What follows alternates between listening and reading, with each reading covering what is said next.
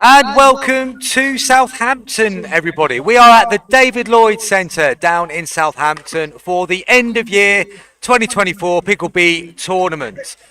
We are live streaming. My name is Chris Beaumont and I am joined by Nick Hobbis. Nick, how are you today?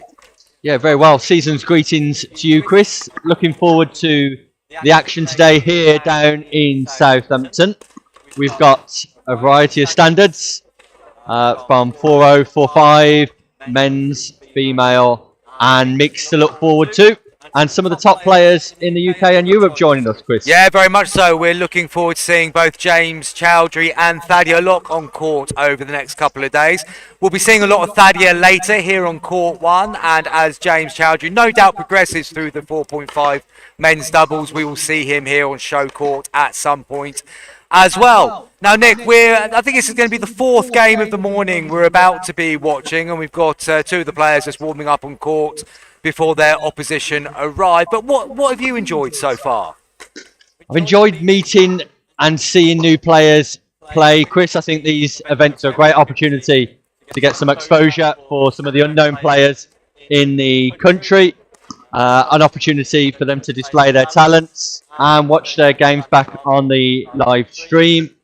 The format will also be new to some of our viewers at home, where all players go into a round-robin group stage before going through to a semi-final and then potentially a final clash. All games to 11 today as well, Chris.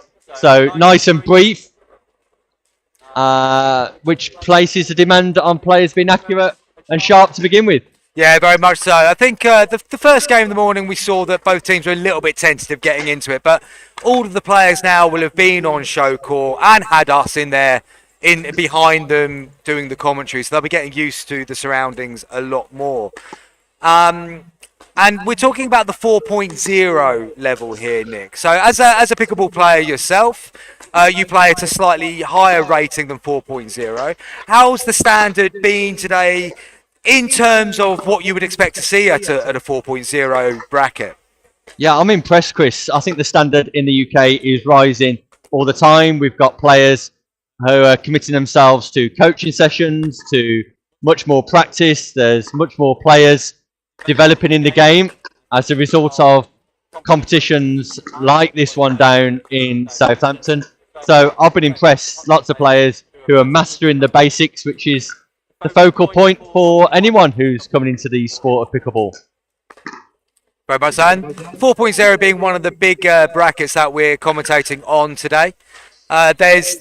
Talking to the tournament director, Steve Beale, earlier this morning, he was saying that this is, in fact, the largest tournament they've ever put on in terms of the PickleB brand, which is great to see that in between Christmas and New Year, there are so many people keen to get out of the house and get back on court as quickly as possible, probably to run off a few of the mince pies, but also because a lot of people here are now clearly friends, and it's a great way to spend some time with friends in that Christmas period when you probably wouldn't be seeing them on Christmas Day and Boxing Day itself.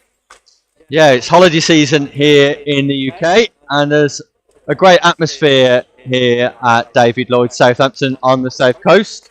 And you're quite correct, Chris, the pickleball community does come together at times like this, especially during holiday season, to celebrate with each other and get a game of pickleball in, which is all important after spending time in the house with the family, as I'm sure you can appreciate yourself, Chris. Most certainly, most certainly. So just running through a few of the things that we'll be taking you through over the course of this live stream.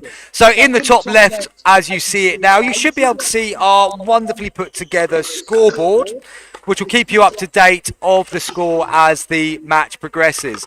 Now, in pickleball, normally you get 2 serves per team, which we'll be talking through as the game goes on, apart from at the very start of the game, where the serving team only gets 1 serve to get us underway. When the opposition arrive, the 4 players will have a little chat and work out who is going to be serving or receiving first. Typically, that is done by hiding the ball behind your back, Nick, in this in a very cunning way, to see if you can trick the other person into not guessing which hand the ball is in fact hiding in. How do you do it when you are deciding who's serving? Yeah, I've got more of a preference of the hidden number 1 or number 2 behind the paddle, Chris, myself. giving the opposition a choice of numbers. But either way, I think it's all important to get that serve and get a strong start to the game. We can see all 4 players on court now here, and I'll be going through that routine shortly. And in fact, it looks like it's already taken place, and Davis seems to have the ball in hand in the white shirt, and I would imagine he is going to be getting proceedings underway, given that he made a good start with the ball in hand previously. And it looks like, because Banks and Bennett have just joined us, they're going to have a little bit of a warm-up just to get themselves acclimatised to conditions once again. If memory serves me correctly, we have Banks with his back to us in the black shirt at the moment, and his partner Bennett at the far end of your screen, just walking to the net now. And on the other side, we have Davis in the white, and we have Burgess in the green. And Nick, we believe that Burgess has indeed lost his tracksuit bottoms. Things are warming up here at the David Lloyd Centre. Yeah, he's got a few games under his belt now, clearly. His muscle fibres are ready for action. And from what I've seen of Burgess already in particular, he enjoys a nice forehand drive. Davis, ultra consistent. And Bennett and Banks, very accomplished around that kitchen line. So it'll be interesting to see how this one plays out. All 4 players are local here on the South Coast, I believe, Chris. So we'll be familiar to each other. Well, I've been very impressed with Davis so far. He's been the player who, consistency was the word you used, Nick, but he's been hitting his third shot drops very, very regularly, very few mistakes, and just looks to be nice and solid on the dinking game at the kitchen as well. Nothing spectacular, but certainly not making many errors, which, as most of you that play pickleball will know, is really the name of the game.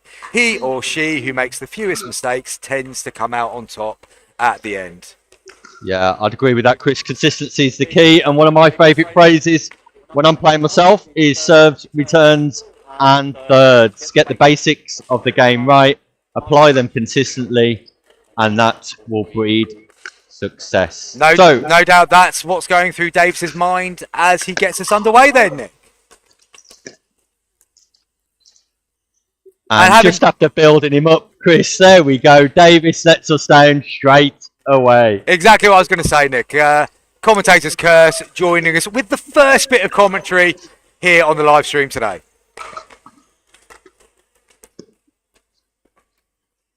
Good depth there on his volley from Burgess, keeping Banks and Bennett at the back of the court.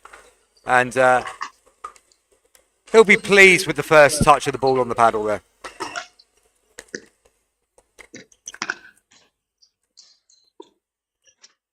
Davis just driving the volley to the bottom of the net there, disappointed with himself, having been so consistent all day.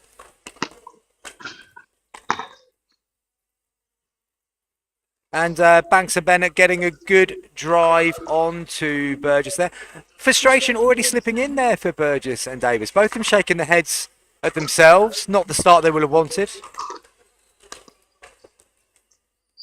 And they'll be happier with that for sure, forcing Bennett into playing the ball wide out of court there to the left of our screen.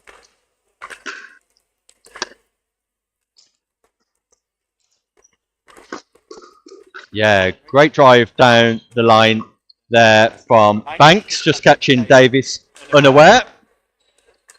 So yet to get off the board.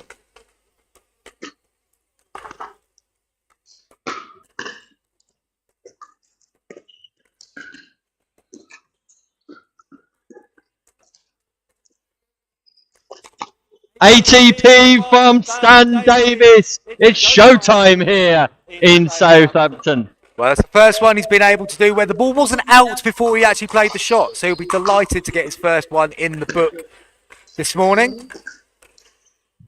And then, as often happens in pickleball, follows up with the next shot just sailing into the net.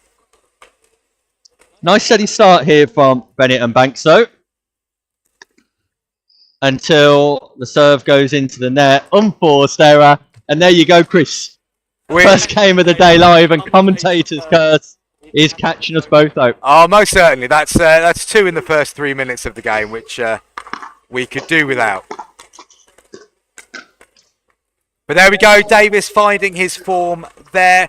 Great drive volley down the right-hand side of the court. And it's side out. The ball is back with Burgess, and we're 1-1. And that's exquisite from Davis. Absolutely fantastic on the third shot. Gets the topspin applied and just takes it away from Bennett.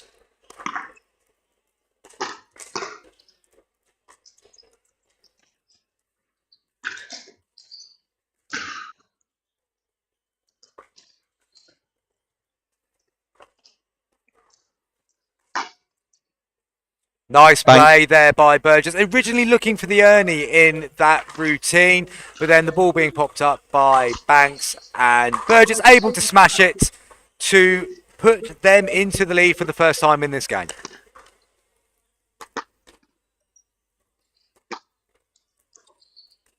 That ball just sailing long on the second drive from Burgess. So the team of Davis and Burgess will have a second chance to score. And the first one that we've had to field in the commentary booth here today.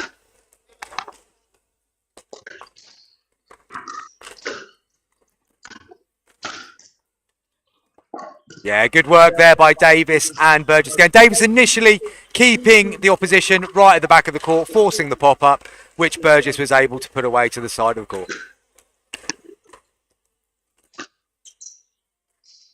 A nice disguise there from Davis again.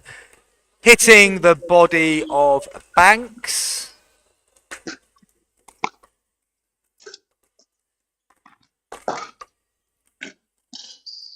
And we're at side out.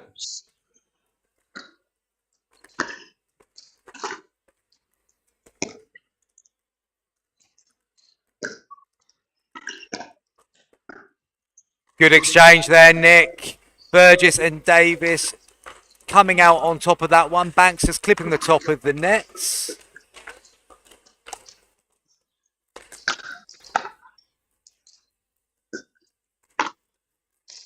And Davis would want that one. Banks would want that one back straight away. Interesting choice to lob on the third, but gave them control of the point until the smash then went into the net.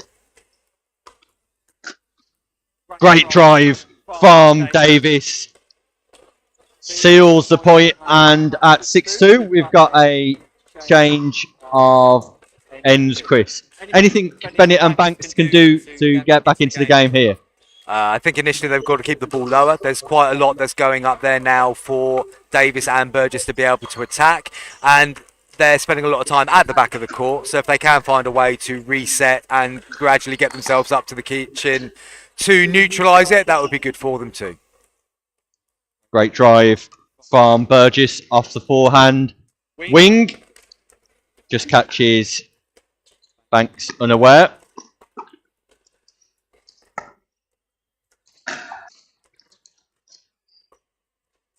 Waiting for players to make a call on this. And it's called in. If you're unsure, call that ball in. Nice drive there from Burgess again. Feels like they're now in control of this match.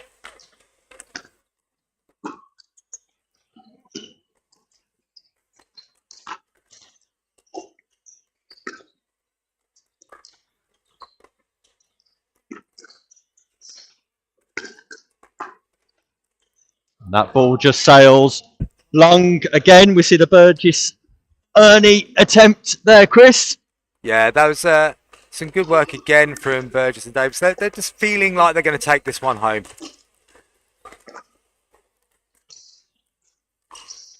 Just long there on the lob from Davis. So side out. Very much now or never for Bennett and Banks. 2-9 behind.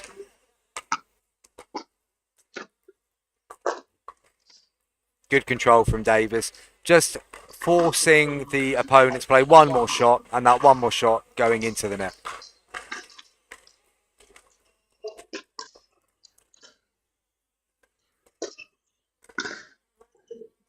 Very good play from Davis. Nice deep sliced return, forcing then Bennett to pop the ball up, and he was able to control his volley to take them within 2 points of victory. Yeah, great top spin control from Burgess. Brings up match point.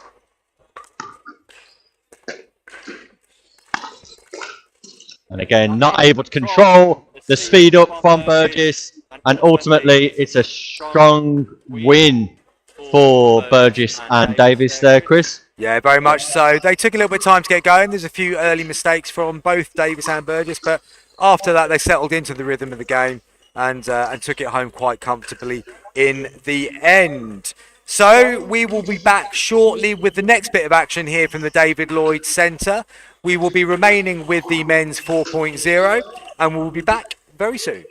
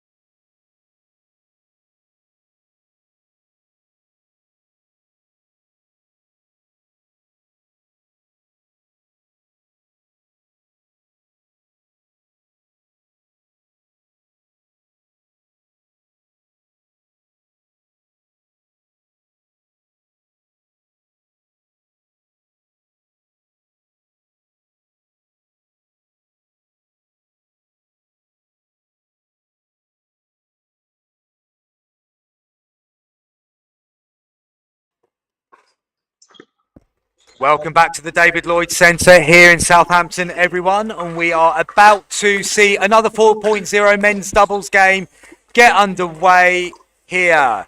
Nick, have you been enjoying proceedings so far? Yeah, fantastic, Chris. And I'm really looking forward to this game. We've got the partnership of Spurway and Belson, who are undefeated so far this morning, played 3 and won 3. And Davis and Burgess, who've played 4, won 3 and lost 1. So, highly competitive affair expected here on court 1. Yeah, looking forward to this one, Nick. So at the bottom of our screen here, we have Tim Spurway and Lewis Belson. Belson in the cap and Spurway in the glasses from Exeter Pickleball Club. And at the far end, looking like they're getting the action underway, is Davis in the white shirt to the left of your screen and Burgess in the green shirt to the right of your screen. 0-0-2.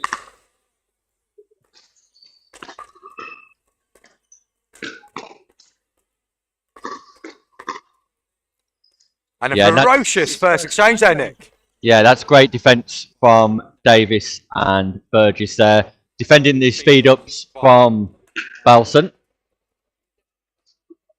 Davis just putting his serve into the net.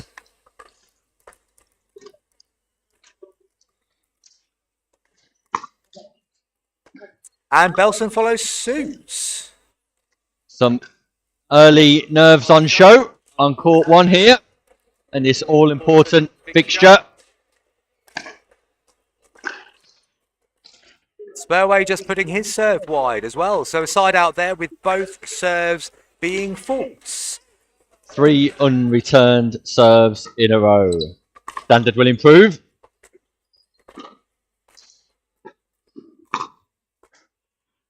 Good drive there from Belson to the feet of Burgess.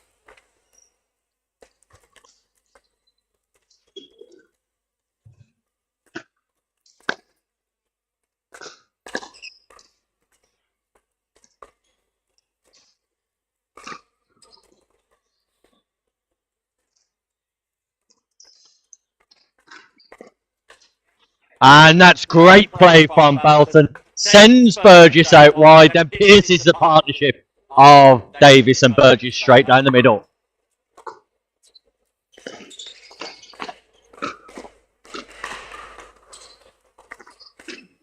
Good work again from Spurway and Belson. Really good defensive work there at the kitchen. And then able to target Davis, who is forced playing to the net.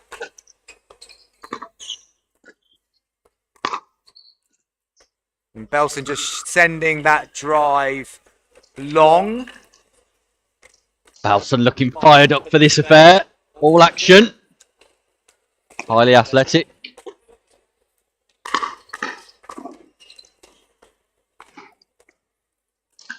And Spurway just clipping top of the net there.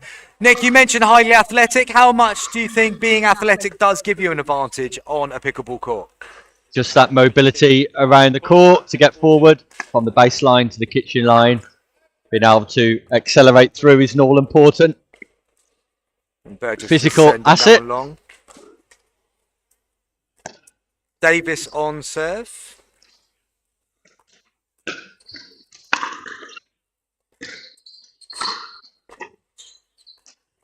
Good depth there from Belson on the volley. Keeping Davis at the back of the court. He was unable to then reset the ball, clipping the top of the net. And the ball's now with Tim Spurway on serve. Good serve from Spurway. Burgess sending the return into the net.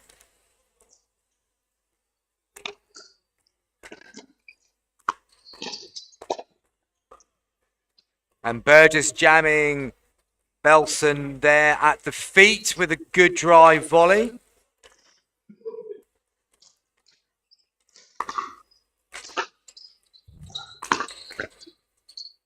Nice drive there, Nick, from Belson. What do you think about the third shot drive in that scenario? Yeah, I think when the return's mid-court like that, you've got no other option than to drive this X40 Franklin ball. And Davis is sending his double backhanded return wide of court there. A good little bit of momentum picking up here for Spurway and Belson.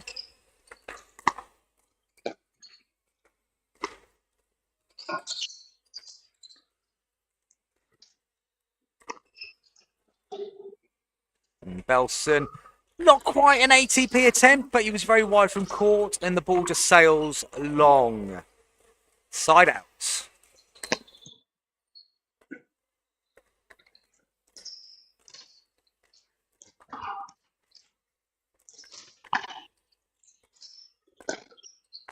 Davis tries to wait for the ATP event, but it was never on. Great control from Spurway on the double-handed backhand at the kitchen line. Yeah, good work there by Spurway. But then Davis gets his own back with a chicken wing drive, which tucks Spurway up completely. The ball clips out of court.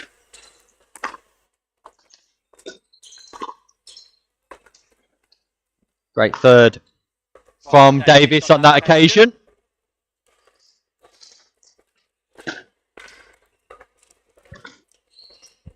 Again, we're looking to focus on serves, returns and thirds at this 4-0 standard, Chris, but it seems to be that both teams not able to defend a drive at the minute. Another example there, Davis going straight to the body of Spurway, who is unable to deal with the heat being dealt with.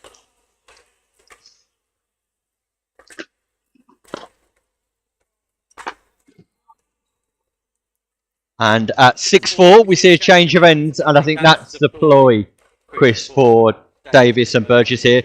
Definitely to drive, particularly Spurway, it seems, when possible. No. How would you go about defending that drive, Chris? Well, I think it's then just a case of keeping the paddle position optimal and then looking just to, quite simply, block it back over the net. At the moment, it feels like Spurway's trying to do a little bit too much with it. And he probably just wants to relax the hand a little bit more. But there's some momentum now going very much in the favour of Burgess and Davis. They've switched to this more driven approach to great effect.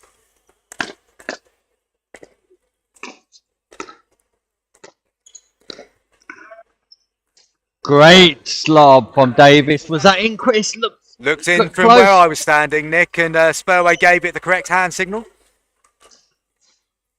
Oh, I take that back. There's been a confusion in hand signal there.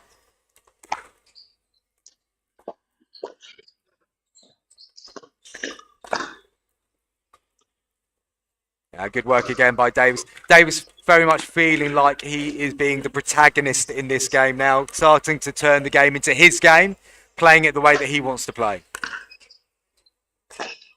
And that's great backspin from Davis. Spurway not able to live with that. It's a non-scoring side out. And you feel that Burgess and Davis are in the ascendancy here. In control of this fixture. Another short return. And again, we see the drive there, Nick. And that was a higher drive. It was more at the chest of Belson, but again, unable to deal with that extra bit of pace. It's the short return that gets punished, though, Chris. Here we can see again another short return.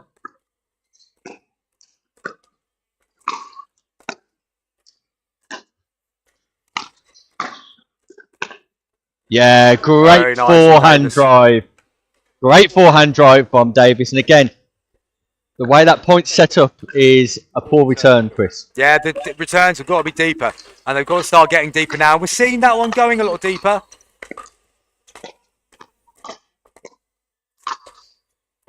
And although Burgess was still able to get the drive in on that deeper return, it wasn't as controlled as we've seen so far, which gave the advantage to Spurway and Belson. And the serve is moved on to the second serve.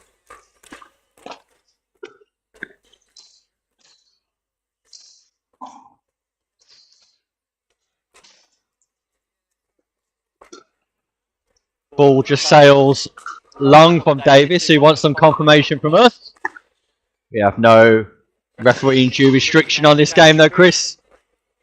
Or good enough camera angle to really be able to help, even if we wanted to there, Nick, to be honest with you.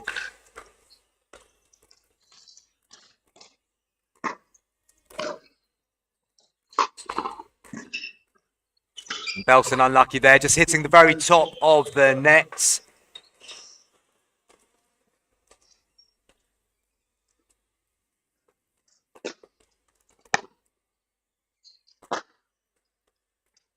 Great return from Burgess on that occasion. Gives them an opportunity to get closer to 11. That was a very good serve in the first place by. We've got 9-5 here. David's just confirming the score with us.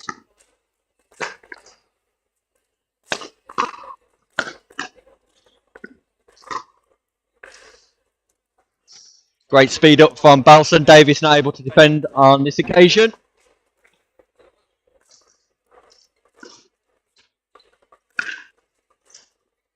And it's a non-scoring side out, Chris. Opportunity knocks for Spurway and Belson. Very much so. An opportunity they've got to take very soon, you would imagine. But And then again. Belson giving a bit of the heat back to Burgess himself, opting for the third shot drive. That's another point on the board for Spurway and Belson.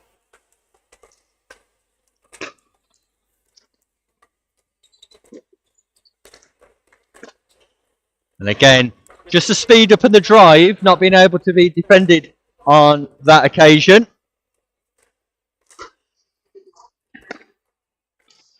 Which sees us go to a 2-point game on first serve.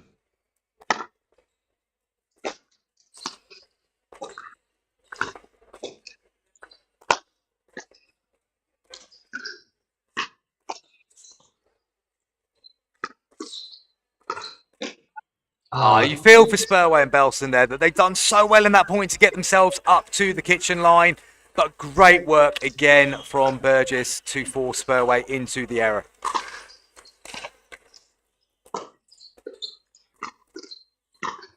Great defence from Burgess. Belson comes at him down the line, but Burgess is more than equipped to deal with it.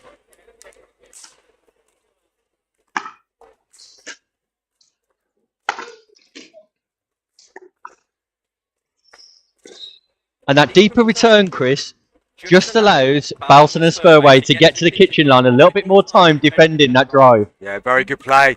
They've clearly realised that returns are going to be key. And Davis again with a beautiful lob. Plenty of topspin, plenty of height, and it dropped like a stone. Match point. Not quite executed on this occasion.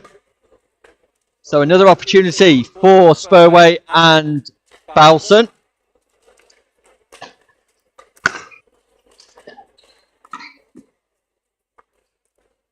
Keeping themselves in the game here, Nick. Bit of a cheap point, but they will not mind that in the slightest. They'll be saying to themselves, get a third shot in. Get the third shot in. Give yourself an opportunity. Here we go.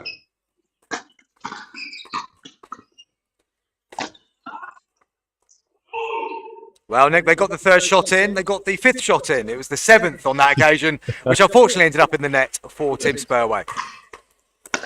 Opportunity was there, though. Third goes in on this occasion. But this time it's the fifth. 2 unforced errors off the paddle of Spurway.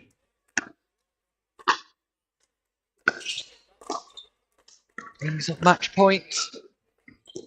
Net court.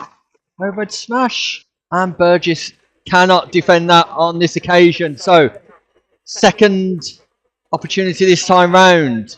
Third match point. Can they finish the game here? Just long there from Burgess.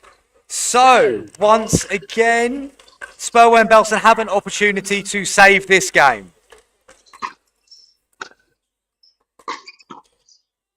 And Drive against Burgess. Very nice seeing the drive come into force there. 1 point difference.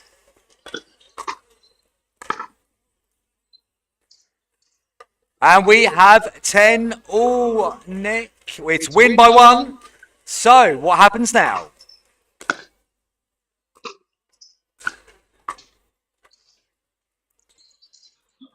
That goes long from Louis Belson. So, second serve for Tim Spurway. Still their opportunity. Also long from Belson. So the ball goes back into the hands of Davis. 10 points all.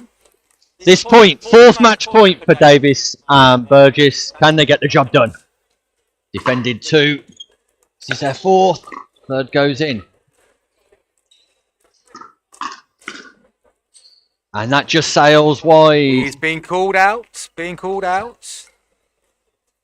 So we're on to the second serve of Burgess. 5th match point. That goes in. And that is a fantastic shot by Burgess to win the game. An absolutely fantastic match between these 4 players. Spurway and Belson did really well, Nick, to claw themselves back into it. Even had a chance to take the game themselves at 10-all with the ball in hand. But Burgess and Davis found their second wind, and that was a great way to end there by Burgess. Yeah, highly entertaining encounter. And I think in the second half of the game, it was Spurway and Belson who managed to get their returns a little bit deeper, which gave them a little bit more time to defend the 3rd shot drives of Burgess and Davis. But in the end, after missing 4 match points, it was Burgess and Davis who managed to secure the win and get the job done. Thoroughly entertaining here at David Lloyd Southampton, Chris. Great stuff. Well, Nick will be taking you through the late morning and afternoon action. I'll be back later on. And I hope you enjoy the rest of the live footage here from the David Lloyd Centre in Southampton. Back very soon.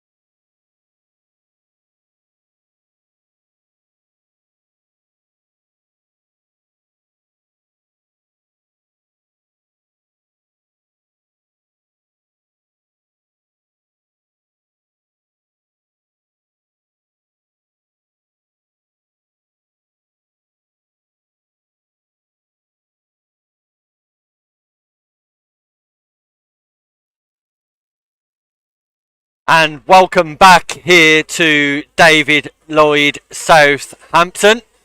We're just about getting ready for our semi-final in our men's 4.0 division. We will have the team of Spurway and Belson at the bottom of your screen against O'Hanlon and Coots. So it looks like Belson's going to be serving to get us underway.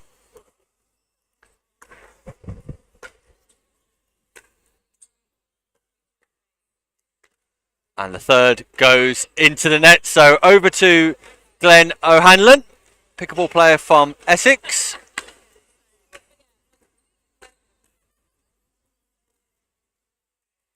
Lovely top spin forehand from Belson.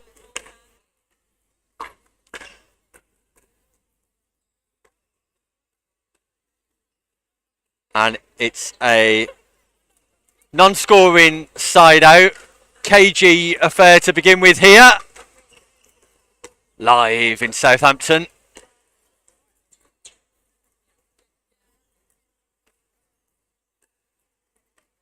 Great control from both players at the kitchen line.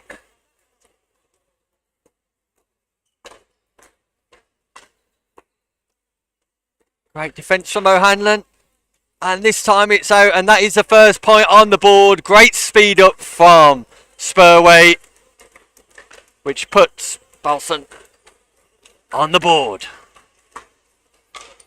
And unreturned serve from Coots.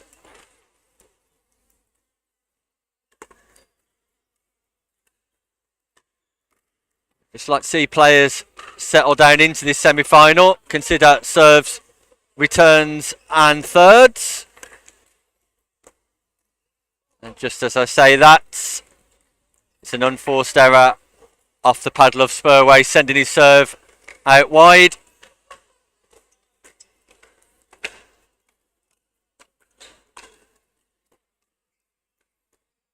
Great hustle from O'Hanlon. And again, great defence, O'Hanlon.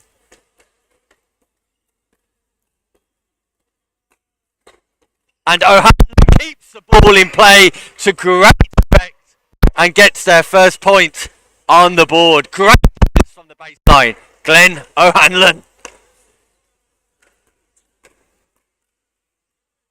Coots not able to deal with the speed up from Spurway on this occasion.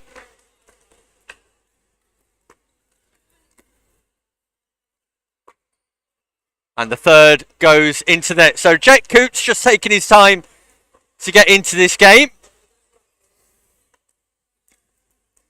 But O'Hanlon and Coots are on the board.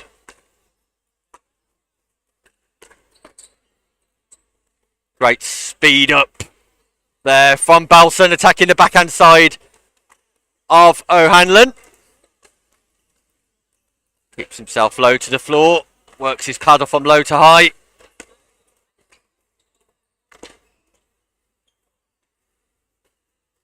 Not able to execute on this occasion. So it'll be Spurway as the second server.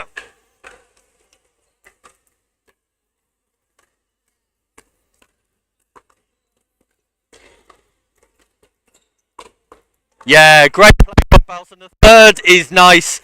Puts O'Hanlon in trouble. Great work to the kitchen line and executes the volley nicely to the forehand of Coots.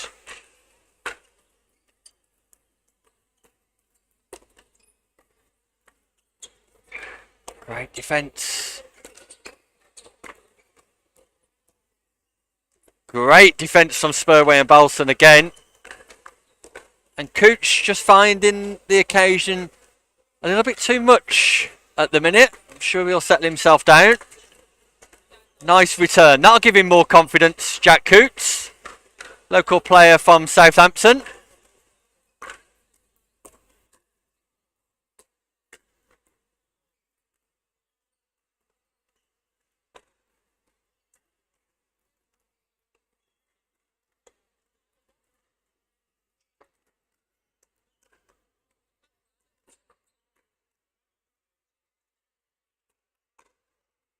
And the volley goes long from Belson on this occasion.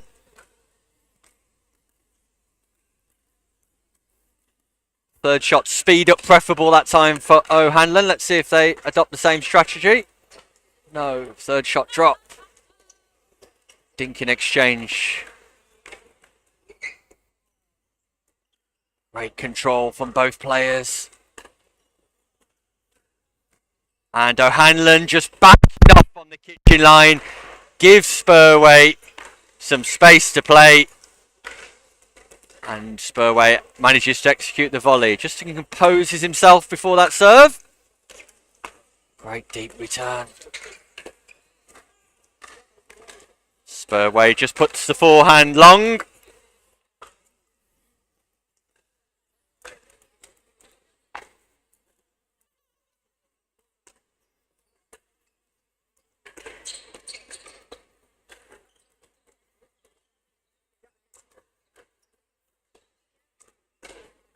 And the speed up from O'Hanlon works on this occasion. Belson was ready, but unable to execute the backhand volley. So opportunity for O'Hanlon and Coots to score again. Unfortunately, Coots just sends that drive long. He's got to focus. Think about executing those basics well.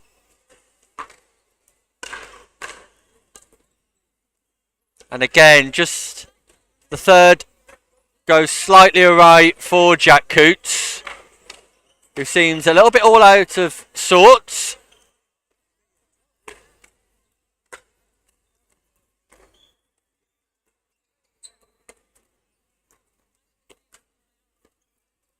Great control from Spurway. And they take a 6-2 lead at the change of ends. And my advice to O'Hanlon and Coots would be to focus on serves, returns and thirds. In particular, Jack Coots, who has shown signs of composure. Just needs to get his focus.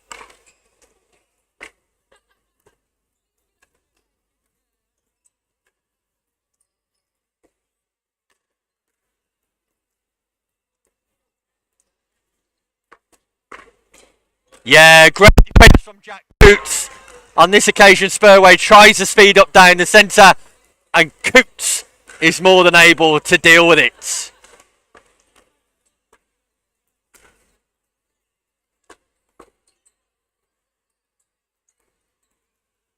Yeah, great play from O'Hanlon on that occasion.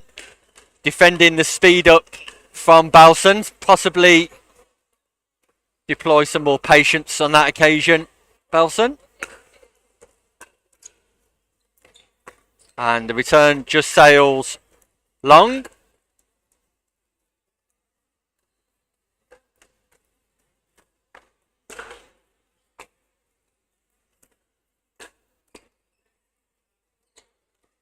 Third shot from O'Hanlon on this occasion, just slightly too high. Spurway more than equipped to deal with the volley.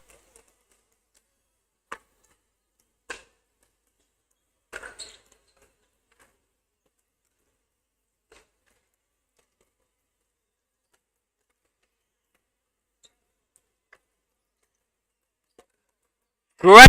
Spurway sends O'Hanlon wide and then darts back in for the topspin forehand roll. Executes the side out.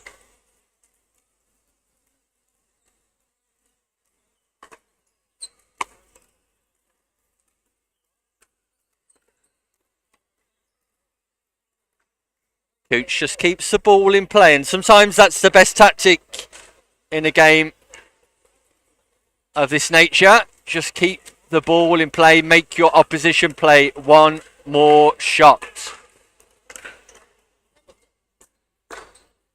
Spurway with the third shot drive cross court on this occasion. O'Hanlon not set to deal with it.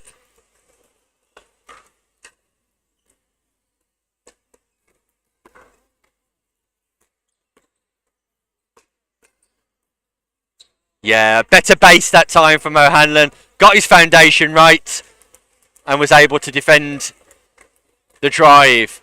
Big opportunity here for O'Hanlon and Coots. Coots with the net cord.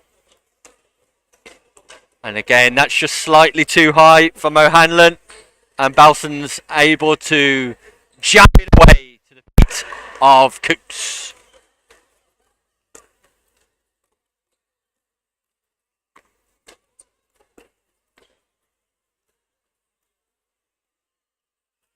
Unforced error off the paddle of Belson.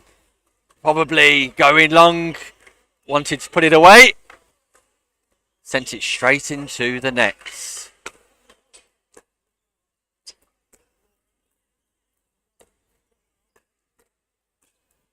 Yeah, well played, Spurway, who's definitely found a little bit of form in this semi-final clash, this all-important men's 4.0 semi-final clash. It's a 3-point game with Spurway serving at 7-4.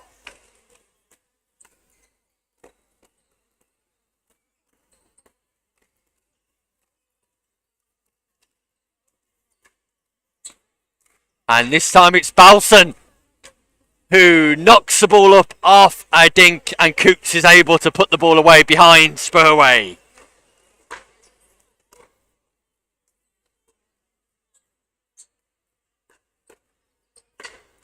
Yeah, well played. Belson executes his own shot and break against the paddle of O'Hanlon. Gives them an 8-4 lead in this all-important men's 4.0 semi-final clash. Shake and bake for the second time in a row. The speed up from Belson, the put away from Spurway. Gives them a 9-4 lead, 2 points in a row. It's a big point for O'Hanlon and Coots.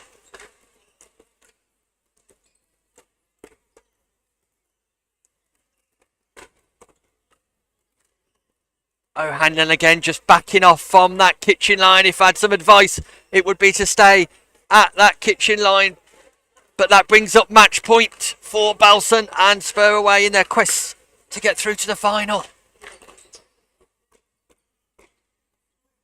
And it's wasted. That ball just sails long. So opportunity knocks for O'Hanlon and Coots.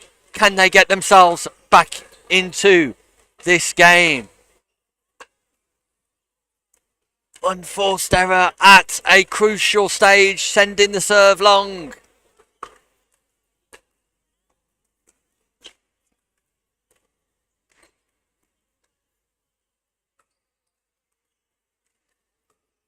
And a second match point for the team of Belson and Spurway in this semi-final. The drive goes wide from Spurway. 2 match points saved from Coots and O'Hanlon. Third opportunity to secure a place in the final. And there it is. There we have it. It is victory for Spurway and Belson against O'Hanlon and Coots. Congratulations to them. They make their way into the final of our 4.0 competition. Commiserations to O'Hanlon and Coots. They will play off for third place, and we wish them all the best in their quest to do so. We'll be right back with the final of our men's 4.0 after this short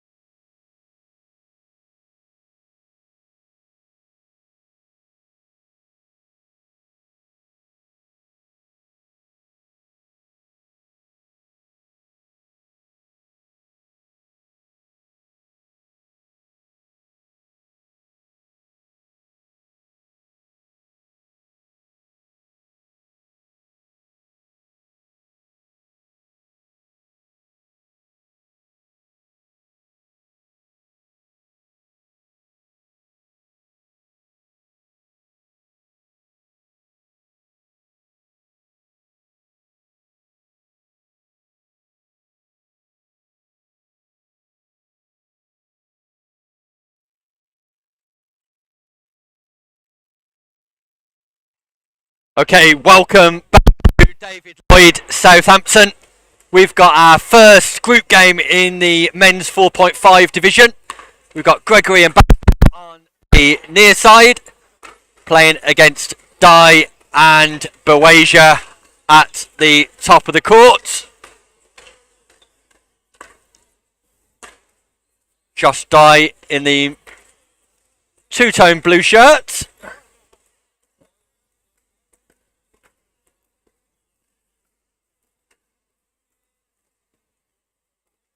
And Berwasia in the single tone. We've got Emerson Gregory representing Fox Pickleball and Sam Basford in the blue shirt at the bottom of the court. And it's a nice early start for the pair of Basford and Gregory.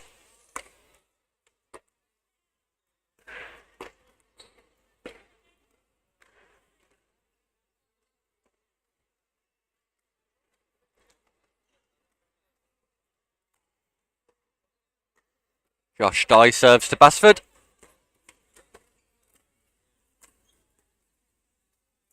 And that's dismissed by Gregory. Emerson Gregory, very experienced for his youthful years. One of the UK's top youngsters. Playing alongside the renowned Sam Basford.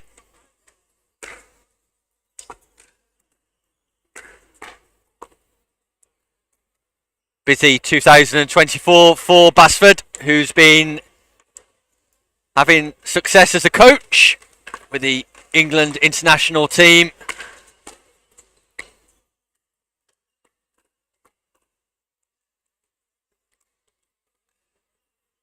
Bringing home the trophy for England in the European Championships.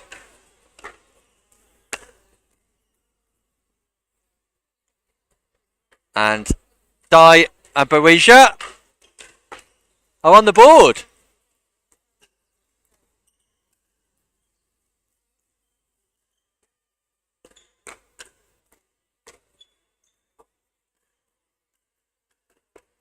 That double-handed backhand from Sam sails long. Big smile on his face.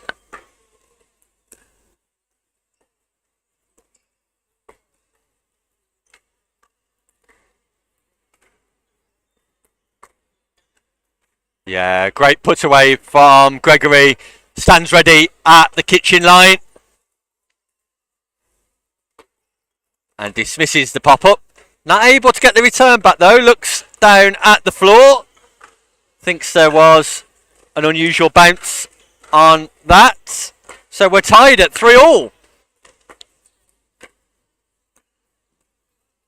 And that ball catches the line from Berwasia as well. Leaping forehand drive. Sails past Gregory.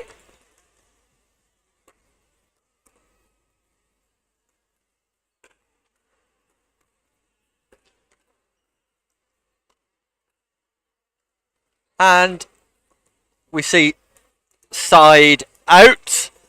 You'll see that Basford and Gregory are choosing to stack.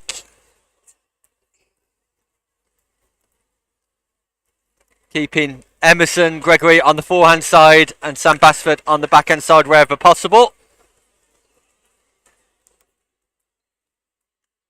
Unreturned serve from Berwasia. Do without those mistakes at this level.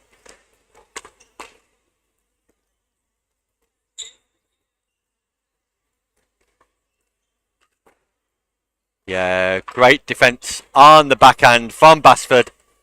There, sees them change ends in the lead at 6-4.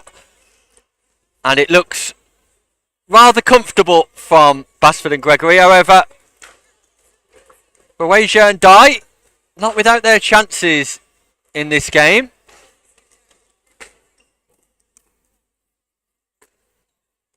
Third shot drive from Basford into the net on that occasion.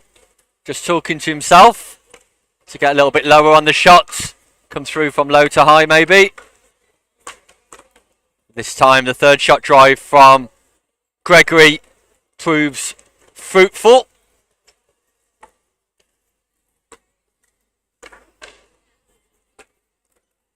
Basford this time tries the third shot drop, but with the same outcome. Highly unusual mistakes from the paddle of Sam Basford. And there is another unforced error. One of the top coaches in Europe, Sam Basford. ATP attempt from Buena just sailed slightly wide, but the opportunity was definitely there.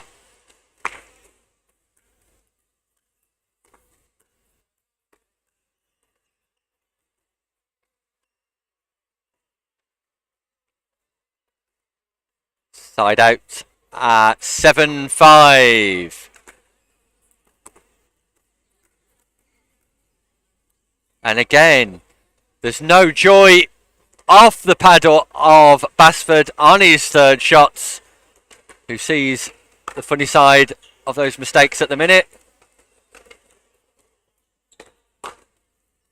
Boasia goes down the line to the Basford backhand. And a quick non-scoring side out sees Josh Dye and Boasia in this game. Great leave by Josh. Avoided the temptation to come over the shoulder with the backhand smash.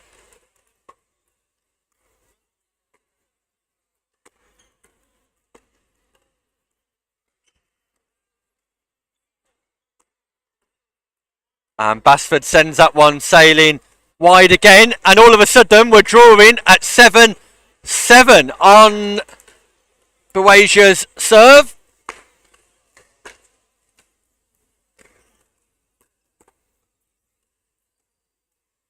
Unlucky from Boasia as that sails just long. Second serve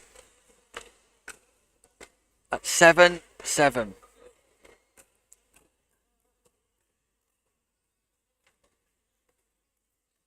Just trying to work out if they're in the right or wrong position.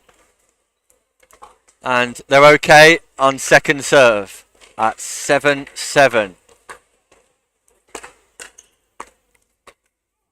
And that goes long from Gregory. And could we have an upset in the first round here of our men's 4.5 division? Basford and Gregory, big favourites for this game.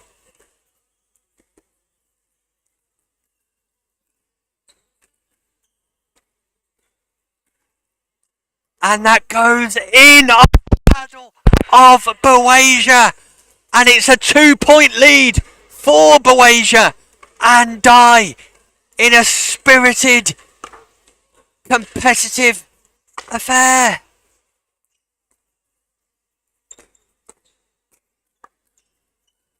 Great angle from Basford on the smash, and Josh Dye just sends that long.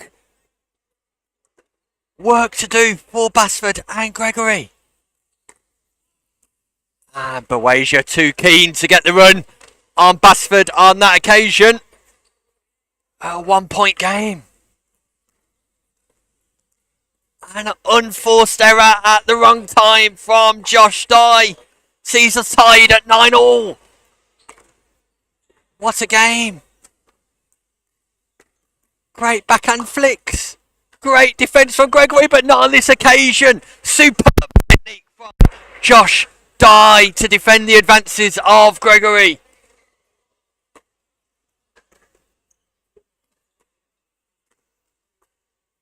And that goes wide as well, so opportunity for Boasia and Josh Dye to cause a big upset. A post-Christmas upset is on the cards here, live in Southampton.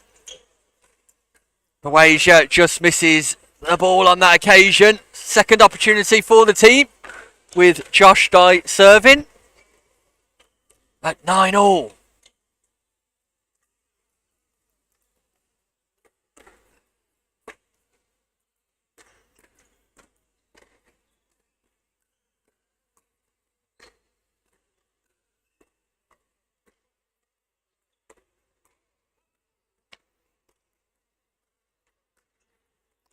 And that brings up match point for Josh Dye and Bawasia in what would be the biggest upset of the day so far. Not able to execute on this occasion. So we go back to the service of Sam Basford at 9-10. And that sails long also.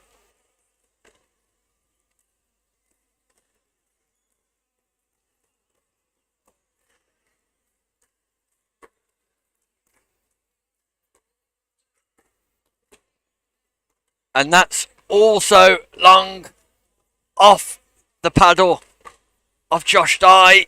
So at 10-all, it's win by 1. Second server.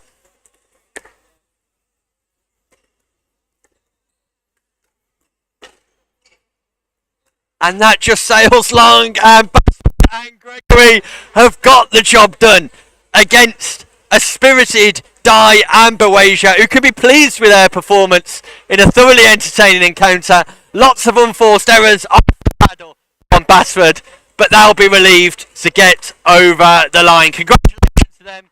Commiserations to the partnership of Dye and Bawasia, who gave a very good account of themselves, that's for sure. We'll be right back for more action live here from David Lloyd in Southampton.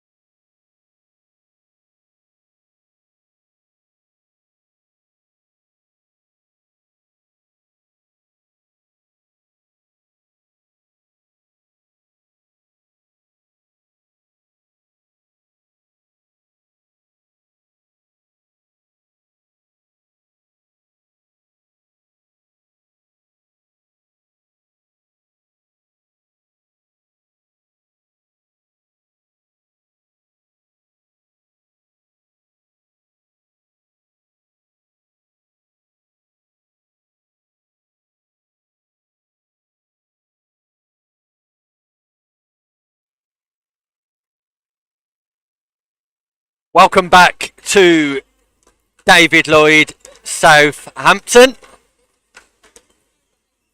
Coming up shortly, we will have our men's 4.0 final, featuring the partnerships of Spurway and Belson, who we can see diagonally cross court to each other. Spurway wearing the Exeter Pickleball Club top, and Belson the cap in the top right hand corner of your screen. Just switching now, and they will be playing against Darren Cornish from Burnham-on-Sea. Travelled a long way to be here today. And Paul Gosling from Poole, just across the south coast here from Southampton. So not quite as long as journey as his playing partner. Both teams successful in the group stages, worked their way through to the semi-finals and into the final with comfortable successes. So we're expecting a competitive affair, that's for sure. You can see the atmosphere building here in Southampton ahead of action this afternoon. Our men's 4.5 division is already underway, and our ladies 4.5 plus will be getting underway later on this afternoon, featuring the UK's number one player, one of the best players in Europe, Thadia Locke. We look forward to welcoming her to the competition this afternoon. So the final were first to 11, best of 3 games, and you must win each game by 1 point only. Cornish and Spurway deciding who's going to serve and who's going to start at which end with the traditional hand behind the back routine.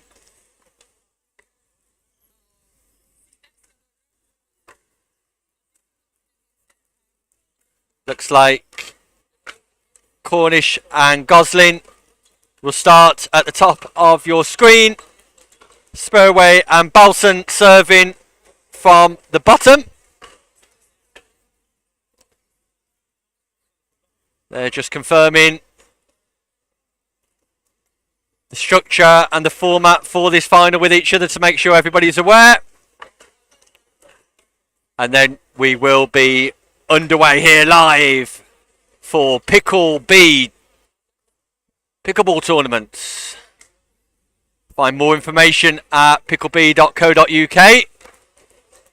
Lots of tournaments coming up in 2025. This is the last one of 2024 and the final of our men's 4.0 division. And an underwhelming start at that.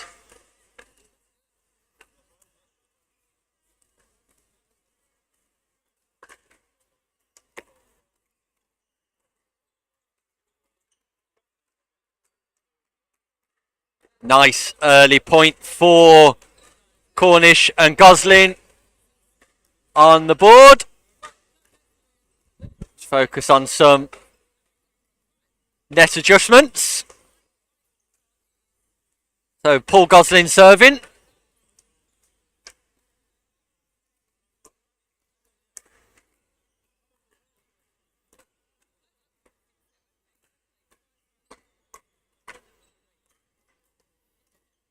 Great defence and scramble by Cornish, but unfortunately comes up short as Spurway puts that ball back behind him.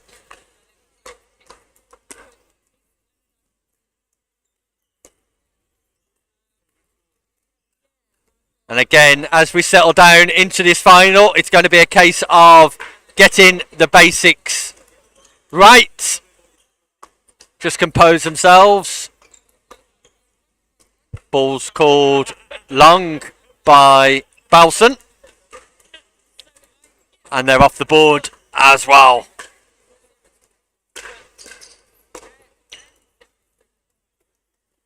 Speed ups defended by Cornish.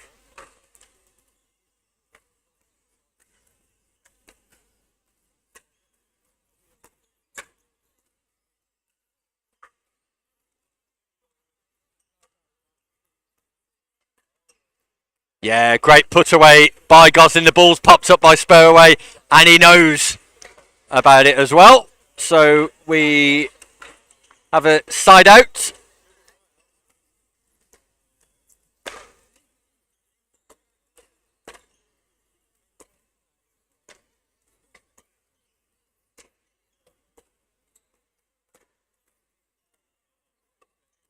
Well defended by Spurway, the overhead put away. Cornish can't keep the ball in play. And that just sails long from Belson.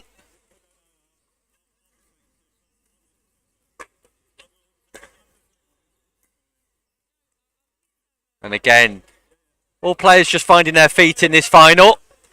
Trying to execute serves, returns and thirds consistently well.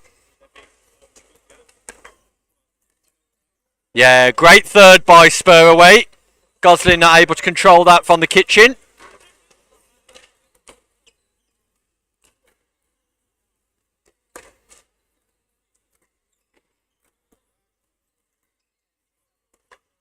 And the serve hitting the net cord. Just a reminder that there's no lets when that happens. Not in pickleball.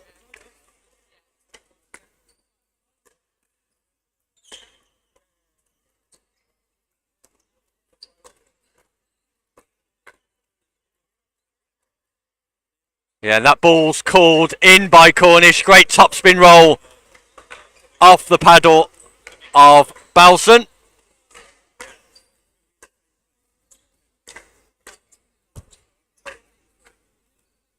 And one or two errors coming off the paddle of Cornish in these early exchanges.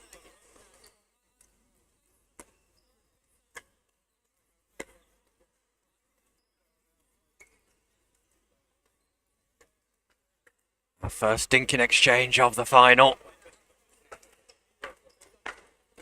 Great control from Spurway. Uses that double-handed backhand to good effect.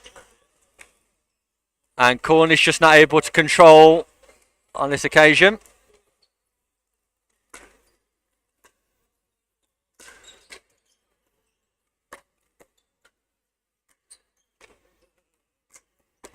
Great defence. Great defence again, but not on this occasion from Spurway. And the partnership of Gosling and Cornish managed to win the points in the end. Great defence from Belson.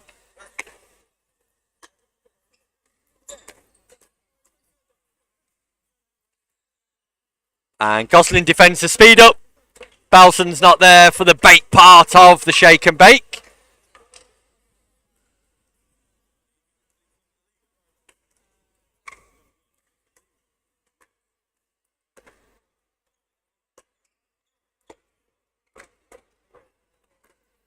Yeah, well played, Cornish. Piercing the partnership of Spurway and Belson. Placing that ball straight through the middle.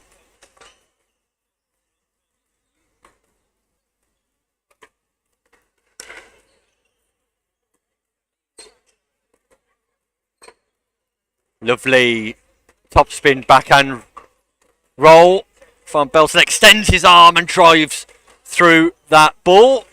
Second server.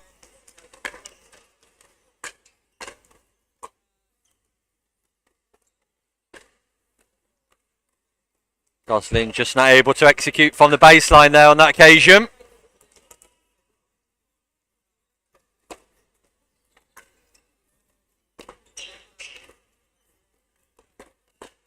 Nice disguise and attack to the backhand side of Gosling. Great shots from Spurway.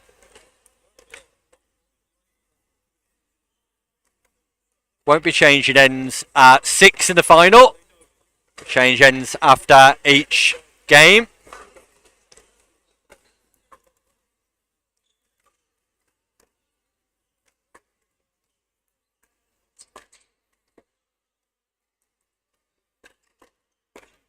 Lovely defence from Cornish.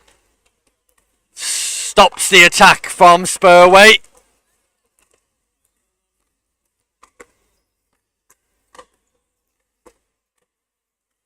And the third shot just sails wide. Great return from Cornish, central and deep.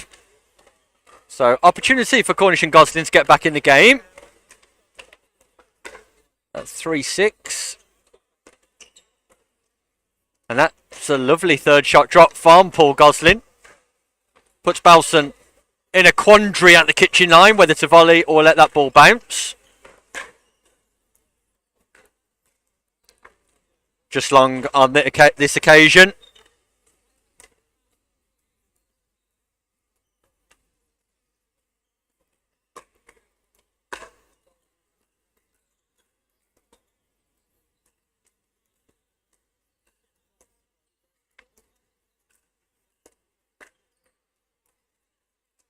Nicely put away from Cornish.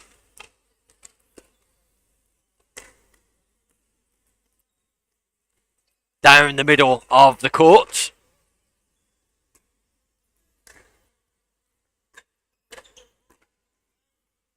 This time the third shot drive from Gosling's defended well by Spurway. Cornish not able to keep the ball in play. So we see a side out. Belson serving. And that's an unforced error from Cornish. A cheap point at this time in the final for Cornish and Gosling to give away.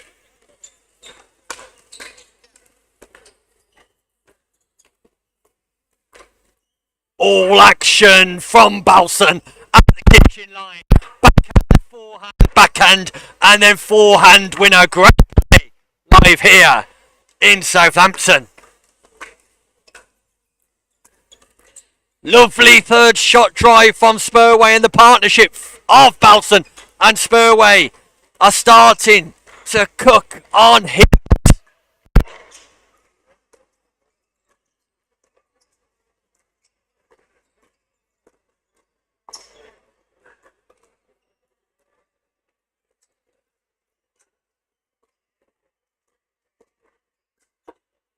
Gosling backs away, then comes back for more at the kitchen. Great defence, turns defence into attack, and a great point played here live at David Lloyd Southampton for PickleB.co.uk.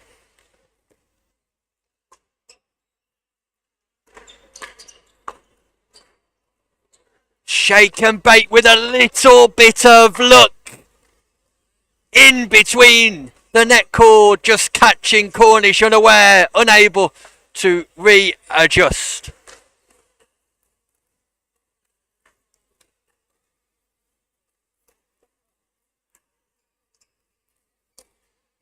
Sends the serve wide.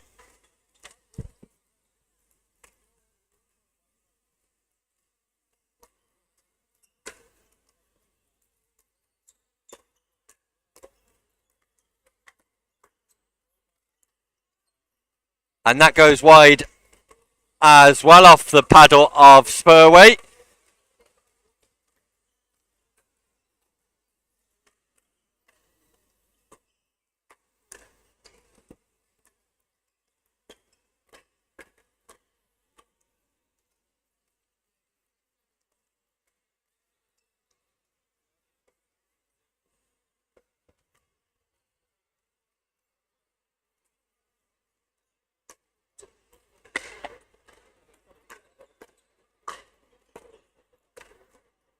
And that's a double bounce. That ball's already down.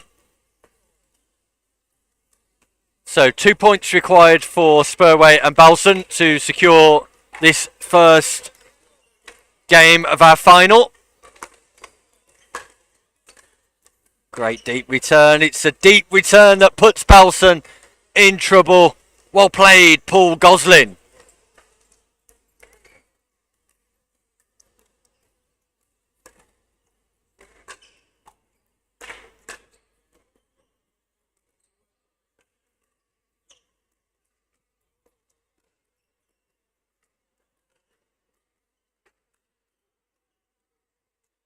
Seems like I had the score wrong because that is in fact the first game to Spurway and Belson.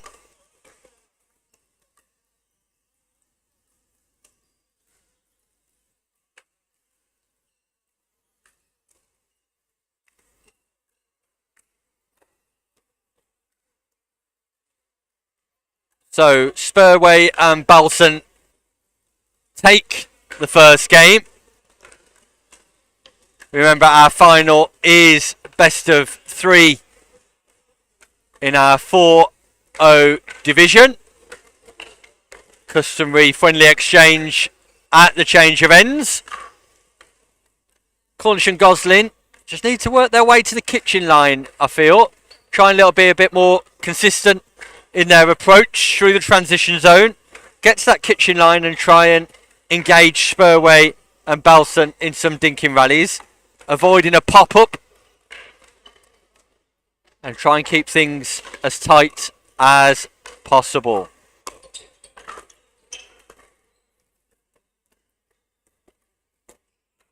So, second set.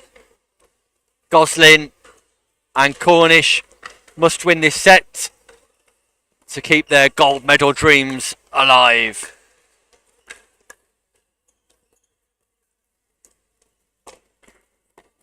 Yeah, great control by Spurway with the backhand roll.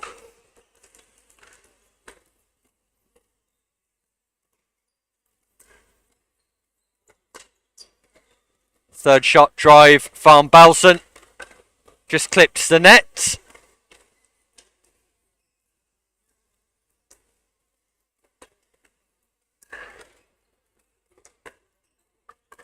Lob third comes up trumps. Goslin's not able to execute the overhead volley.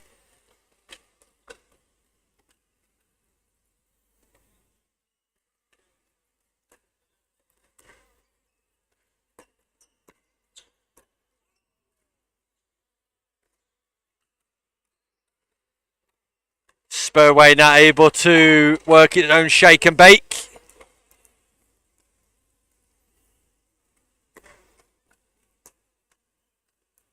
Deep serve, deep return.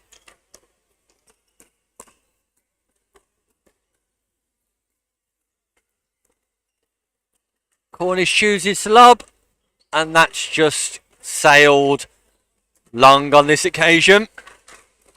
Again, an example of possibly where be a little bit more patient.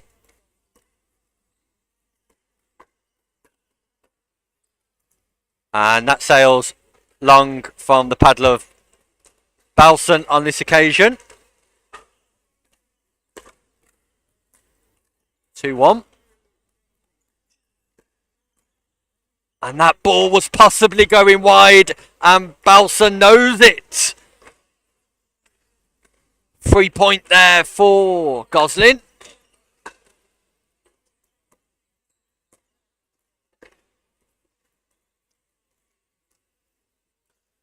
And just wide off the straight dink on this occasion. So side out at 1-3. Spurway serving in our second game of our men's 4-0 final. Belson just puts that ball into the net.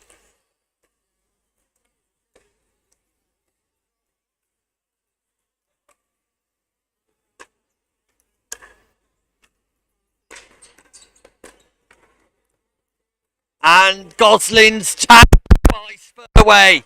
There'll be a ball mark there on the chest of Goslin after that.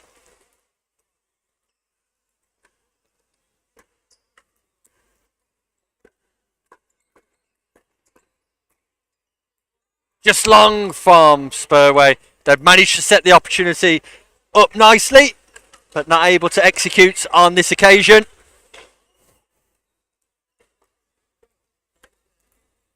So Cornish and Goslin still with the lead.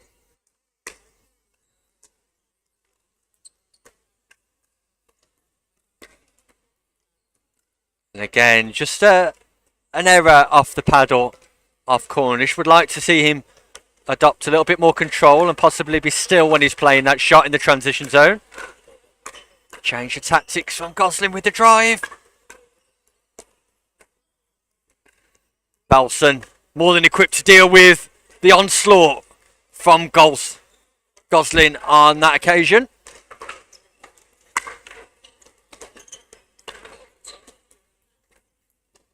Belson rescues the net court. And Cornish tries to go behind Spurway, but Spurway volleys and dismisses the advances of Cornish on that occasion.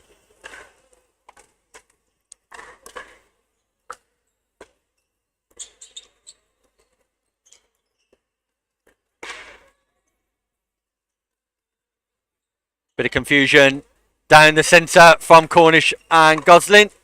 See Spurway and Belson take a lead in this all-important second game.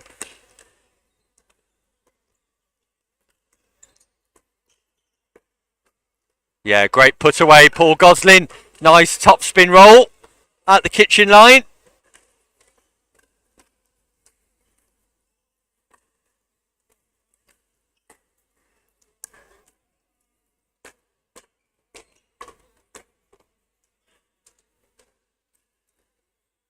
Yeah, and it's all about the pace and power off the Spurway paddle.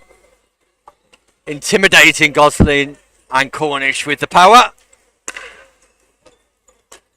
And there we see again a great drive, just dipping below the height of the net, causing confusion between Cornish and Gosling.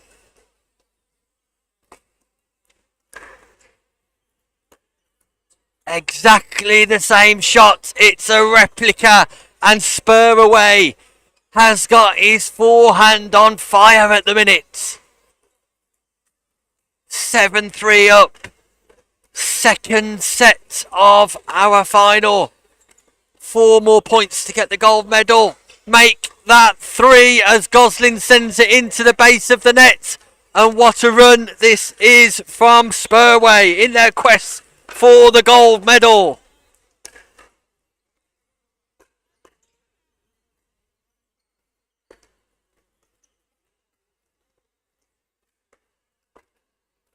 Crucial side out for Cornish and Gosling.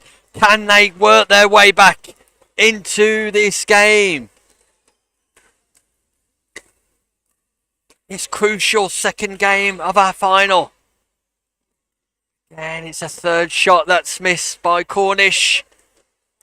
You want to improve that success rate pretty soon. Great block volley from Spurway. Stood up strong, got his paddle ready and blocked it down the line. So 3 more points for success here in our men's 4-0 final.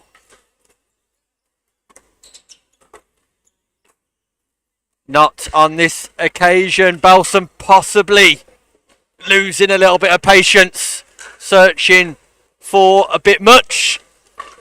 Second server.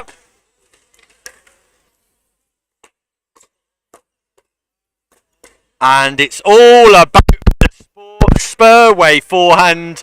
That drive has been crucial in our second game so far.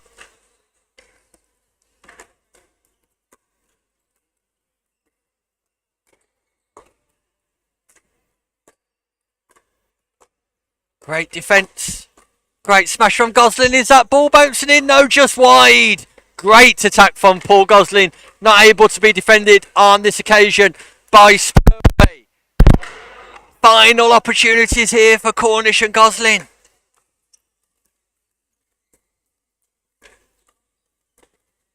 Nice control at the kitchen. Not looking for too much, and then he does look for more. Spurway cheats himself up with a great overhead volley.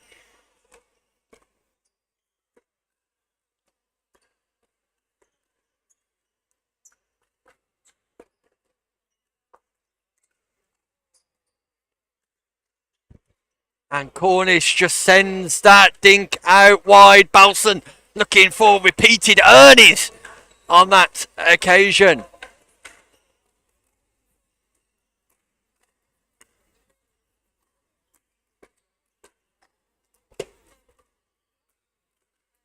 Big top spin forehand from Belson. Just sails long.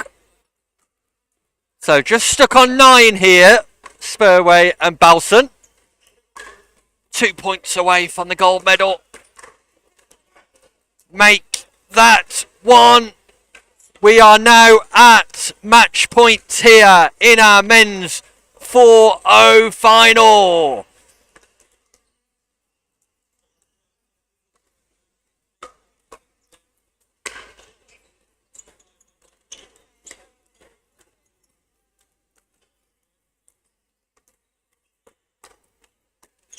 And there we have it. There's the winning point. Spurway and Belson, congratulations to you. You walk away from David Lloyd Southampton with our PickleB.co.uk gold medals. Commiserations to the partnership of Cornish and Gosling, who tried their best but ultimately came up short in our final, but they'll be pleased with their efforts. They take home the silver medals in an enthralling encounter here at David Lloyd Southampton. Congratulations. We will be back shortly with another game from our men's 4.5 division. Don't go anywhere.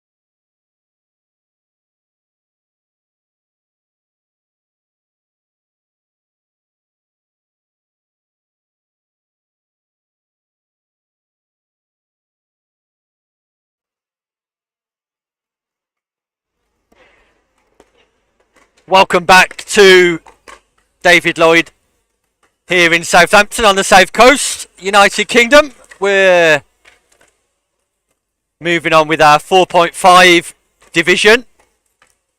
And there should be no mistaking the two teams here.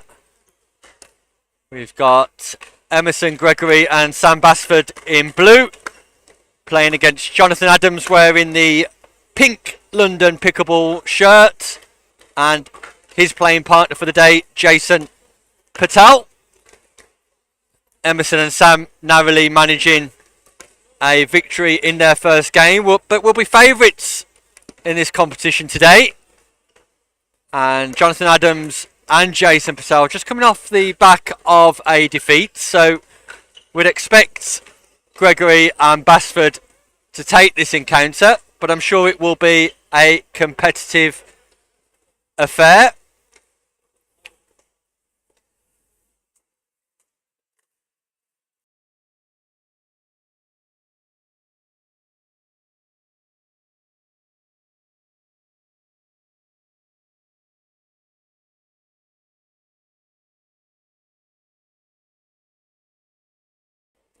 So here we go. It's Gregory and Basford to serve.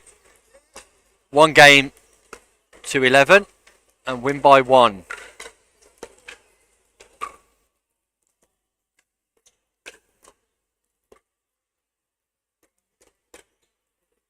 Great defence off the Ernie from Basford by Patel.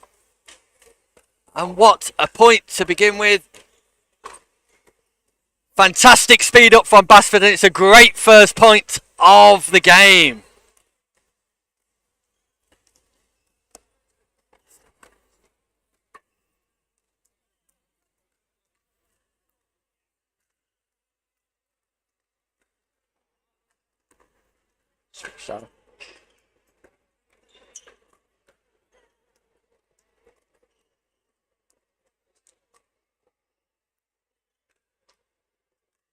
And Gregory and Basford take an early 3-point lead. And I'm pleased to say, joining me in the commentary booth is the one and only Queen of Pickleball, Lou Stevens. Good morning, Lou. Hello there. Can you hear me? Yeah, we can hear you. How are you? Nice to see you here.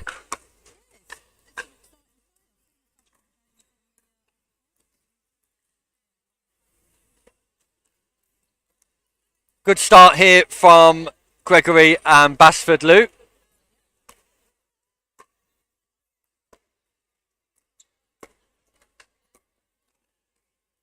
Just saw their last game, the 11-1 win. Was it really? Yeah, against, Yeah, that's comfortable for them. And already we've got the switch of ends. So we're at 6-0, still on first server. And Basford and Gregory have won the first 6 points. Clearly found their range in this tournament.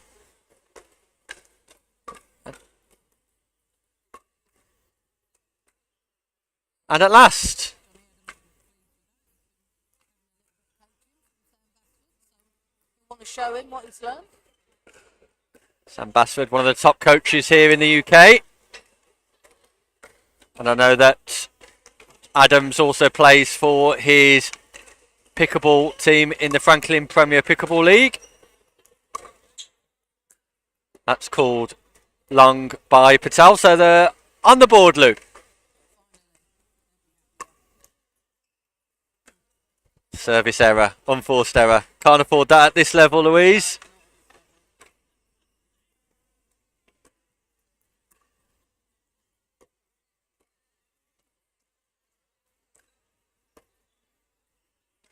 Emerson just trying for a little bit too much on the topspin roll in the kitchen line.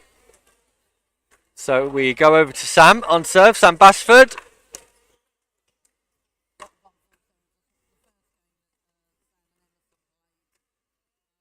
One game of unforced errors, I think. It was. I think Sam Basford struggled to get a third shot in that game.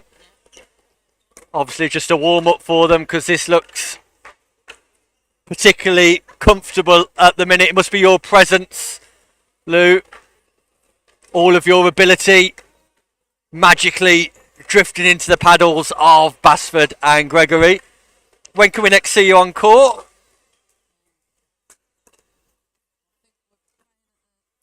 PPL Masters in a couple of weeks. Oh no, next weekend. Next weekend, Roehampton.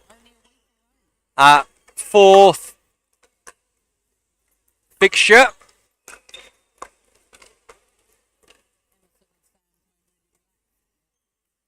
Yeah, they're nice and calm, nice and controlled. They've definitely upped their levels from the first game of the morning.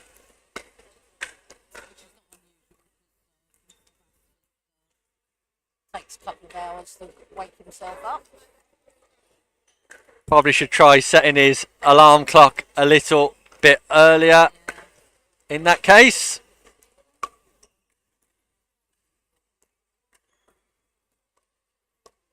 Yeah, that's a great disguise on the dink from Sam Basford. Sends it out wide to the Adams backhand. And it all looks fairly comfortable at the minute as they go 9-2 up. And that's just called wide from Patel. Basford agrees, just gives a knowing nod.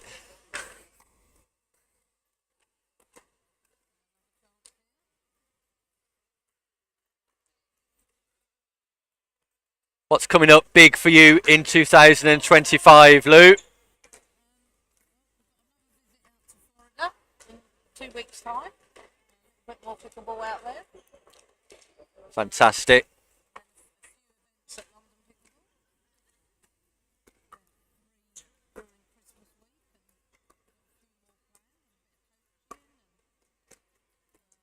Looking to book a venue for the Young Persons Championship.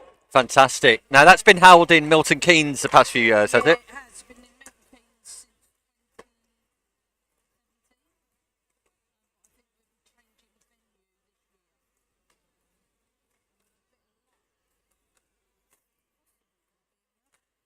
In where, sorry? rugby. Rugby, wow. Central part of the UK. Home of Warwickshire Pickleball Club.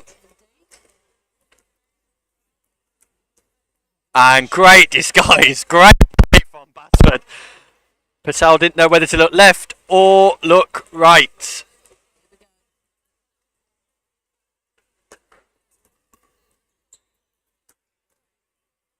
And Patel just not able to defend the speed up from Basford, and that brings up match point, Lou.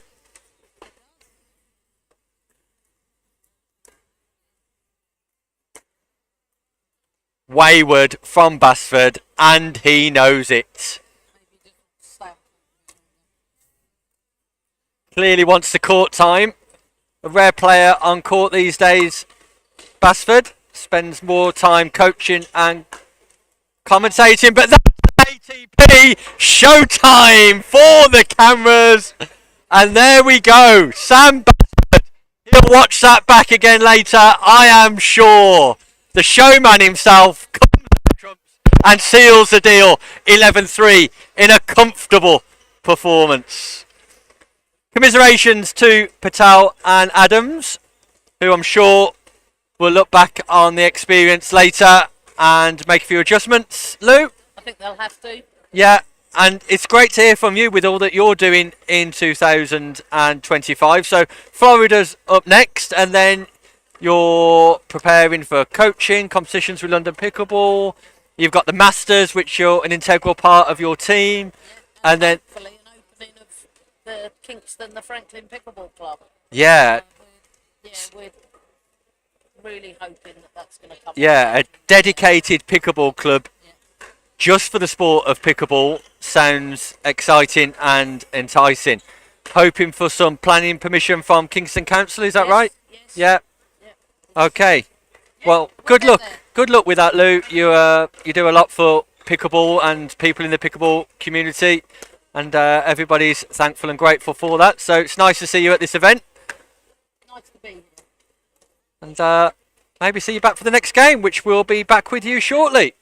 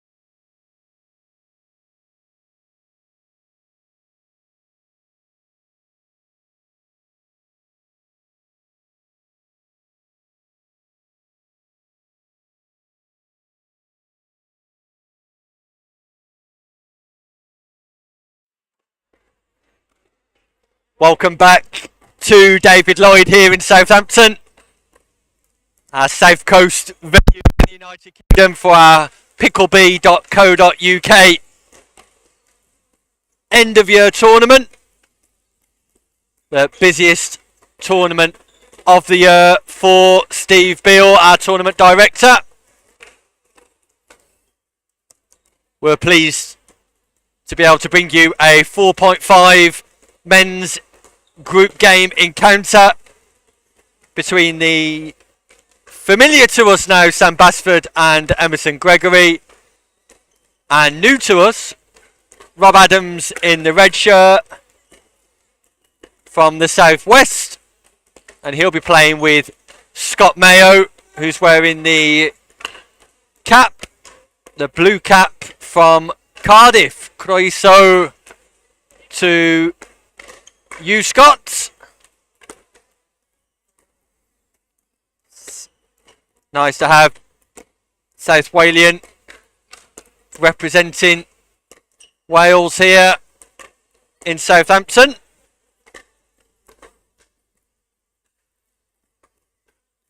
Players are just going through their final warm-ups before they decide who will be serving.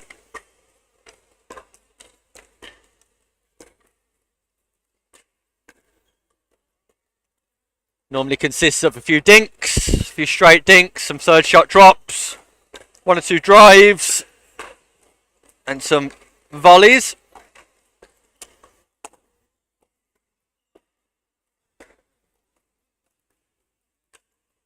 And Basford will be making his way over to India in a couple of weeks' time to coach in the global Pickleball event. He's got a dream team of players that he'll be working with in that event based in India. Emerson will be making his way to Roehampton next weekend for the Franklin Premier Pickleball League, as will Rob Adams. Scott Mayo fresh after representing Wales in the European Championship team event held here in November. And we look like we're ready to start. So we've got Emerson Gregory and Sam Basford at the top of your screen, Rob Adams and Scott Mayo at the bottom.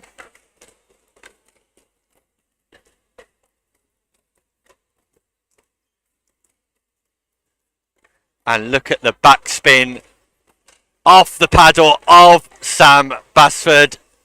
Great control, great amount of spin. Scott Mayo not able to deal with it on that occasion. Speed up from Gregory.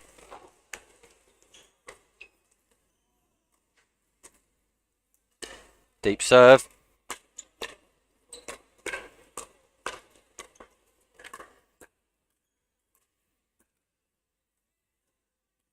And that ball just goes long.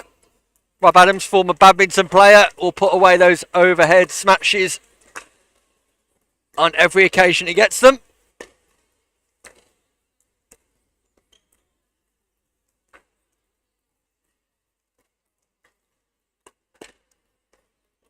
ATP save from Rob Adams. Hits the record and wins the point. What a moment in the game. Great defence by Rob Adams.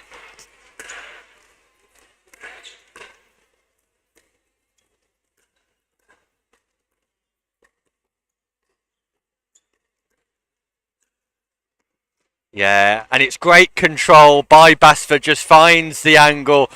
Great scramble to begin with from Scott Mayo, but Basford's just too good at finding the angle to put away the point. Scott Mayo with some topspin action of his own. Takes this game all square at 2-2.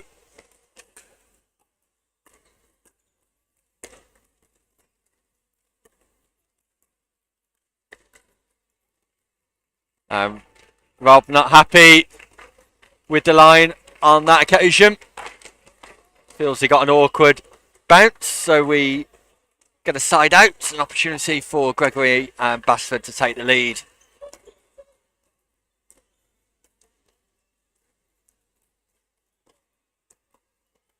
Great backspin and control from Mayo, and that's the second time he's defeated Basford in the dinking exchanges.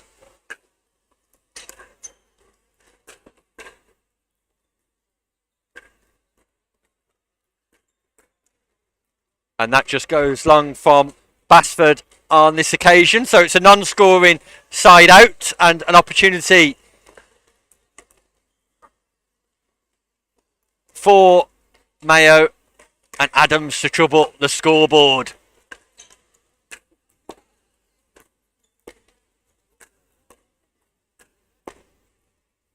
Great defence from Adams. Cross court from Basford. Catches Mayo unawares.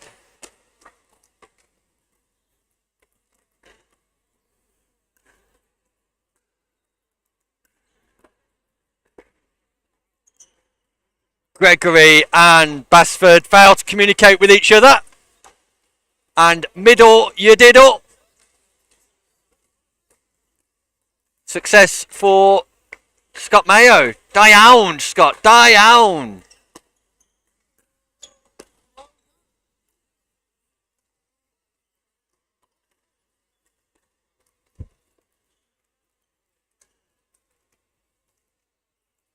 So tight encounter here in our men's 4.5 division.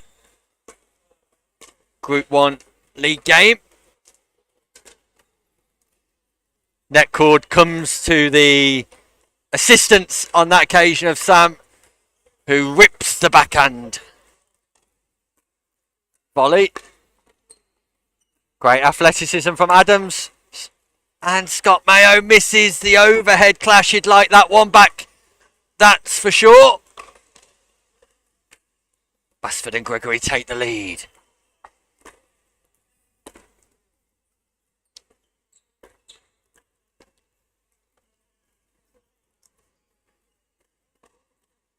Ball's called in from Gregory.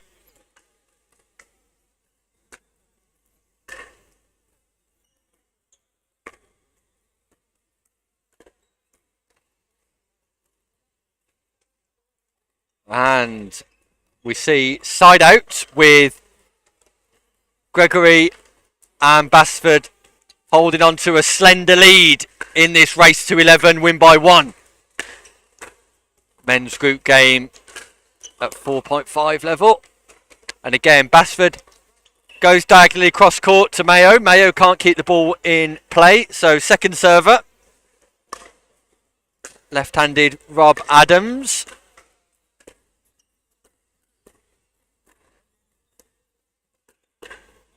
And again, just great technique from Basford, who brushes through the ball, low to high on his backhand, moves that paddle from his knees to his shoulders.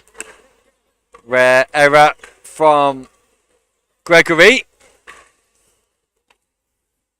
Sends a serve long. And a third shot miss from Basford. It's a non-scoring side out.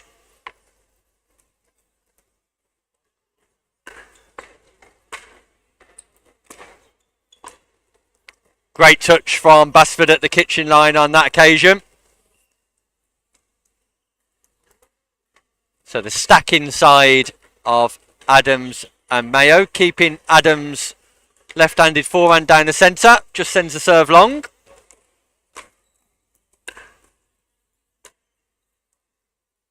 Again, the short return, Gregory just not able to take advantage of that.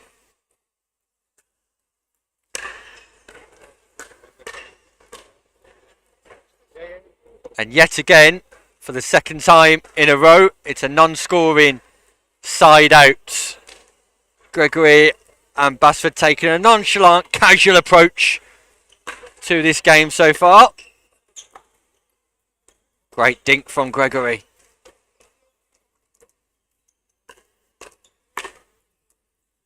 Basford tries a lob, Mayo's up to it. Gregory defends the lob, but Adams got great court positioning to be able to put the volley away.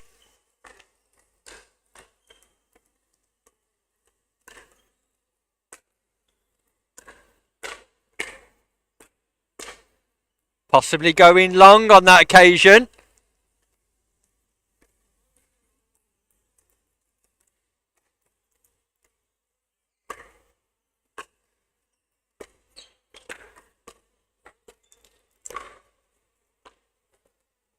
So an opportunity for Emerson Gregory and Sam Basford now to trouble the scoreboard after 2 non-scoring side outs.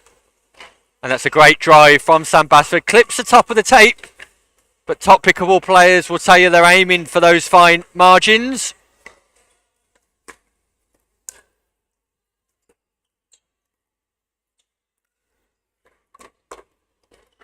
Great defence, Emerson Gregory. Emerson Gregory, great defence off the speed up of the paddle of Scott Mayo. Sees them climb to 6 at the change of ends. And if Adams and Mayo were going to get back into this game, I'd like to see them try and slow it down, get to that kitchen line and engage in those dinking exchanges at the kitchen line. And that's a pop-up from Scott Mayo on 2 occasions. You can't get away with that. Not at this level. Not against the likes of Emerson Gregory. They take a 3-point lead.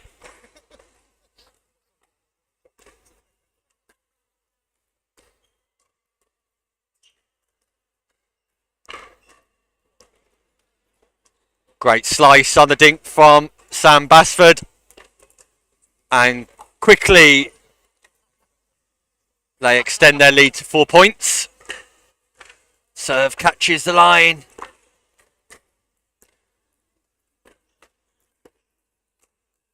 Can they work their way through the transition zone? Basford and Gregory, great dink. Great positioning from Gregory, and they win the point. Fantastic work through the transition zone. Great control on the top spin backhand. Takes them 2 away from glory in our 4.5 encounter. Great defence from Gregory. Great defence from Gregory again. Comes in on the rock. Emerson Gregory's on fire in this rally. Net court just wins it for Rob Adams. Great defence, Emerson Gregory. Rob Adams catches the tape and just takes it away from Sam Basford. Second server. 2 points away from victory in our 4.5 men's encounter.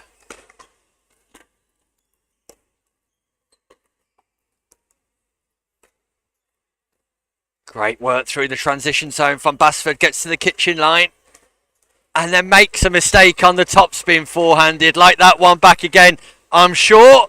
Sees the side out, an opportunity for Adams and Mayo to build upon their score of 4. Every point crucial. Adams trying to poach in on that ball. Not successful on this occasion.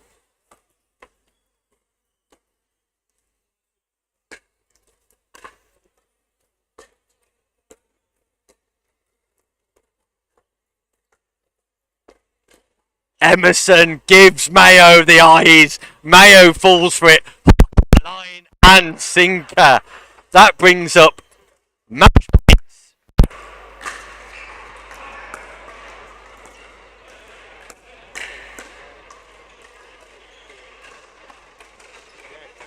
Second opportunity for match points.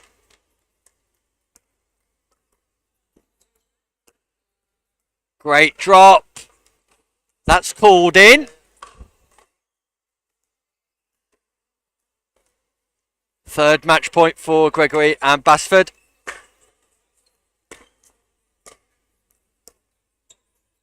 And that just goes wide. So another opportunity for Mayo and Adams to get themselves back into this encounter.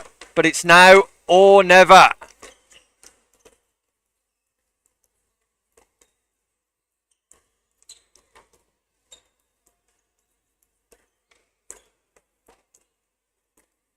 Yeah, well played, Scott Mayo down. Boy from Wales takes it down the line. Sam Basford just extends the dink slightly too long. Gives the volley an opportunity to Mayo, who punishes the error.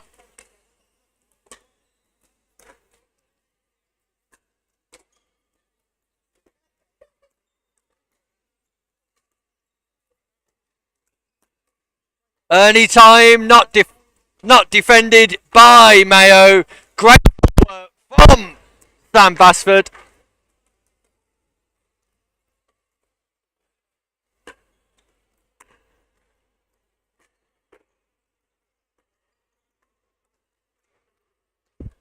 Rob Adams just catches the tape. So, fourth match point here for Basford and Gregory. They're going to need a fifth match point. Can they execute the job on the fifth occasion here? Serves out wide. Driven back to Adams. Thinking exchange coming up.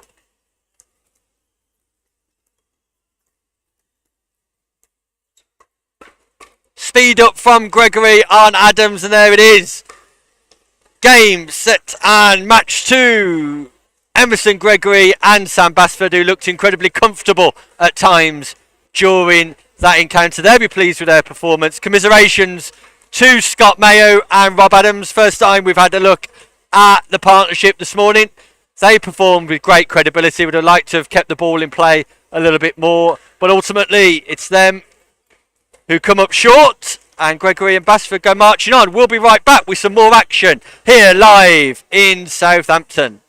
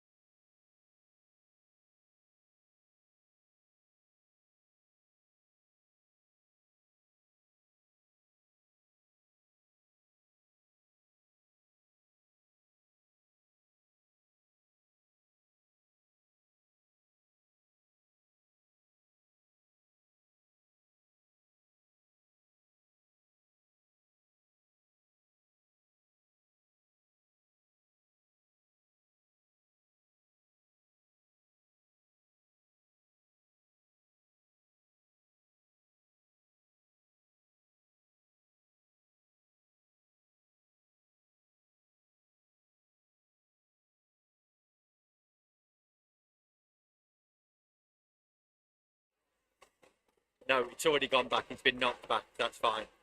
I moved it while you were commentating in the previous game. So that's the third camera as we speak. Oh, it's blurred. Oh, so it goes out of focus. Oh, I need to put some tape. Hang on, let me touch the ball.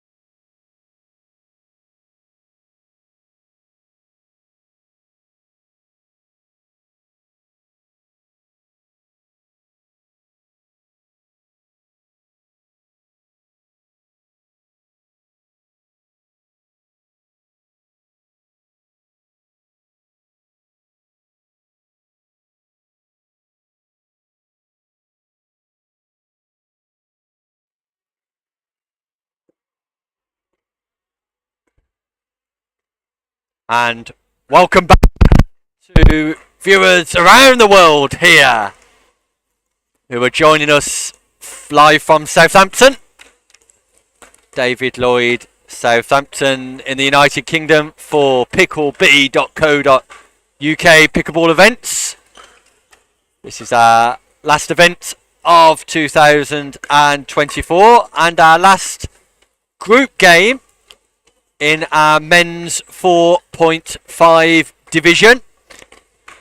We've got a mouth-watering clash ahead of us, which sees Scott Mayo and Rob Adams on the left of your screen, facing off against Josh Dye and Bahanu Baweja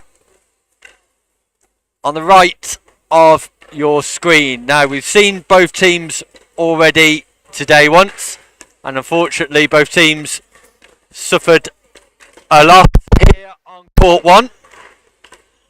So I'm sure both sets of players will be looking to make amends for their previous defeats.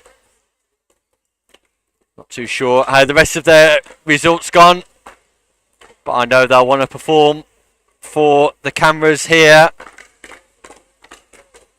In our first live streamed event for PickleB.co.uk, tournament director Steve Beale seems overwhelmingly pleased with the amount of players here in Southampton this weekend. A record amount for PickleB.co.uk events. So players just taking an extra minute to go through their warm-ups. And it seems like we're ready. They're going to decide who will serve first and which end they will play. We'll switch at 6. Remember, it's 1 game to 11 here in the group stages, so fast and furious.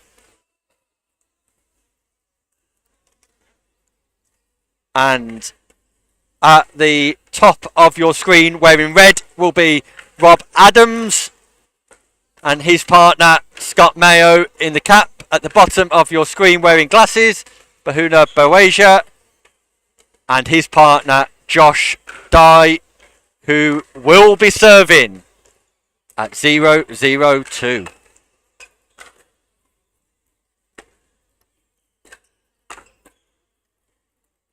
And it's a nice early start for Dye, who targets the backhand of Mayo.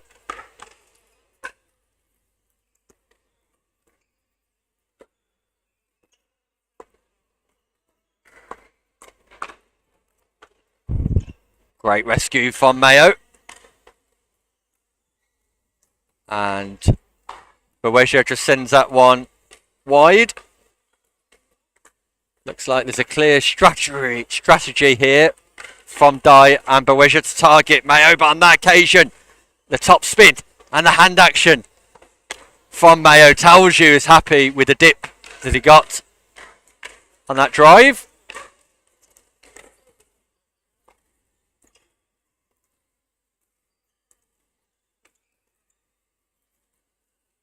Great backspin from Josh Dye. Great control on the dink. Puts Mayo under pressure. Can't return that ball.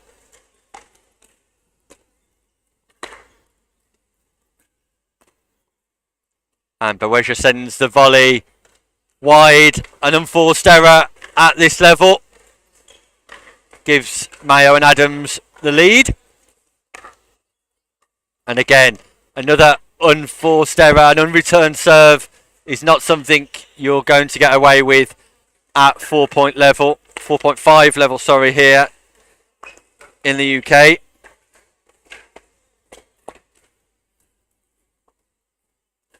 Scott Mayo with the Ernie sees the advances of Baweja and punishes the straight dink. Clear strategy from Dye and Baweja to play on Mayo, it seems. But then they draw the mistake off the paddle of Adams. So give himself an opportunity to get underway. And there we go. Second point on the board. Half the deficit to 2.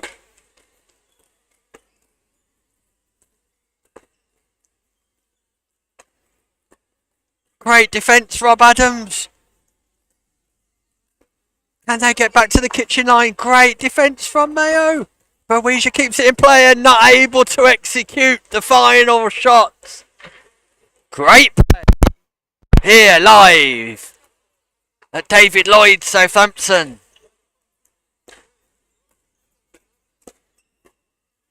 Great play from Josh Dye. Recognises the backhand of Adams and exposes it. We're tied in this crucial group encounter.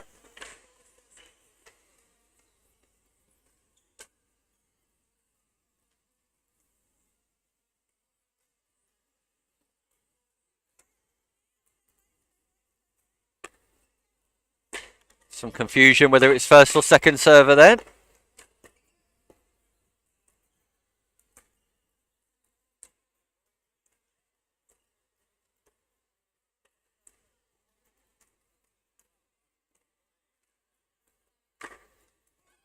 Josh Dye with a great footwork. Mayo tries to change tactic and attack Josh Dye's forehand.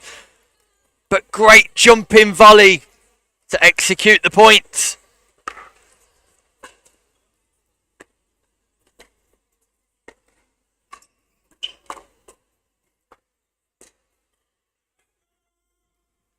Rob Adams giving himself a bit of a G up with the let's go chant. And this game is alive.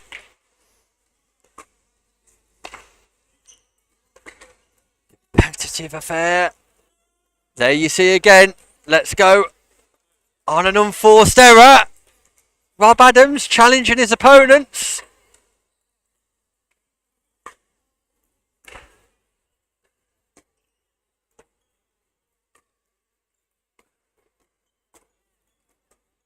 Great defence from Adams off the speed up. Rob Adams puts the ball into the net on a basic dink. We're 5-5.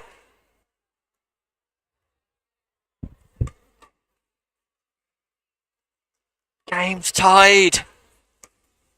Passion's high.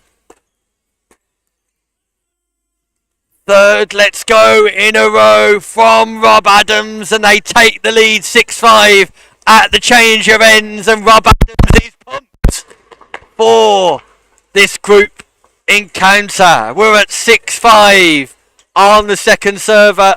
Scott Mayo serving to Josh Dye. Great backspin from Josh Dye. Great on the return. Scott Mayo unable to keep that ball in play on the third shot.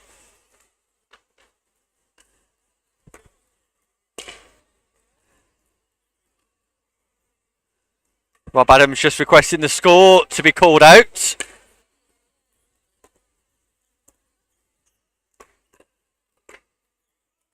Great topspin drive from Bowesia. First of all attacks the backhand of Scott Mayo and then comes cross court against Adams. Great play. Ties the game up again at 6-6. Enthralling encounter, and Mayo sends the return out wide.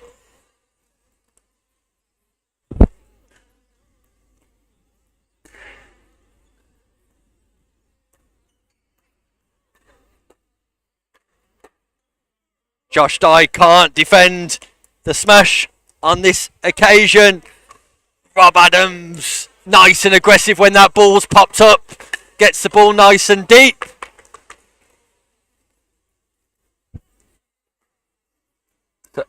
So Rob's asking for the score to be called again.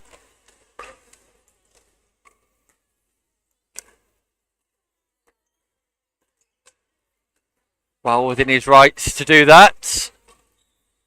And that ball's called long, so side out opportunity here for Mayo and Adams.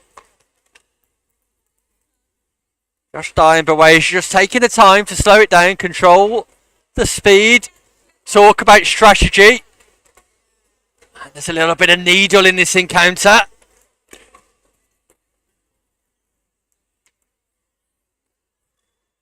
Error from Bawasia takes us to 7-7. Clear strategy here from Adams and Mayo to play on Bawasia, and that's 2 unforced errors.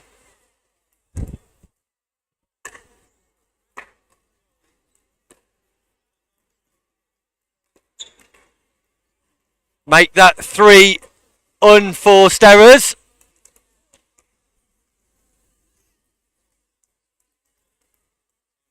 Got our scoreboard possibly wrong. We're at 9-7 here.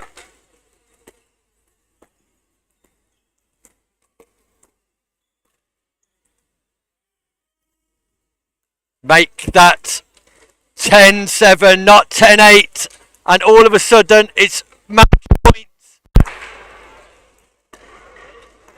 The psychological battle being won by Adams and Mayo. That catches the tape on the dink. Adams tries to speed up, but that ball was never high enough for that. Second opportunity, second match point at 10-7.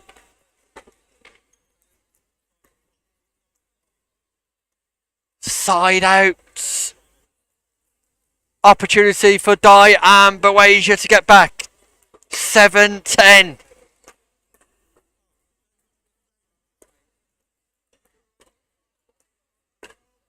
Speed up from Bawasia doesn't work, and Mayo spreads the legs across the kitchen, avoids a fault on that occasion. So 7-10-2.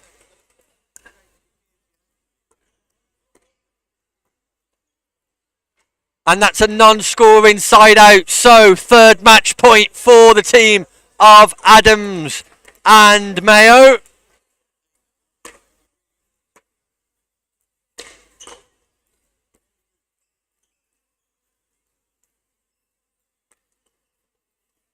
Great defence from Adams off the speed up.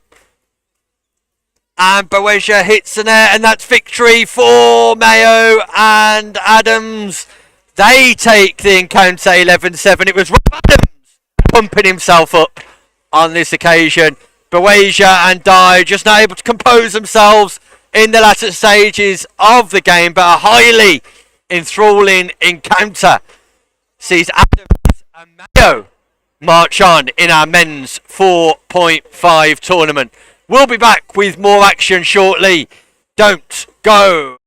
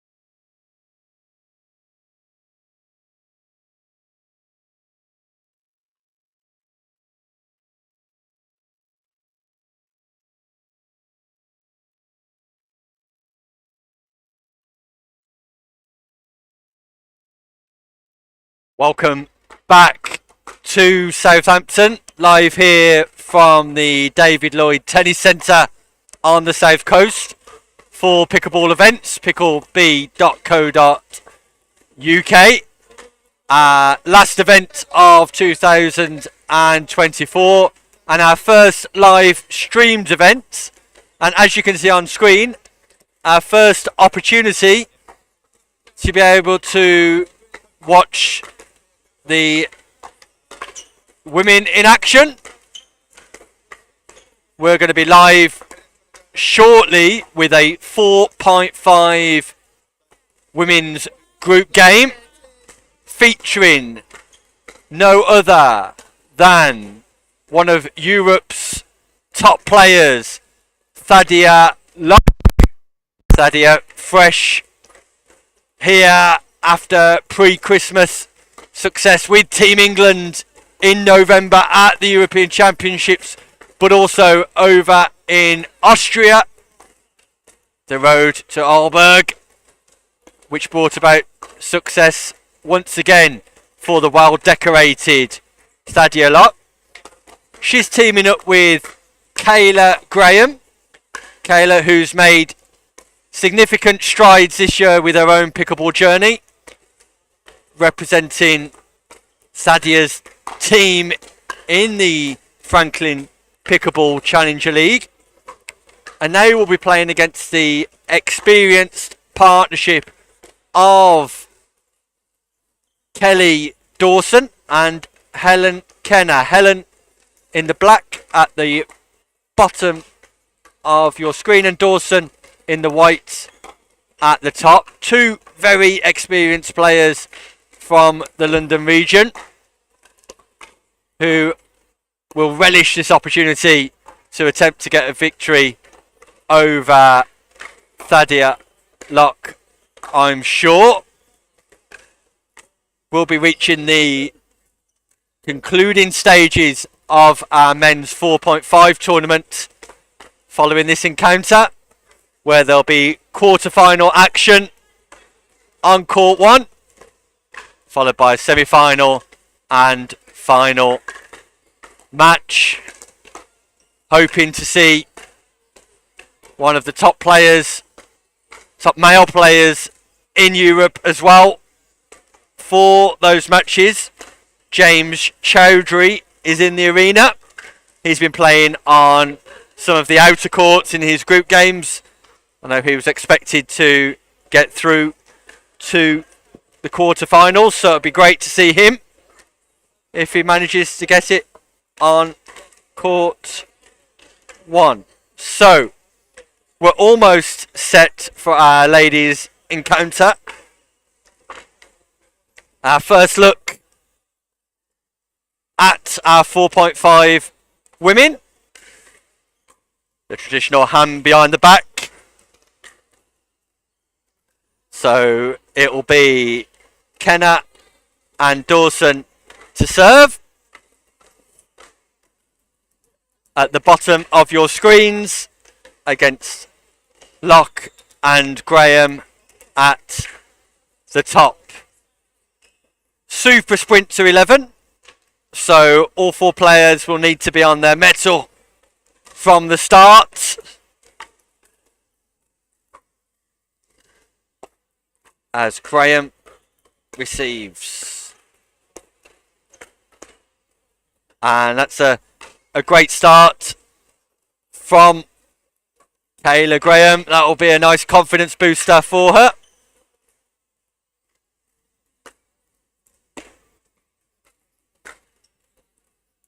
Tries to get underneath that for the forehand drive. Doesn't quite pay off on this occasion. And here comes Thadia Locke.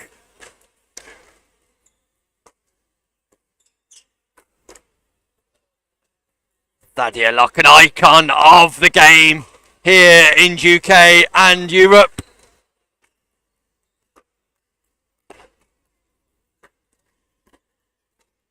And Kenner just comes across the kitchen line, dances across, but cannot execute the volley.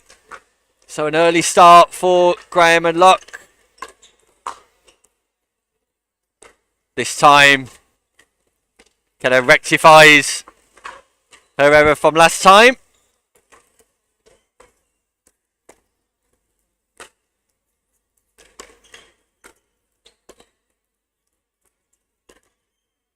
Kenna works her way to the kitchen line, but unfortunately can't execute on this occasion. So second server.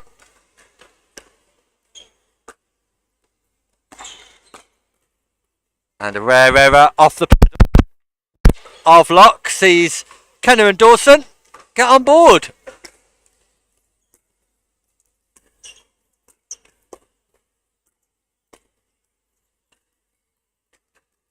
Great defence from Kayla Graham, who will absolutely relish this opportunity to play with Thadia Lock today.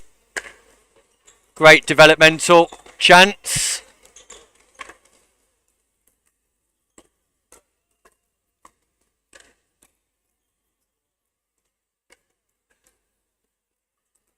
Great footwork from Lock and just calls that ball wide off the Graham forehand.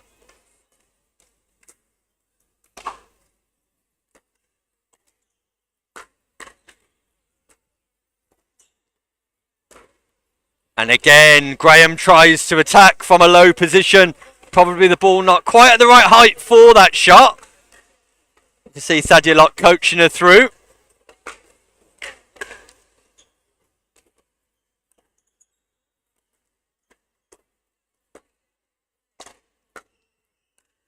That ball's just called long by Graham again. And here we can... No, ball's called in. Forgive me. So you can see the short stack trying to keep Graham on her forehand side. Lock taking the backhand. Graham attacking and just not managing to execute the final volley.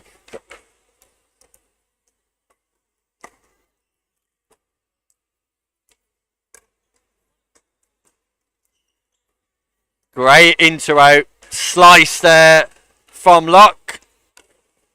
Sees the serve switch without scoring.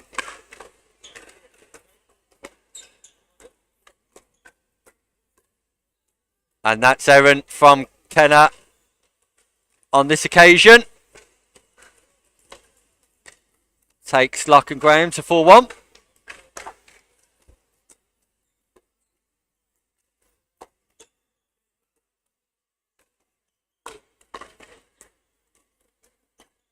And Dawson tries to tag Graham, but just hits it over her head.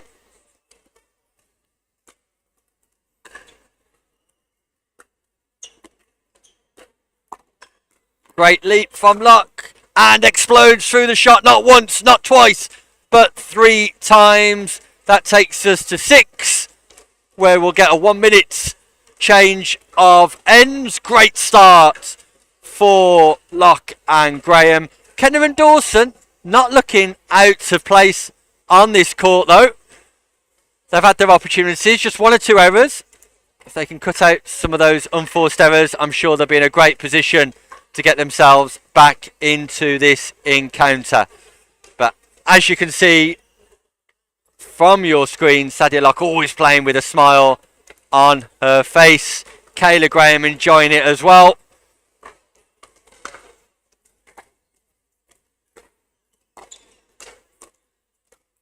And that ball just sails wide. Great counter volley from Lock.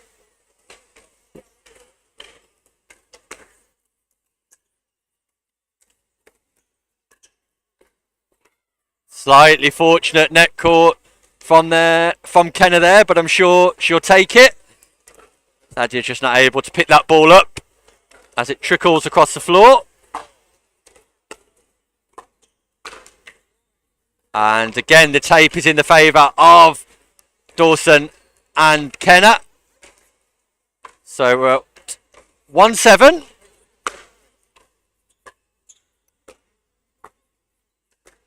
Double-handed backhand overhead. And Dawson's not able to defend that.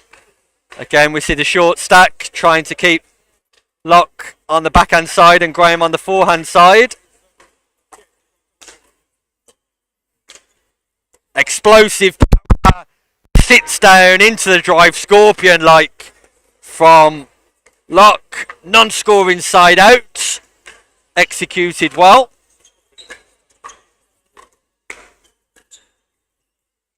There you can see Locke taking majority of those third shots.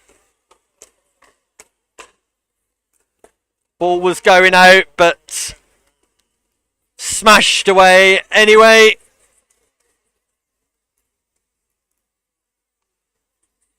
Three points away from victory in this first round encounter.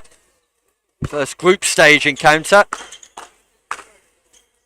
And that ball goes in from Thadia, who's dancing towards that kitchen line. Nice and aggressive in her volley attacks is Locke. Pleasure to watch a player of her calibre. Here again you can see coming straight over. Keeping that ball in play. Ultra consistent Thadia Locke. And Graham not able to match that standard on that occasion. Second server. We're at 9-1. Nice and positive from Thadia in between points. Thadia Locke.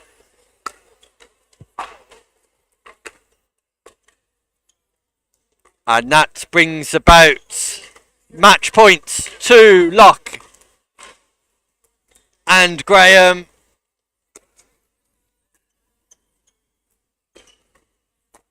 In a comfortable success, Locke and Graham win the game 11-1 against a spirited Kenner and Dawson, who would want one or two shots back maybe, but ultimately didn't do a great deal wrong. Thadia Locke taking a large proportion of the shots in that game, coaching Kayla Graham through it. Pleasure to watch one of the European greats of the sport, Thadia Locke, in our early group stages here in Southampton. We'll be right back with a men's quarter-final right after this short break.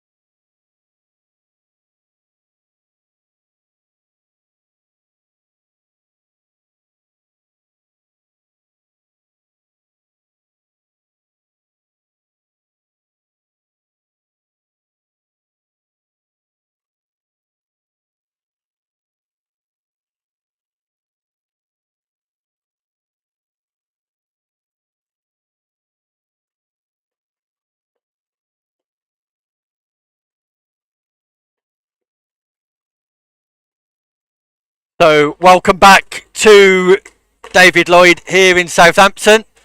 We're all set up for a men's 4.5 game, which will decide which team goes into the quarter-final stage. It's a playoff between Adams and Patel on the left of your screen, and Holloway and Hill on the right of your screen. Two local players, Hill and Holloway, will be looking to get through to the quarter-final stage. Fairly new to the stream, haven't played on court one this morning. We've already seen the partnership of Adams and Patel. They'll be looking to also execute and work their way into the quarter-finals. Winners of each division await whichever team is successful. It's one game to 11 and win by 1. So scheduled to be a nice and quick encounter. Both players will want to start sharp. Just going through their final parts of their warm-up now.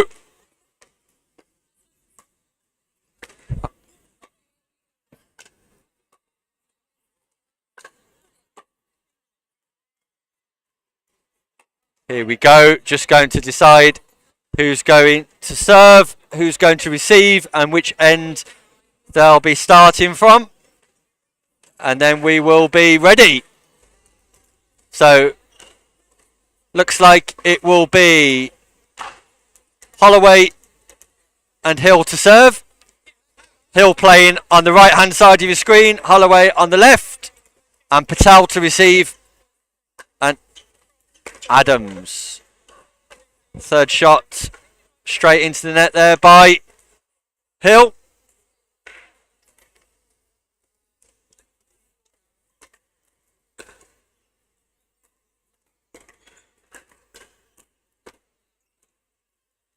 And that exchange goes long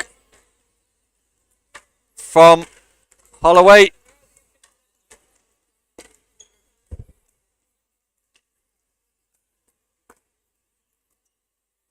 Great speed up from Patel, but well defended by Hill. Adams not able to keep the ball in play.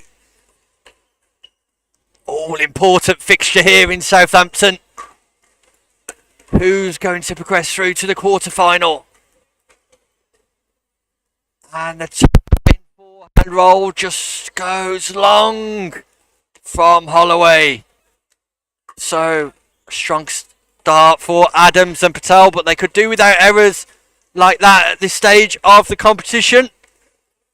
Both teams eager to progress through to quarter-final stage. There we see a drop serve from Hill. Some question marks whether it was in or out, but irrelevant in the end. Third shot goes into the net.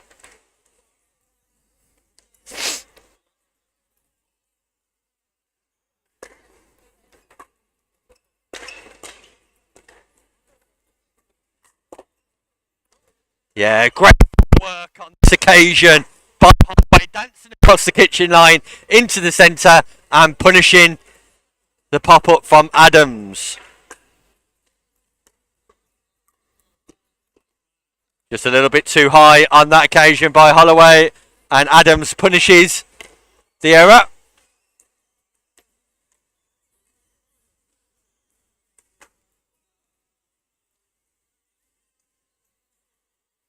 Adams recognising that Hill and Holloway are on the wrong side.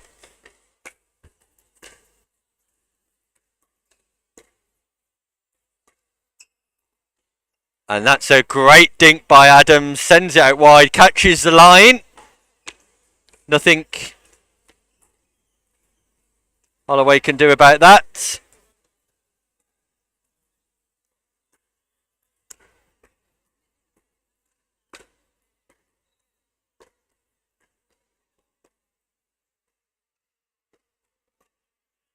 Yeah, great dink by Hill. Puts Adams under pressure, who can't respond.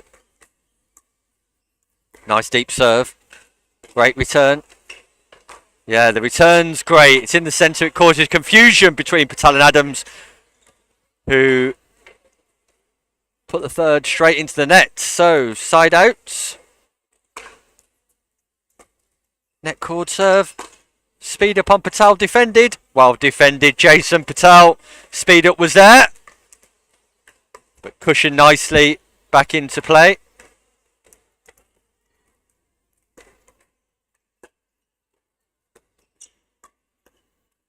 Yeah, electric on the top pin. Backhand from Adams. Non-scoring side out. Lovely technique. Just explodes through the ball. Low to high from a solid base. Great defence, Adams. Great drop shot. Great defence, Adams, who ducks. He's in the kitchen, and it's a nice put away from Hill. Lovely touch there from Holloway. Serve just goes long. That's called out. So we're at 1-3 in this playoff game. See Hill just getting used to the stack. Keen to keep Hill on his left hand down the middle forehand side. Drop serve again. Net cord just catches Jonathan Adams out on this occasion. Hill and Holloway close the deficit to 1.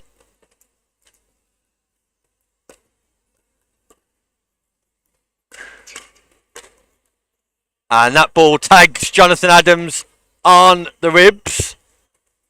Holloway exploding through the shot.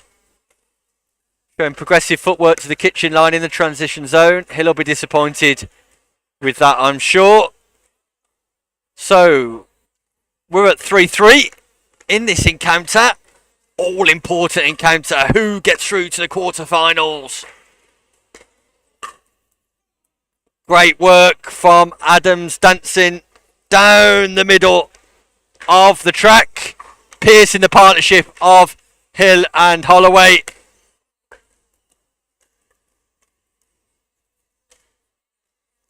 Gives them the lead, 4-3.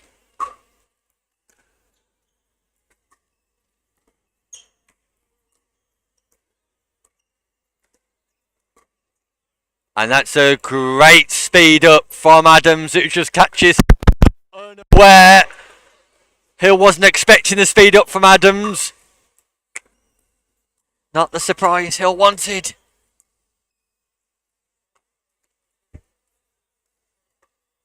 Second server for the team of Adams and Patel.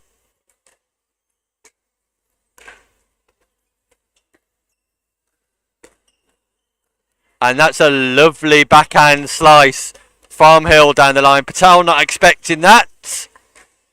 Keeps them in the game at 3-5. Quarterfinal beckons for one of these teams. Who's it going to be?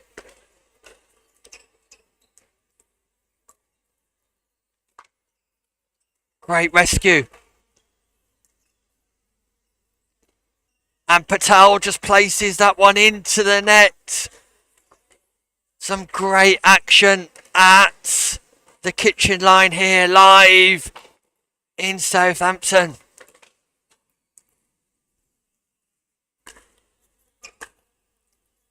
Deep return from Patel. It's a lob third that just goes long from Holloway. Unlucky on the third shot lob. We see that bounce serve again. And that lob also goes slightly long. Lob from Hill and Holloway. Both slightly too long. Race to 11. Quarterfinal awaits. Who's got the composure?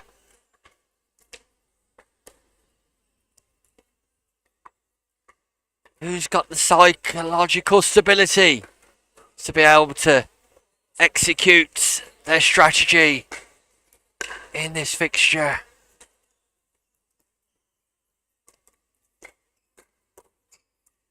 Great play from Patel, puts extra pressure on Holloway. And that sees us change ends with Adams and Patel leading 6-4. Hill and Holloway not out of this game by any means. Holloway already showing significant amounts of ability in this game. Hill will be disappointed with that slice return.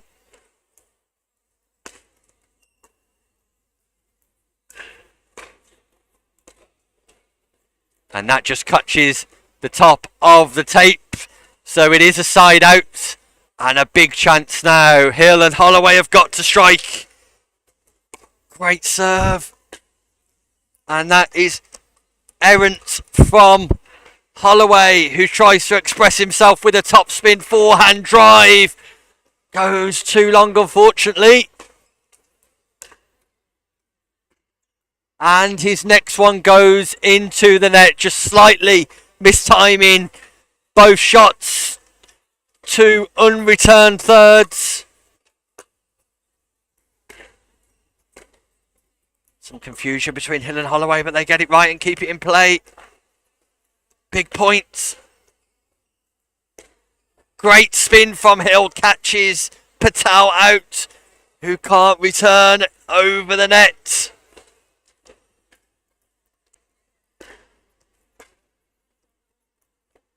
And that return goes sailing out from Holloway. And all of a sudden, it's a 4-point lead for Adams and Patel. Crucial stages of this game. Speed up, and the smash off the pop-up goes into the net. Holloway wants that one back. Adams and Patel are 2 points away from the quarter-final. Cannot afford errors like that. Is this a chance for Hill and Holloway?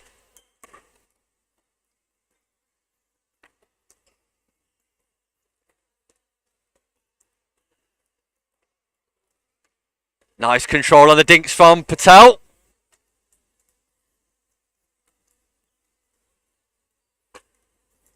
Serves in. This time the drive works from Holloway. But Hill can't keep that ball in play. So another opportunity for the partnership of Adams and Patel to finish this game off and get through to the quarter-final stages. And that's a net cord that works in favour of Hill and Holloway.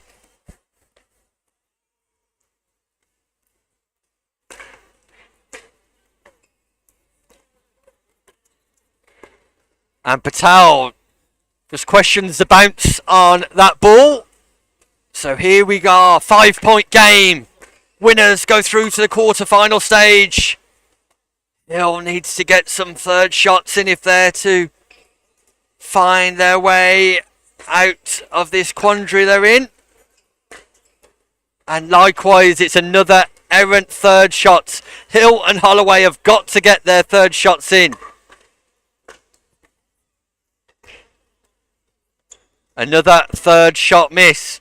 Tensions rising here live in Southampton.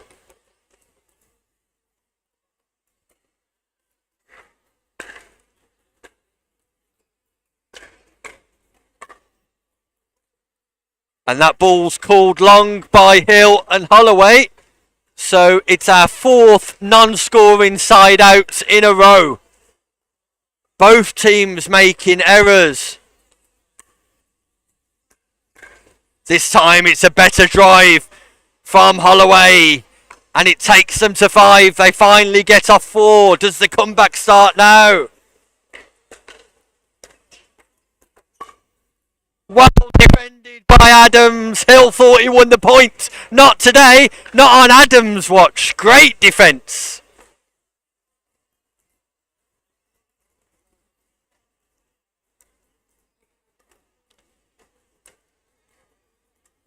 Some discussion here about who should be serving and serving where. It's definitely Holloway to Adams.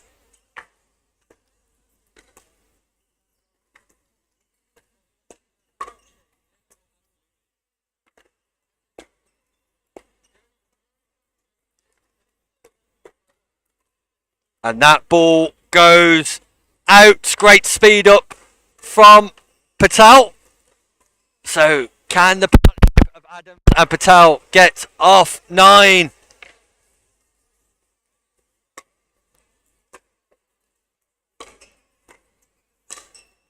Yeah, great play from Adams. Plays it down the line, comes back into the centre. And Holloway, that brings up match point. Quarterfinals await for Adams and Patel. Great depth on the return, great third, and Patel dances in to try and take the ball early. Second match point for Adams and Patel.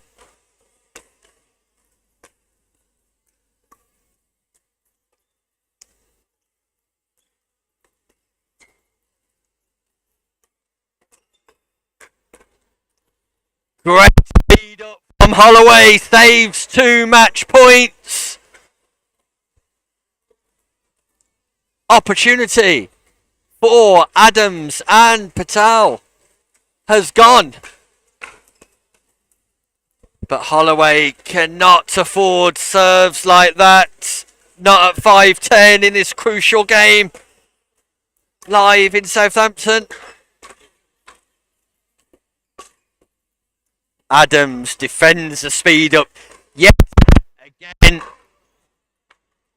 2 more match points for Patel and Adams.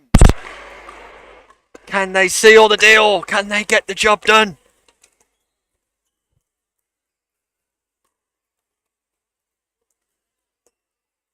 Not on this occasion. 4th match point for Patel and Adams.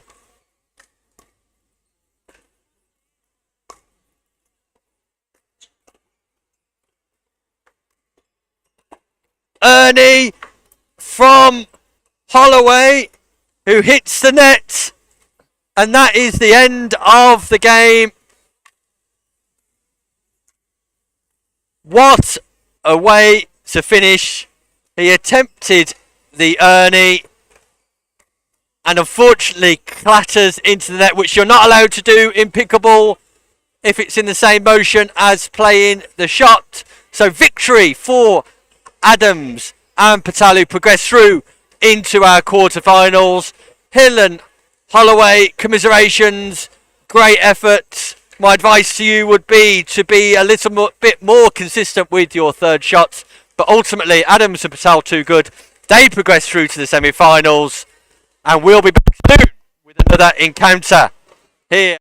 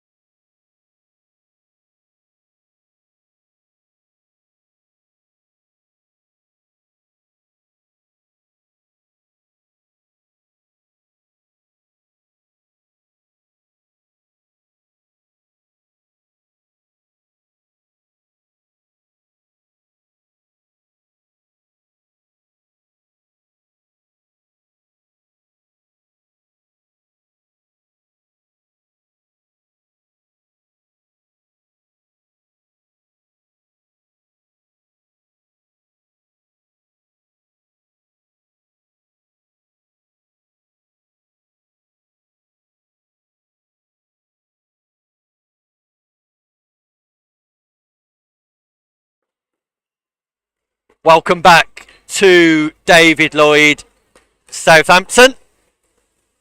We've got a great encounter coming up next between Locke and Graham, who we saw a short while ago be successful 11-1 in their first group game. They're going to be taking on a new partnership for viewers of Gert and Jones. Gert wearing the pink top and blue skort. Jones wearing the white top and pink skort. I'm pleased to say that I'm rejoined in the commentary booth by Chris Beaumont, who's been playing himself this morning at 4.5 men's level. Chris, how's the morning gone? I'm very pleased to be back here with you, Nick. It's been a tough morning, I think it's fair to say.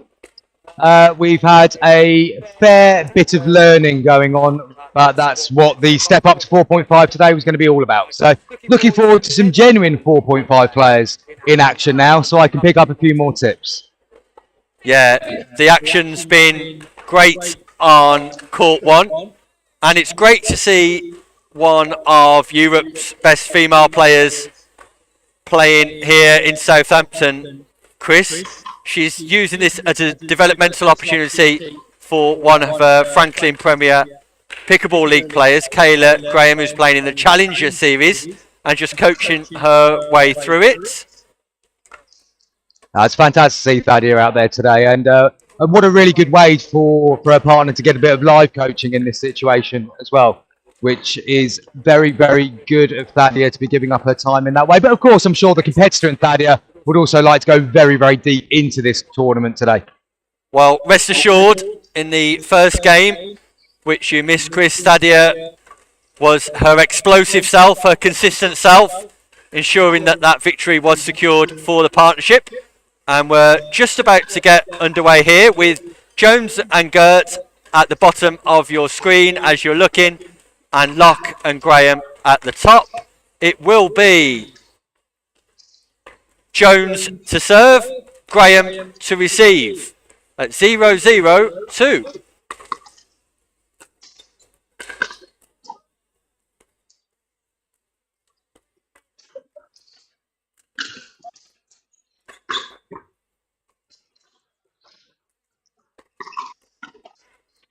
And that just sails long from Graham. Great defence on the speed up from Locke. Great attacking play from Jones. Sees them get off the board early on.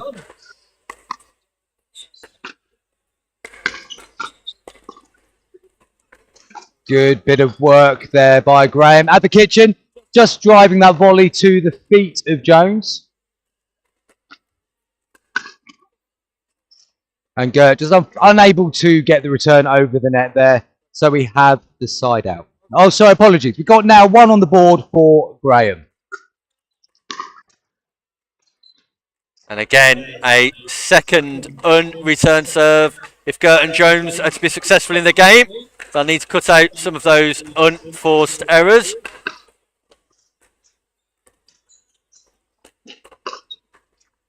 Good drive there by Graham, going low to the left ankle of Georgie Gert, who was unable to return it into the kitchen.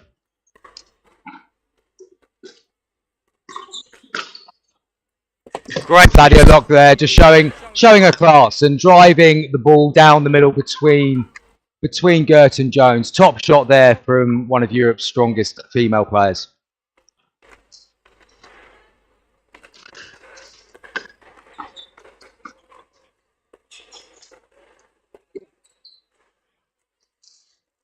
And again, just an error there off the paddle of Gert.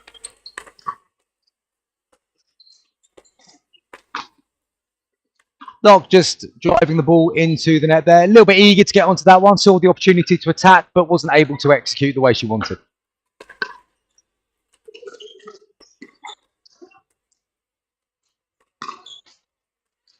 Great speed up on this occasion from Jones.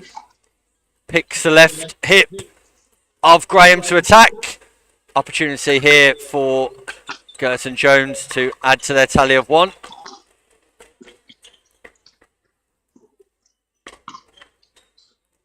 That ball just sails long, Chris, on that occasion. So we're at 1-5-2 for Gert and Jones. Great defence from Gert initially, but the top from Graham is electric. Thadia puts the ball away, piercing the partnership of Jones and Gert.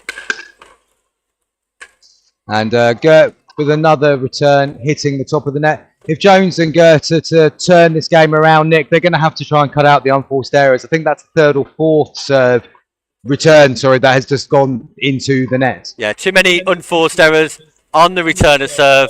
They just need to keep this ball in play, get back to basics, think about consistency and executing serves, returns and thirds. Cut out the unforced errors would be the message here.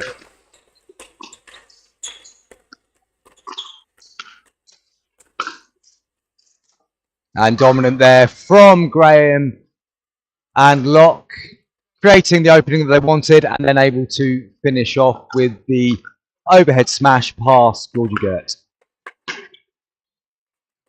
And there we are again, Nick, another example of trying not to hit the net with the return, but this time going too deep and the ball flies out. Yeah, the fourth unreturned serve of the game in a race to 11. Is that called in or out? Jones has just called that out, I think. So second server for the team of Locke and Graham.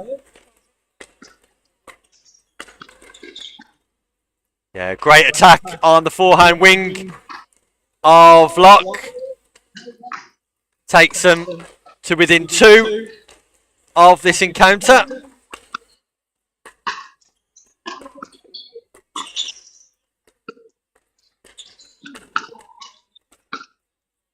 Fair play to Graham there. She will be considered the junior of the two players here in this team, but that was all about her at that point. Set it up perfectly and then created the opening for the forehand smash down the middle.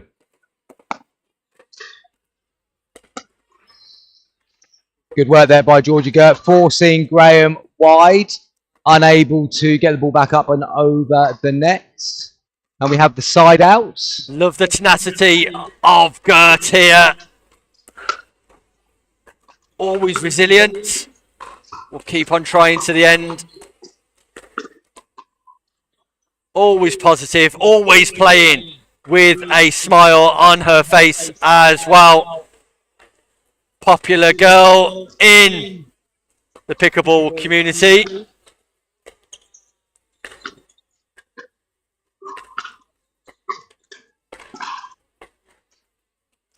Good work there again by Graham. Nice and patient, not looking to overhit the ball at any point. Just kept passing it back to Jones, who eventually concedes and puts the ball into the net.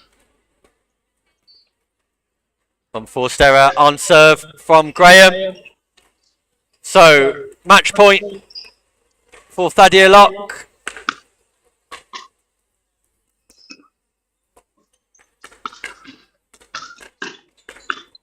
And this time, they get the job done. 11-1.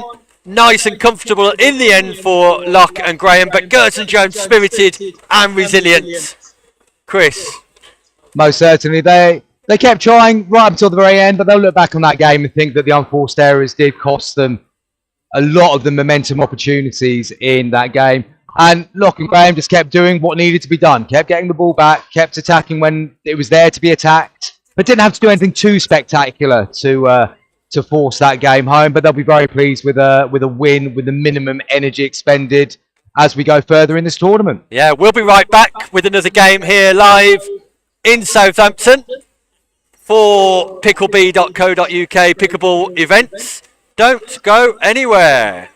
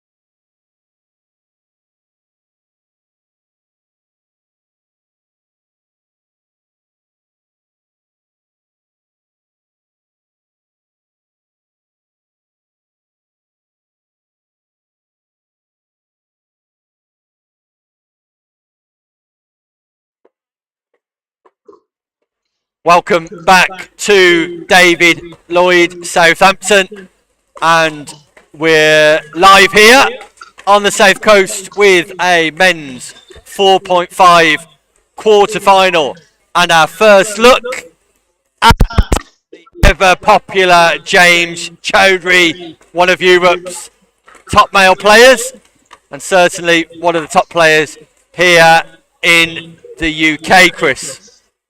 Most certainly.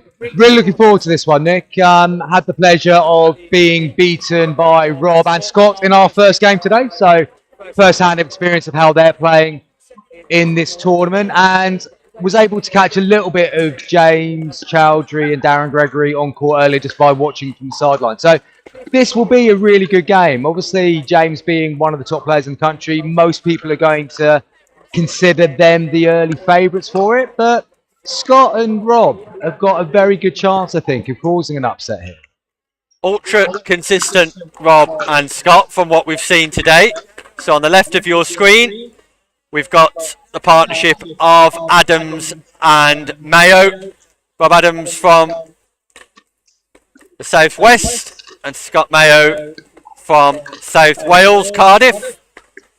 And on your right of your screen in orange will be the familiar to so many James Chowdhury, and he's playing with Darren Gregory. Darren, good player in his own right, playing in the Challenger Series of the Franklin Premier Pickleball League this year, under the wing of Thadia Locke. So this should be a highly competitive affair where both teams will fancy their chances of getting through to the semi-final stages, Chris. Most certainly. One thing I'm looking to see from Mayo and Adams is that Adams does have that ability to come in and poach very early in an exchange. So will they have the confidence to try and do that early on in proceedings here? And from the other side, it's Gregory and Chowdhury. They've gelled really well so far from what I've seen. They will be getting better and better as the tournament goes on. So this really is finely balanced. And I hope we haven't been able to then talk it up where it's going to be a game that goes massively one way or the other. It'd be good to see a really close one here. Yeah, I'm expecting a close encounter. I've been impressed with Gregory's development throughout the 2024 calendar year. It's been impressive in the Premier Pickleball League, and we're hoping for an impressive appearance here now. So at the bottom of your screens it will be Adams who will receive, playing with Mayo, and serving at the top will be Gregory, playing with Chowdhury, wearing the orange.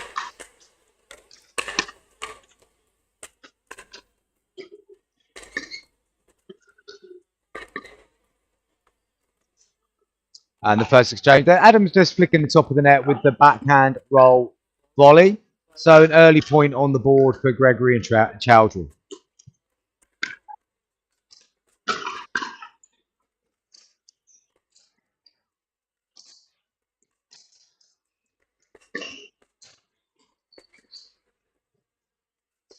Gregory just backing away from the kitchen line. Yeah, Gregory's footwork to and from that kitchen line, Chris, probably needs to be more stationary in order to deal with the onslaught there. Yeah, just slightly off balance on that last one.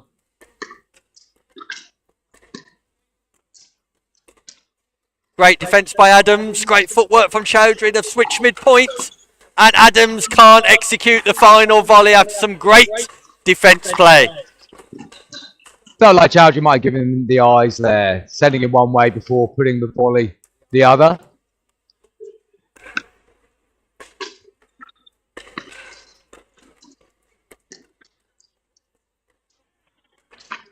Good work there by Adams. Keeping the ball in play. Chowdhury looking to dominate the centre of the court, but being on the stretch there where maybe Gregory could have taken it. And Mayo gets a point on the board.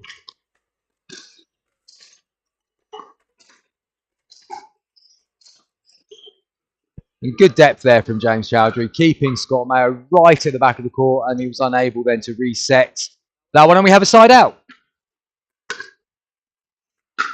And you can expect to see a lot more of that if you're going to return mid-court to the forehand of Chowdhury. Explosive through the middle of Adams and Mayo. Great topspin.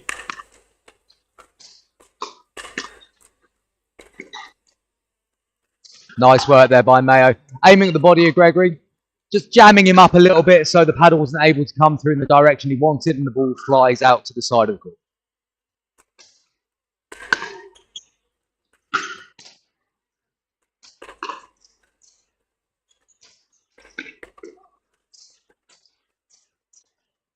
Gregory defends the speed up. Dinking exchange here. Adams just catches the top of the net. A rare dinking error from Rob Adams, who'll be disappointed with that. But great defence ultimately, Chris, from Gregory on the speed up. Yeah, very good work again. Just kept himself balanced that time, which was the difference from a couple of points ago. Unfortunate there for Chowdhury, hitting the pole in the middle of the net there and the ball flying out to the side.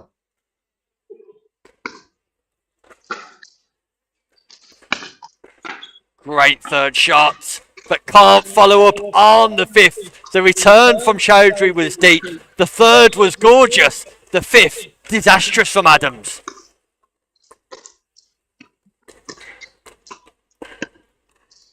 That's called long. Gregory disagrees, but ultimately, Chris, the decision is with the receiving team. Most certainly, Scott Mayo will call that as he sees it, and he saw it out, so out it is.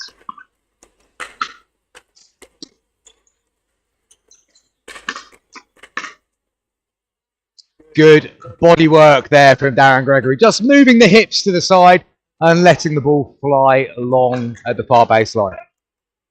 So, as we expected, nice and competitive here in our quarterfinals. And there we go again. It's the forehand of James Chowdhury. And if there's one lesson to be learnt, Chris, do not return there. Absolutely. Nicely into the mid-court for Chowdhury just to open up and slam the ball through the middle with that beautiful topspin of his.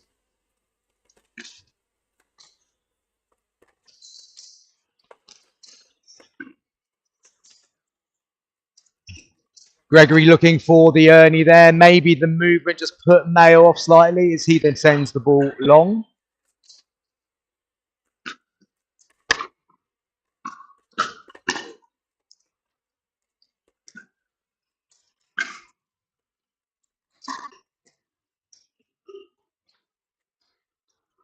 Yeah, great work by Adams and Mayo to stay in that point. Chowdhury looking to dominate by coming all the way across to the side of Gregory, but Adams and Mayo stood strong.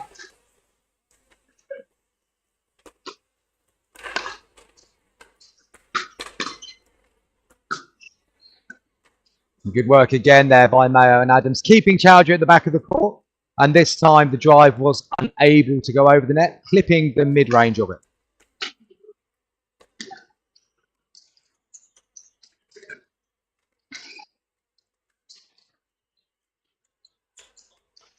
Great point construction there by Rob Adams.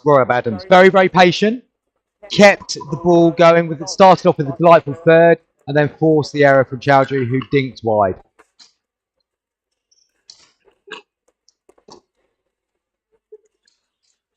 And good work again there by Gregory in the kitchen. Just took a lot of the pace off the ball. Perfect angle for it. Adams unable then to counter.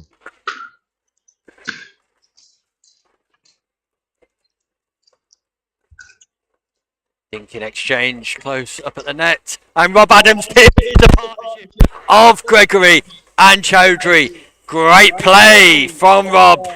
Sees the opportunity and strikes like a viper.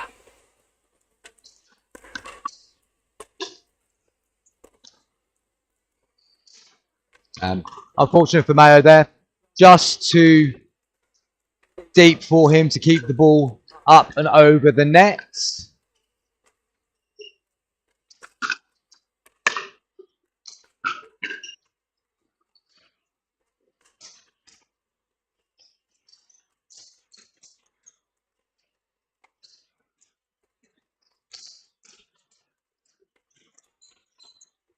Patience the key here.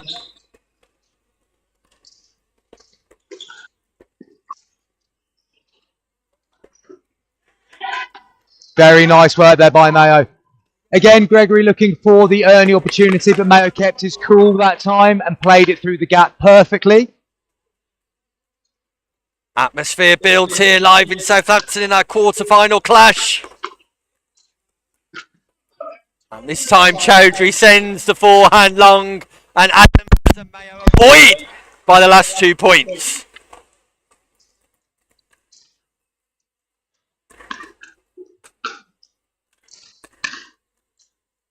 And just long there from Adams. Looking to get on the aggressive path there, but just probably be a bit too much, and the ball flying long of the baseline.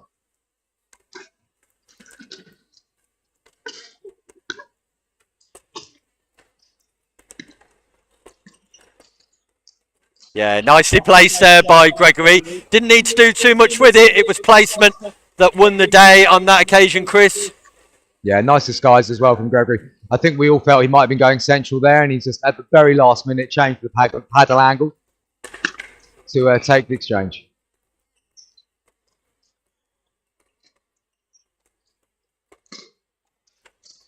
Adams there looking to repeat the trick of a few points ago, trying to split the two, but this time clipping the top of the net. So we have a 2-point advantage to Chowdhury and Gregory at the turnaround. Nick, what do you think the Adams and Mayo will be looking to do differently, if anything, at this point? I think they need to work on their return, try and avoid returning to the forehand of Chowdhury. Chowdhury seen lots of success already on that forehand wing, so try and consider their return of serve, vary that up.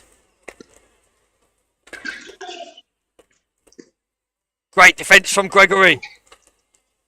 And can't execute the dink, does the hard work, fails to finish the easy work, Chris. But in fairness, and that came from a very good deep return, as we were talking about there from Mayo. They were unable to then get on the attack too easily, which allowed then the chance for Mayo and Adams to grind the point out.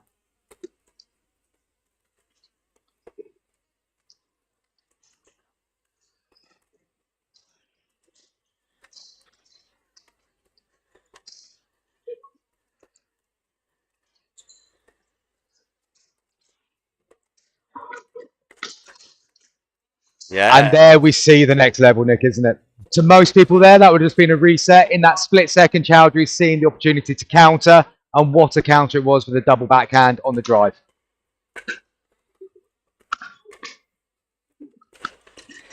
Cannot keep providing opportunities like that.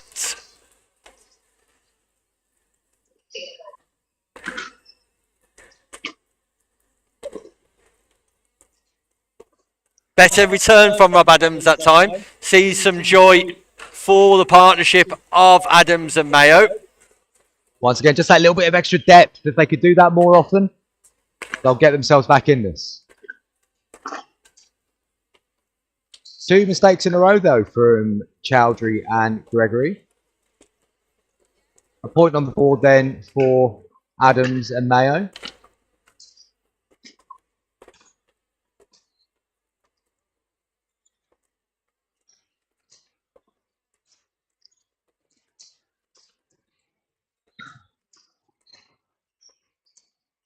Great dinking exchange this.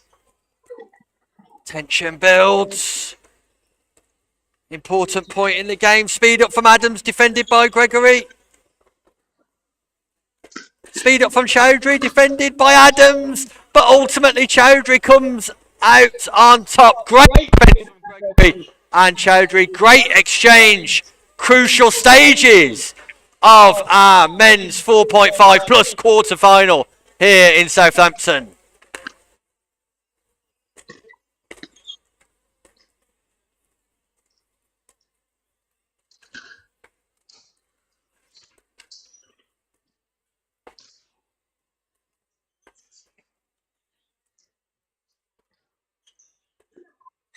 Space behind the Chowdhury backhand. Tries to speed up again, but Gregory is equal to it. Well played, Darren Gregory. Great defence against the attack of Rob Adams. More than equipped to deal with the speed up, Chris. Yeah, perfect time. Great balance again from Gregory. In the right place at the right time and kept control. And that just sails long from Chowdhury. It was all action. Forehand, backhand, forehand, ultimately sending the drive long.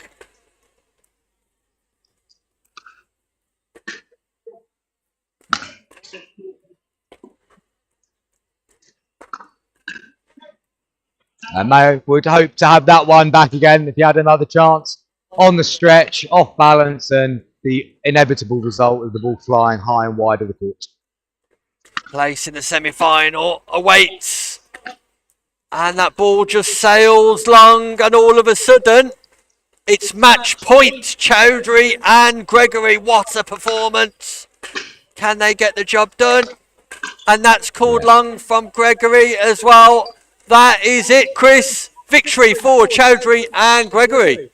Well, that escalated very quickly, Nick, didn't it? It was nip and tuck for so long, and then at the turnaround, suddenly the game has got away from Adams and Mayo. A couple of unforced errors there at the end to finish it off. But Gregory and Chowdhury dominant in that game. Particularly impressed by Darren Gregory's performance. That you'd expect James Chowdhury to be the aggressor, of course, but Gregory's defensive work and his counter-attacking times there was the best I've seen him play, to be honest. Like I said before the game, Chris, Gregory's made massive strides this year, developing his own game, and I think that was on show there in that quarter-final, thoroughly deserving their place in the semi-final. Commiserations to Adams and Mayo. We'll be back shortly with a female 4.5 group encounter. Stay with us.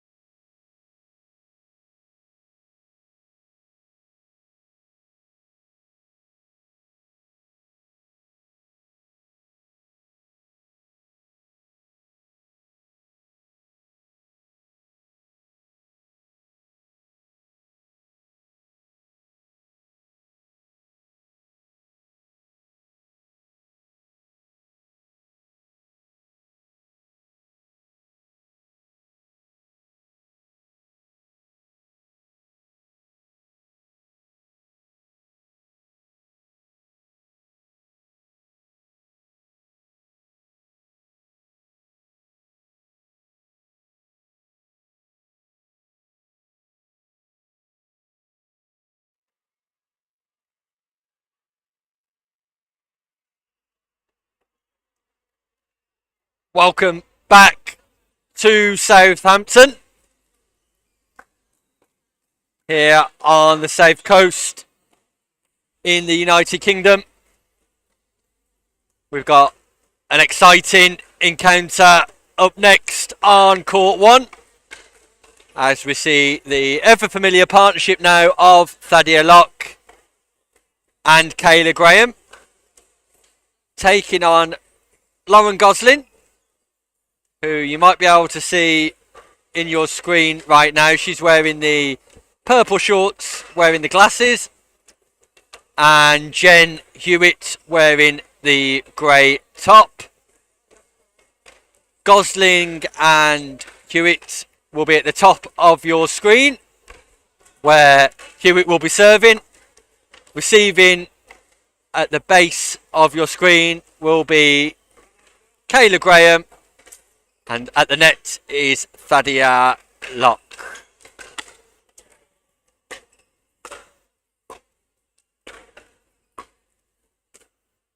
Great angle on the smash by Thadia Locke.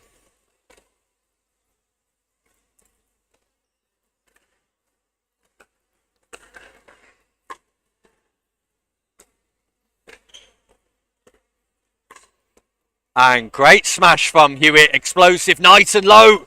Gets her paddle above the ball and sends it right back at the feet of Kayla Graham.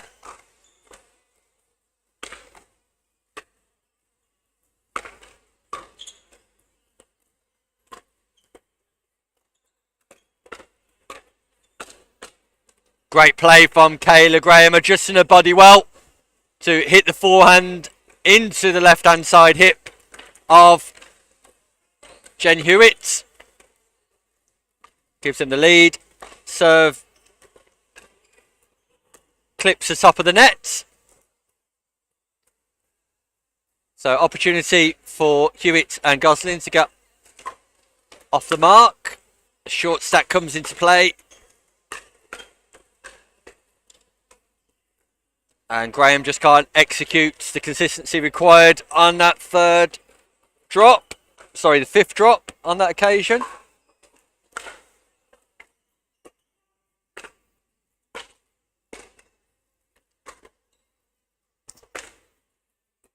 Here it goes. Airborne. Locke defends. Forces her way back to the kitchen. And great defence there from Locke and Graham. Gosling and Hewitt also deciding to stack.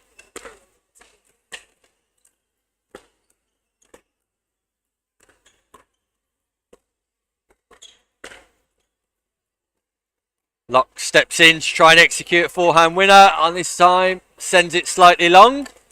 So second server.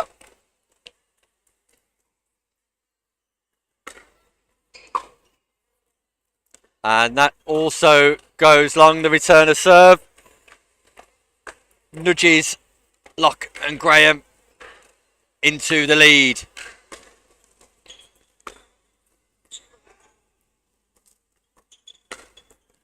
And speed up on Hewitt from Graham is effective on this occasion. Can expect more of that as the game progresses. Great explosion from Hewitt, defended well by Graham, and then just sent long by Gosling. Great defence from Kayla Graham on the baseline.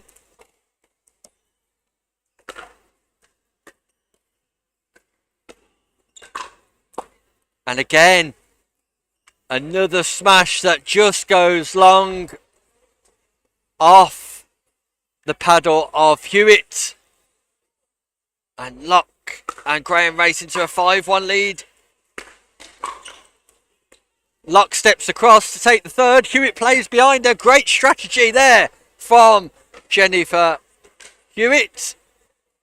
And we're at 1-5.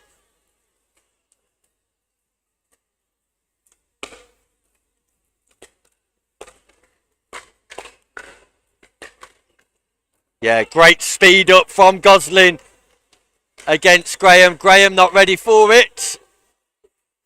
Hewitt and Gosling narrow the gap. Great deep return. Lovely third drop. Yeah, and that's a pop-up from Hewitt. That is like taking candy from a baby for Thaddeus Locke.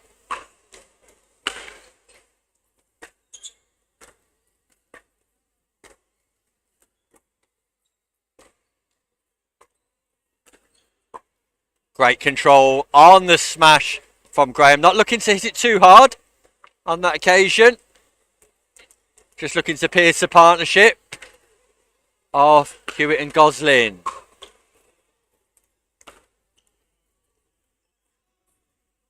Just got above it slightly too much on that occasion, Graham.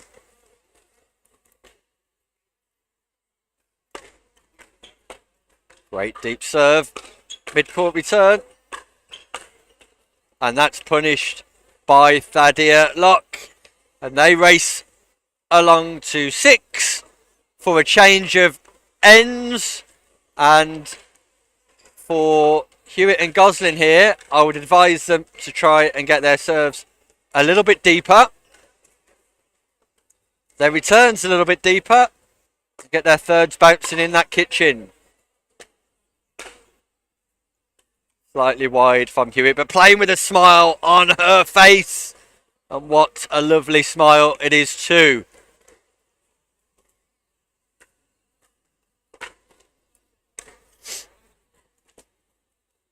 Graham misses the third on this occasion. So a chance to get some more points on the board for Hewitt and Gosling here.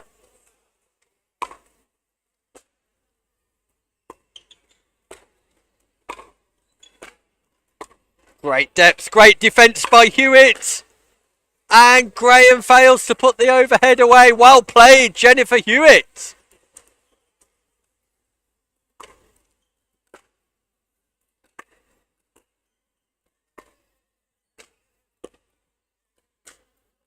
Great angle on the smash from Locke. And Hewitt can't defend the second one. Great power play from Locke.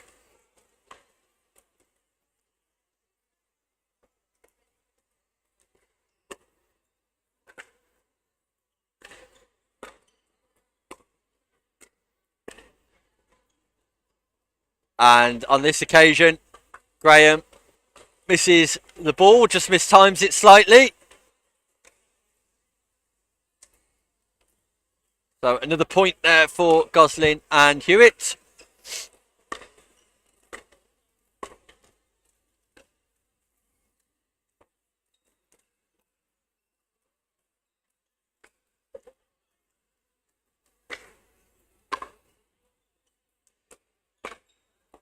Yeah, great third shot drive from Locke. Hewitt not able to defend on that occasion.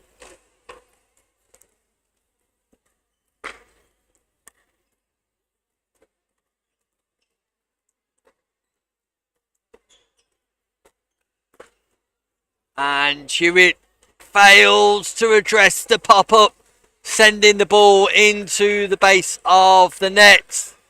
Her eyes lit up, and then they quickly closed again. Flying through the air, leaping like a salmon. Thaddeus Locke is quick to bring up match point at 10-4.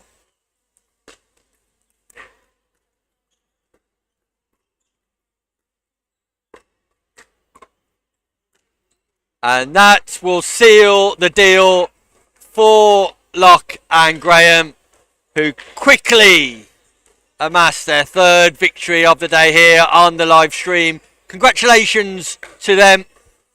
Well played also to Jen Hewitt and Lauren Gosling, who I'm sure will take lots of positives from their performance, in particular their defensive capabilities and the fact they've got 4 points against such a strong outfit.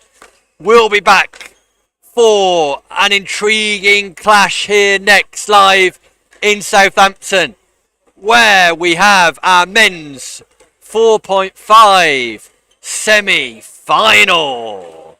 Do not go anywhere.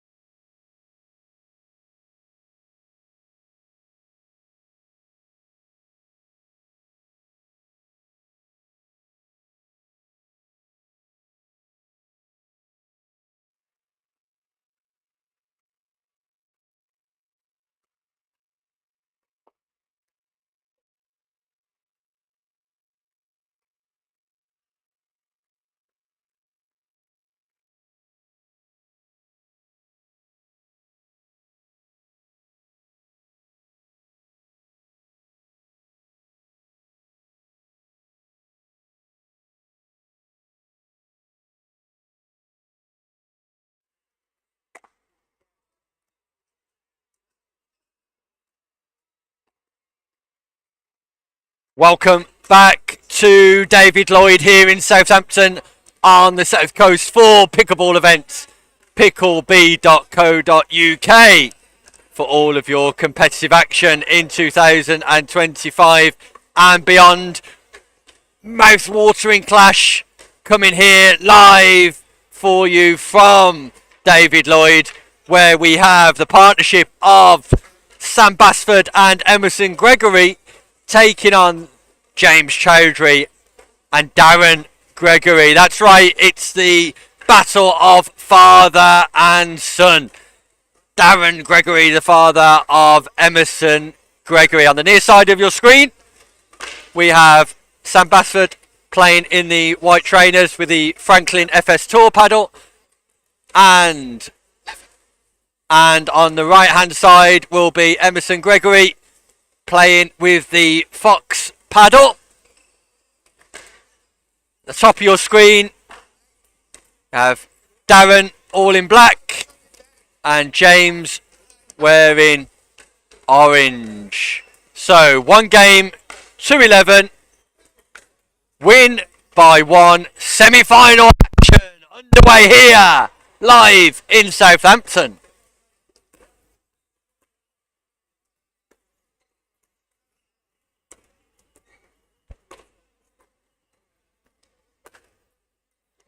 Great smash from Sam Basford, making his way towards the baseline. Sees them get off the mark nice and early.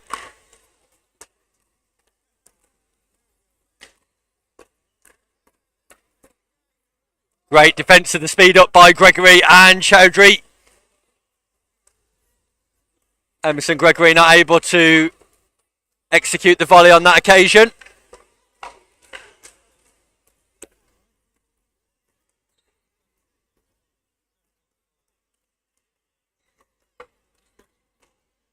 And that just catches the top of the paddle of Darren Gregory. That ball looks set to sail out from Sam Basford.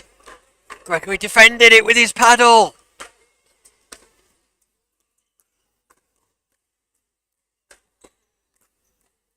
James Chowdhury moving in towards the kitchen line at a speed of knots. Not able to get the top spin. Dip on his volley.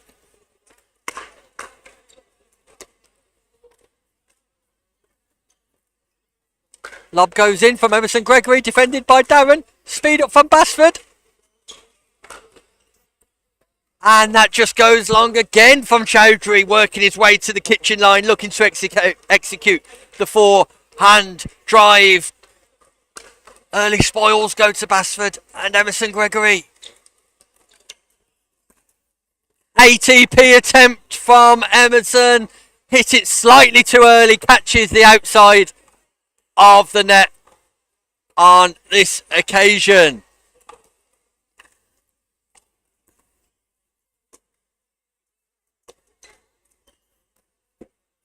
Darren tries to use soft hands. Darren Gregory against his son Emerson Gregory tries the soft-handed approach.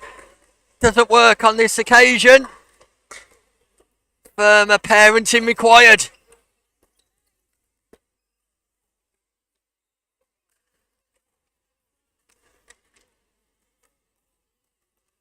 First opportunity here to get off the mark for Darren Gregory and James Chowdhury. And that's a rare error from Sam Basford at the kitchen line. And indeed, Chowdhury and Darren Gregory do get off the mark.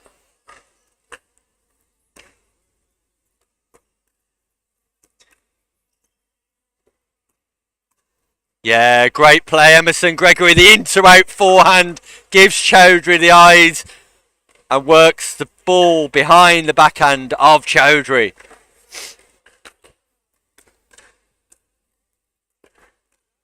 Ball goes long from Sam Basford's return. Makes this a 1-point game. Another unreturned serve. Takes us to 3-3. And that is the third unreturned serve in a row. Rarely do you get mistakes like that at this level. St. Gregory equal to the speed up and the advances of Chowdhury. Find themselves 1 point behind in this game.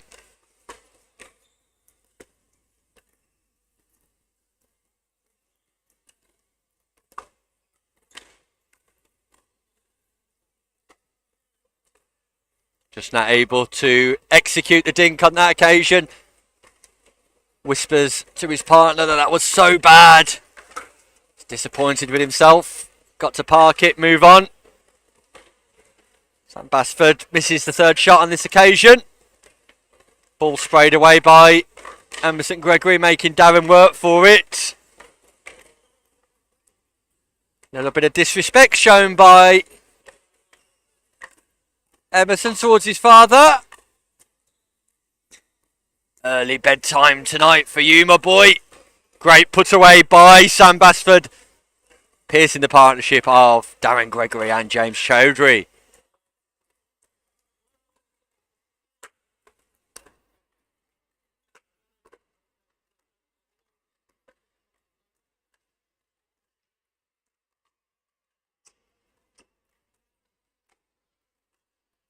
And because he missed the ball and crossed over the net line, Emerson Gregory has to concede the point.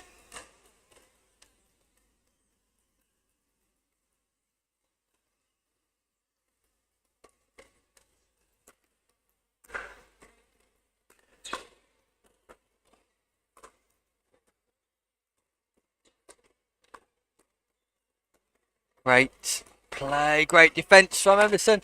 And the put away by Sam Basford. Great point here at David Lloyd. 2-point game.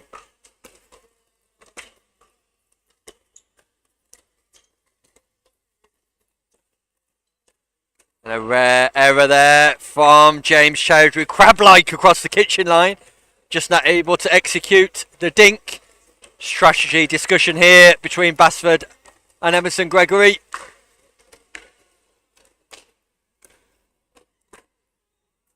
This is as tight as you like.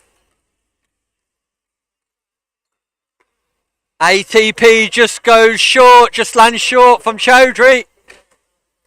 Has a bemused look on his face, but slightly short. Brings us to a tied game at 5-5. Emerson Gregory tries to drive, but that's halfway down the nets on this occasion.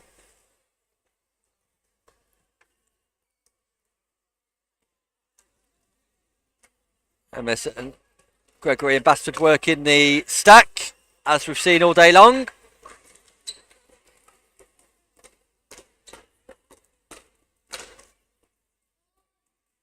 And that's great attacking play from Emerson and Gregory and Sam Basford, who switch first, reaching 6, and take a lead by 1 on second server.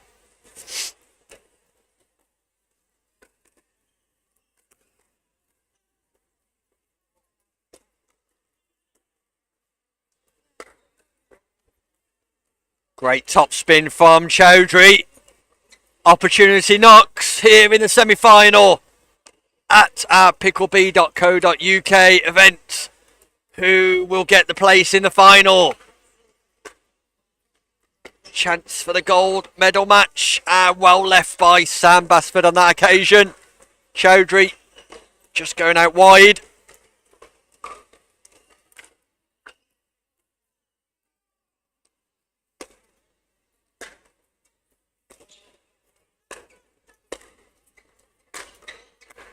Great defence, Gregory.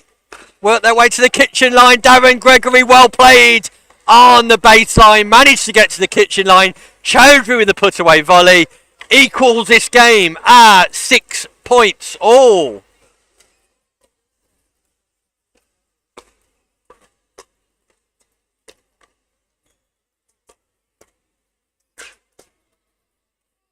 Great double-handed backhand from Sam Basford.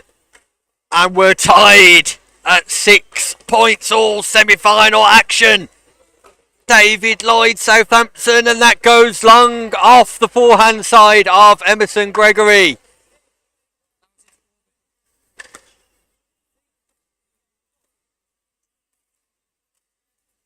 James Chowdhury in high spirits here. Nice and positive.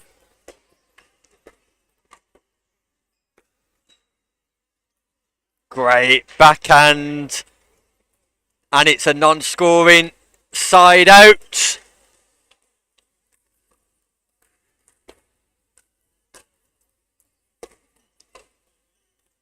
Darren will be disappointed with that.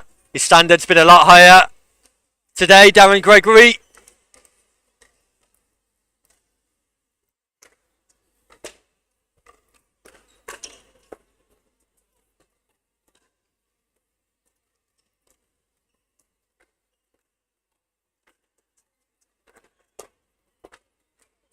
Great defence from Sam Basford off a poor lob.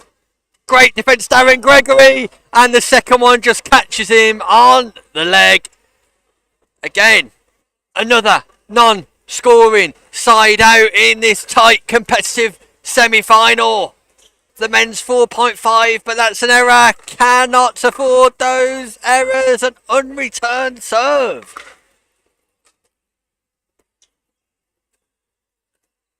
Dinking action. Error from Sam Basford. He can't quite believe it himself. Tries a little drop.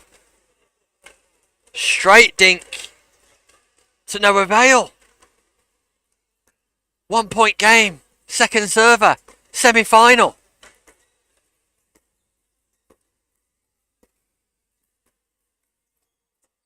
Chowdhury dominating.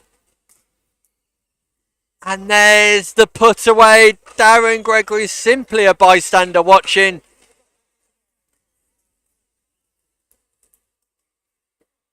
6, 7, 1. And this is tight. It's tense. Great drive from James Chowdhury down the middle. Emerson Gregory couldn't get enough power on the overhead forehand. And Chowdhury takes full advantage to tie this game up again at 7 points all.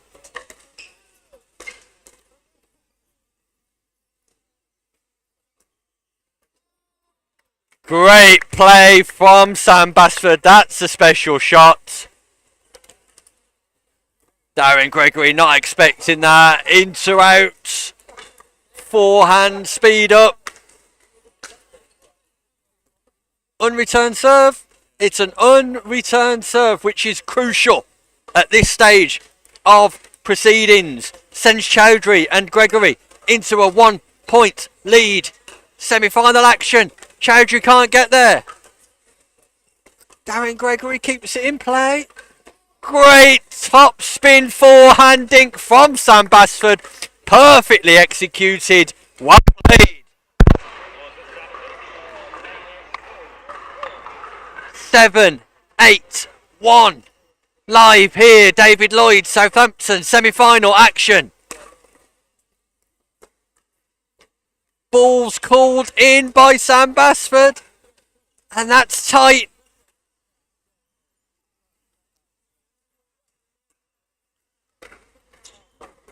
Return just gets there. Clips the tape. Crowd go ooh. Clips the tape again. Sam Basford tries to speed up, but the ball was not high enough for that. Side out. Darren Gregory and James Chowdhury 3 points away from a place in the final.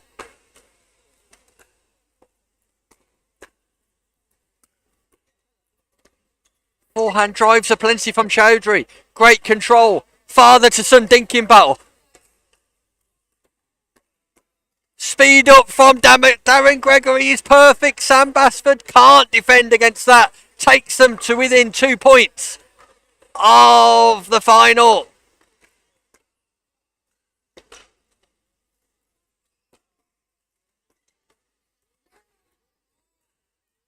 Balls called out by James Chowdhury. Emerson Gregory thought it was in. It's match point to Gregory and Chowdhury at 10-7 for a place in today's final.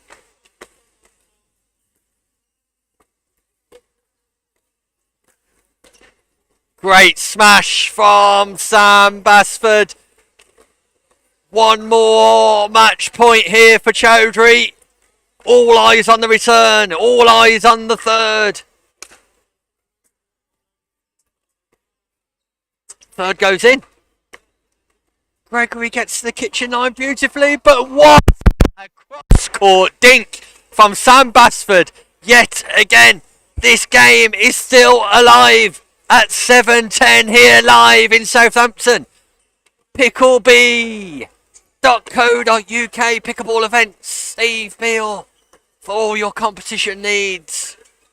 Sam Basford tries to speed up and that just goes long.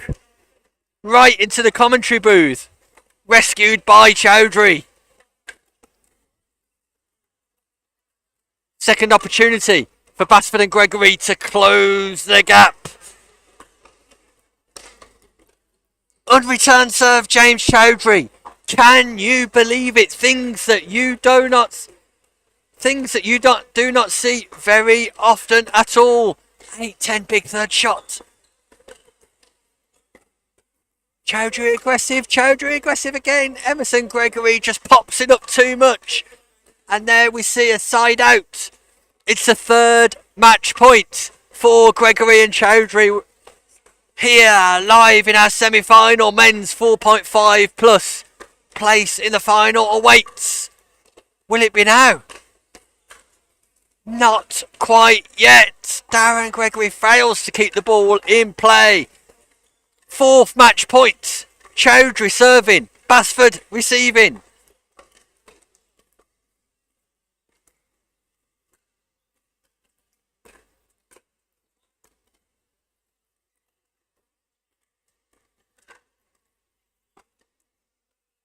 and the ball clips the tape, and it's the father that takes the spoils over the son.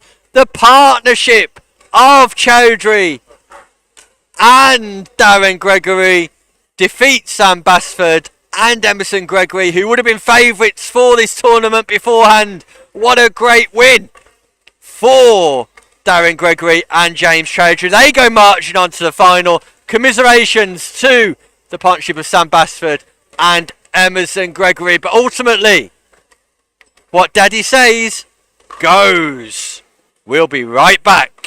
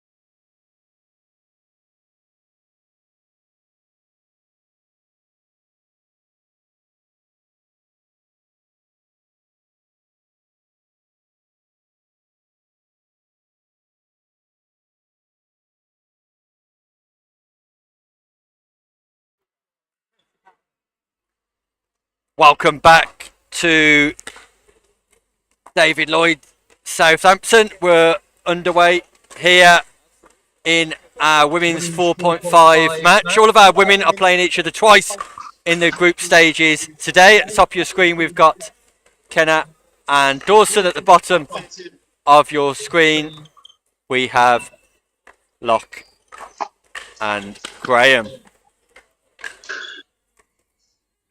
And a nice early start here for Kelly Dawson. Takes a 2-0 lead as they celebrate getting more points than they did in the first fixture this morning. First game was 11-1. Already they've bettered themselves and they celebrate. And a good drive there by Locke. Gets the first point on the board for Locke and Graham in this match.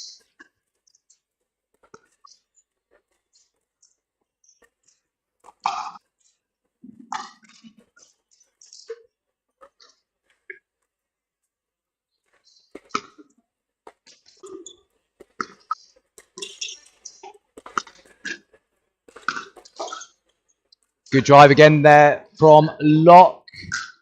Driving at Dawson, who puts the ball into the net on the volley.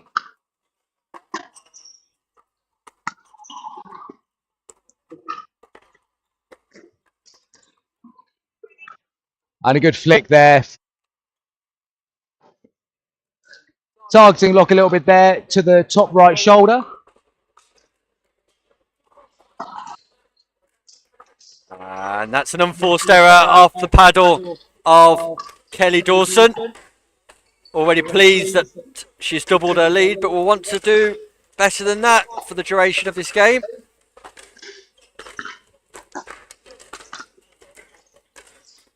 And there's the trademark Locke double-handed backhand drive volley right to the feet of Kenna, who was unable to keep the ball in play.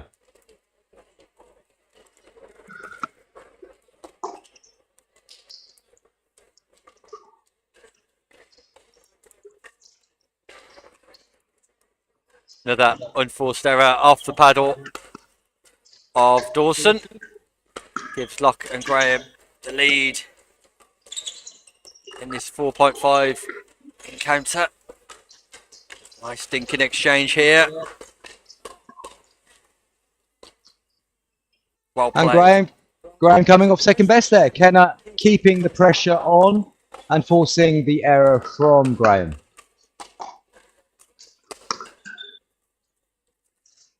Good deep return there from Dawson. Graham unable to get enough lift on the ball.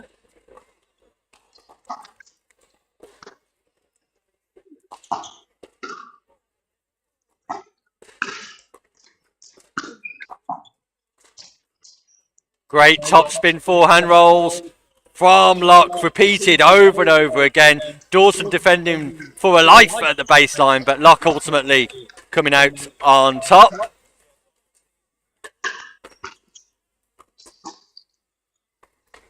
That lob's in. Graham tries to rescue it. Great lob from the paddle of Helen Kenna.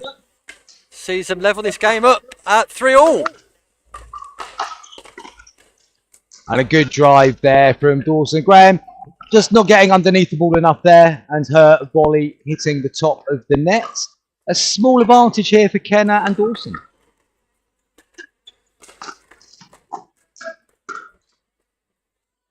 Oh, and the reaction from Dawson said it all, Chris. She left it alone, but it bounced in. And not just even a little bit in. It was very, very in.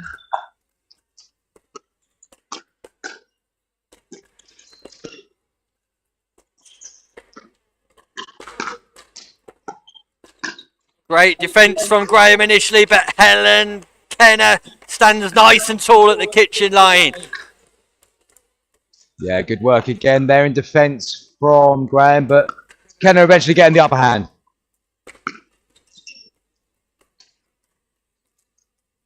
Locke driving down the middle, finding the edge of Kenna's paddle. We've now got a tied game once more.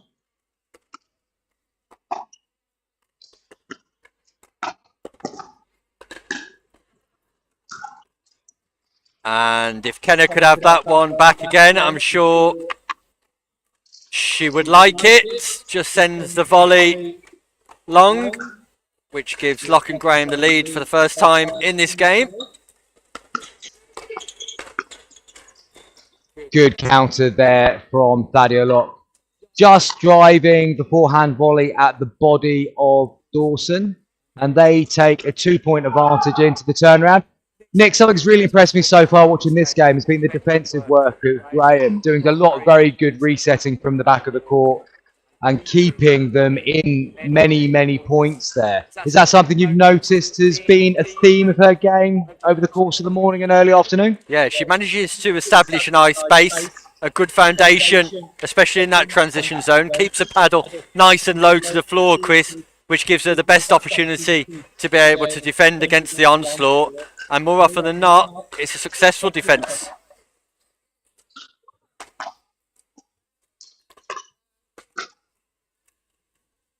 And good work again there from Helen Kenner, keeping her volleys deep against Thaddeus Locke, who was unable to get enough lift on that reset.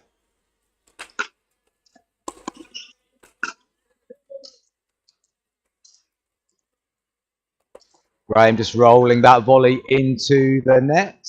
First mistake from her for a while.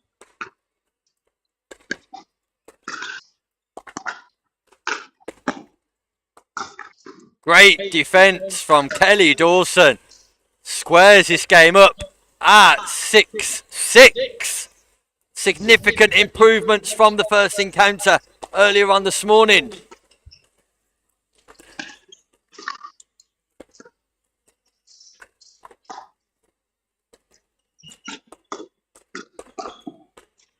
Once again, great defence from Kelly Dawson, but Thaddeus Locke, athletic enough just to pierce the backhand of Helen Kenner, Chris. Yeah, good work again there from Dawson on defence, but Locke just taking her time.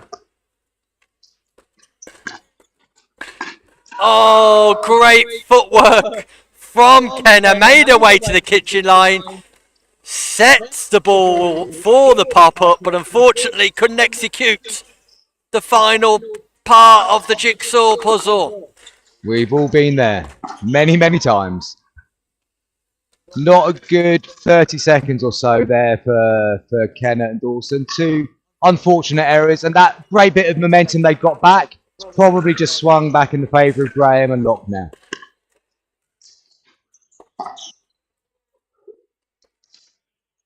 Ball just drops on this side of the net after hitting the tape. Gives Locke and Graham a 2-point lead in this fixture.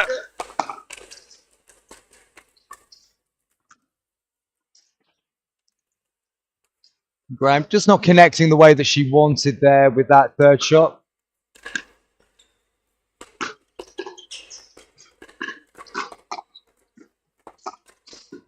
Wow. Good work there from Kenner and Dawson. Great hands at the kitchen line, forcing the error from Thaddeus Locke.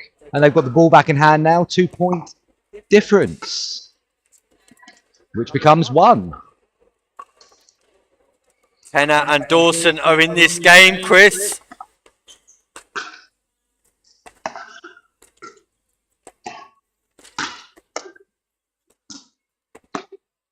Oh, unlucky Kelly Dawson. Great defence on the first smash from Locke, but not able to execute on the second. Big moment, big point, big play coming up.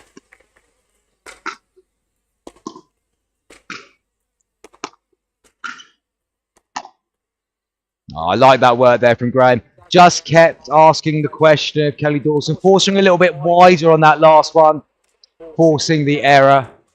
And now they have the ball back in hand at 8-7.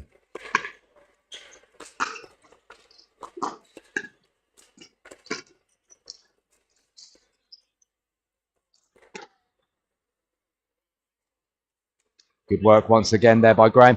Asking lots of questions of each other, both teams here. But at the moment, it just feels like Locke and Graham are in the ascendancy, 2 points away from victory here.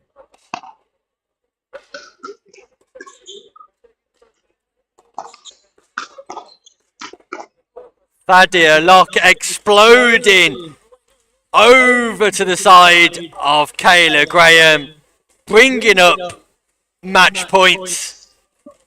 Fire from the paddle of Thadia Locke. Match point. And there it is. Seals the deal. Locke and Graham victorious once again. But Kennett and Dawson will be buoyed by their performance in that, Chris.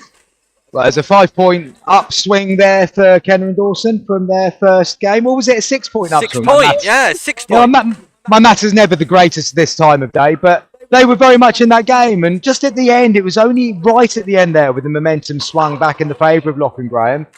Kenner and Dawson had done very well after the turnaround to really get themselves into a chance of taking the game.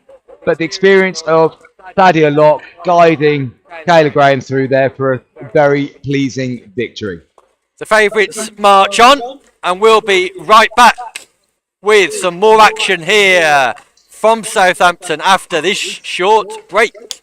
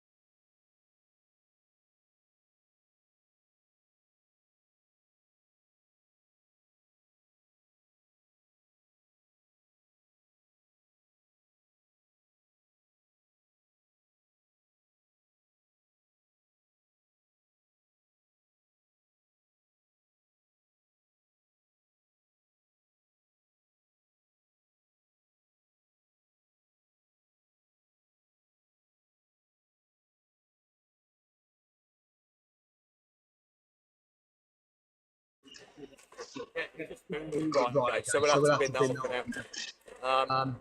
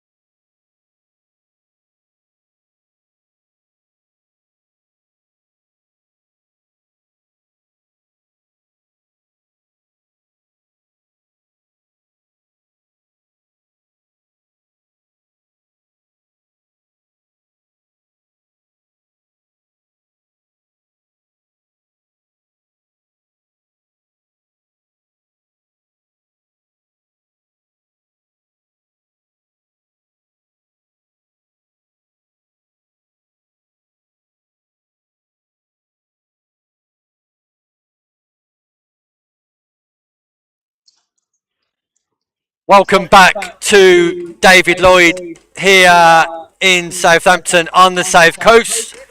We're all set for our men's 4.5 final. At the top of your screen serving, we have Darren Gregory and James Chowdhury, and they'll be playing against the team of Bright and Bowen Rayner.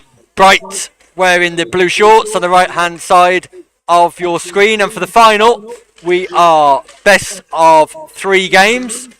First to 11 in each game win by 1. I'm delighted to be joined once again by Chris. Chris, we're at the early stages of this one. Favourites for you? I think it's hard to call. Both teams done really well to get to final. Hard to have a favourite at this point. I've been quickly impressed by the aggressive start by Bright and Bowen Rayner, though. Slamming the ball down at the feet of James Chowdhury twice in the opening exchanges. And coming off on the upper side of that hands battle as well.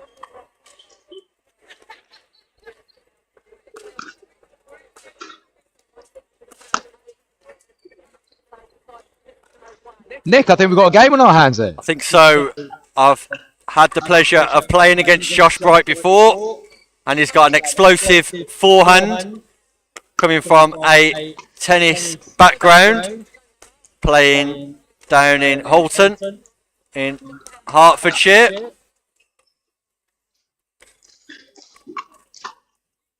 Just waiting to see the call on that one. I think they've called that one in. Called that one in as well. So it's an early 4-0 lead here, Chris. And Bright just driving that one into the net. Probably getting a little bit carried away with such a positive start. Nice top spin forehand by Chowdhury, just catches the net tape. They'll be looking to get off the board now.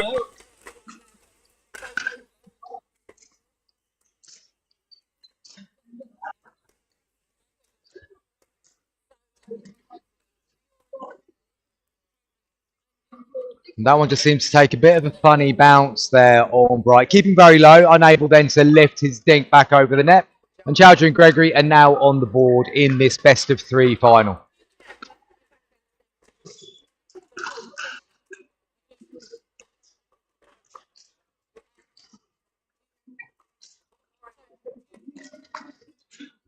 Speed up by Gregory, defended by Bright. Great defence, great expectation, great anticipation. And they're just putting the pressure on here, Chris. Yeah, I think you're selling him a little bit short there, Nick. I think that was a great counter-attack, not just defensive work there by Bright on that speed up from Gregory.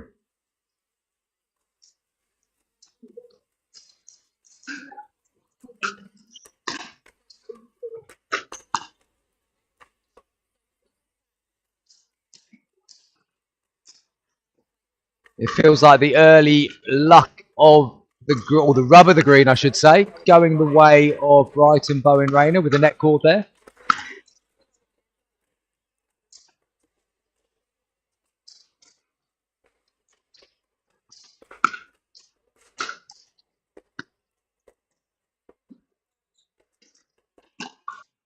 That ball catches the line and just darts like an off-spin ball in a game of cricket, but Chowdhury manages to get it back in play. A mistake from Bowen Rayner.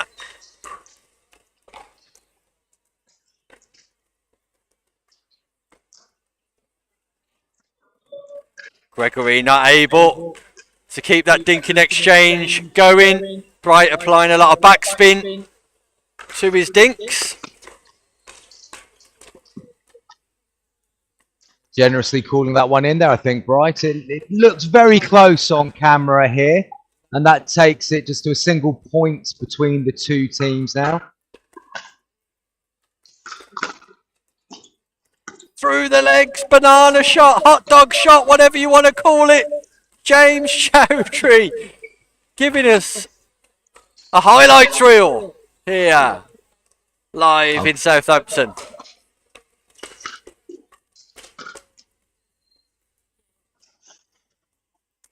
Great defence, Darren Gregory. Great defence, James Chowdhury. Joshua Bright get back on court, and here he is. What a point!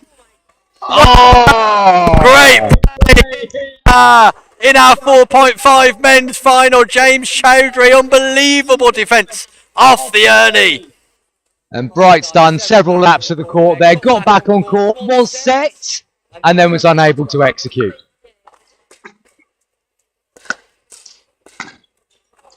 Yeah, great play down the line by Bowen Rayner. Sends Chowdhury out wide. He plays the cross court, enables them to pierce the partnership straight down the middle. I'll tell you what, Nick, I like that point because you just had the drama of the previous, everyone running around, chaos on court. The next point or the next exchange is vital there, and they've just been calm and executed brilliantly down the middle.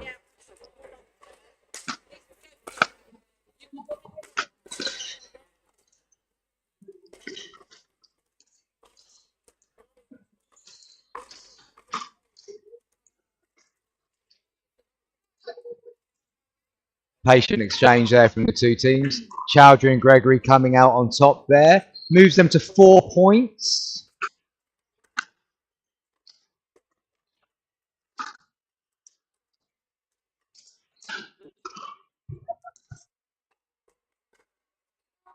Oh, that ball was sailing out off the paddle of Bowen Rayner. Chowdhury puts his paddle in the way and edges it for 6.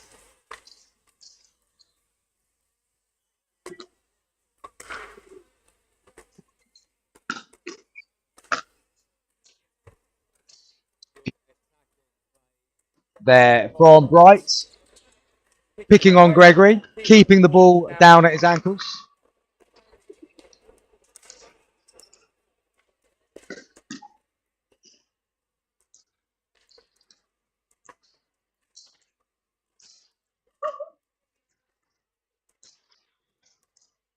Great thinking exchange. Great speed up by James Chowdhury.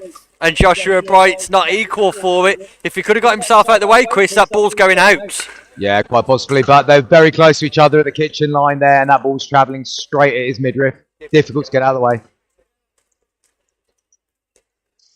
What I'm really liking so far, Nick, is the defensive work by Gregory. He's playing very much the part of the resetter, waiting for the opportunity for Chowdhury then to become the aggressor. Different role to what Gregory will normally be used to in his usual doubles partnerships, I'm sure. Again, although that Bright forehand is explosive, just 1 or 2 errors beginning to come from it.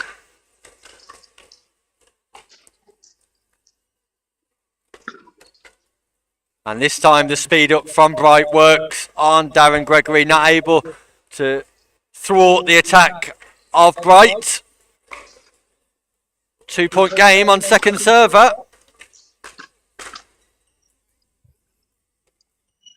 Make that a 1-point game, Chris. Yeah, I mean, we have to remember that Bright and Bowen Rayner did race away to that 4-0 lead very quickly. The game's just got a lot more cagey since then. There's the points aren't flying at the pace that they were earlier on in this final. Bright just having a look back there, probably feeling that if he'd left it, the ball would have gone long. He could well have been right with that assumption. Yeah, the Chowdhury forehand is now eclipsing the Bright forehand in this final. And that's seen Chowdhury and Gregory take a 1-point lead. And Nick, it's lovely to see the commentator's curse make another reappearance in this final. Chowdhury on the forehand, something we've seen him comfortably do.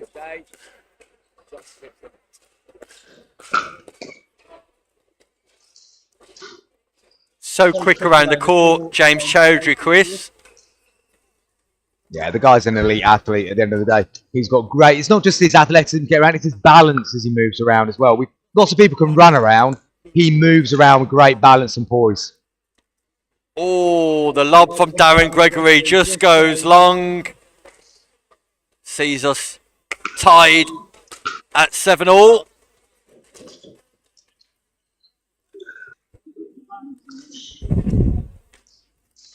think Gregory would want that one back if he could. Tried to apply too much top spin and mistimed it slightly.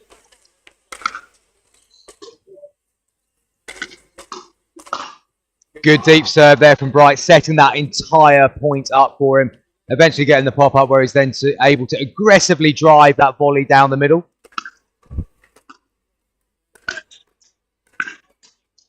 Great defence from Gregory. Great defence from Gregory initially. Chowdhury keeps the ball in the kitchen and Bone Rainer can't keep the point going for any longer. So chance for Chowdhury and Gregory to get back in the first game here.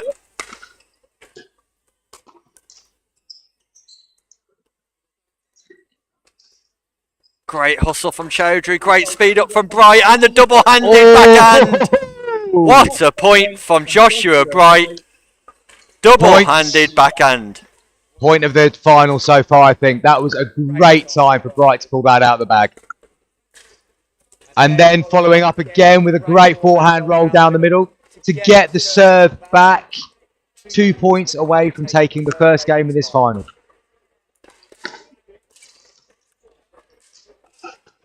And it's simple but effective. And it's over. We have Bright and Bowen Rayner who have executed the first game. We must have missed a point during that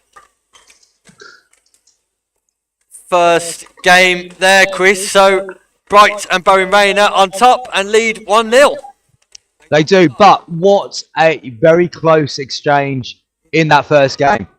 Although Bright and Bowen Rayner made a very quick start and got ahead, you saw Gregory and Chowdhury grind their way back into that. And it looked like at one point they had the momentum would go on to win it. You've got to give a lot of credit to Bright and Bowen Rayner to getting their heads back up again and sticking to their game plan, which is Bright very much the aggressor, Bowen Rayner being the resetter, shall we say. And it's worked for them in that first game. They are now 1 game away from taking this men's 4.5 plus final. And Chowdhury and Gregory must win this game to stand a chance of winning the gold medal in this final. But again, a short return and an explosive forehand from Bright gives them an early lead.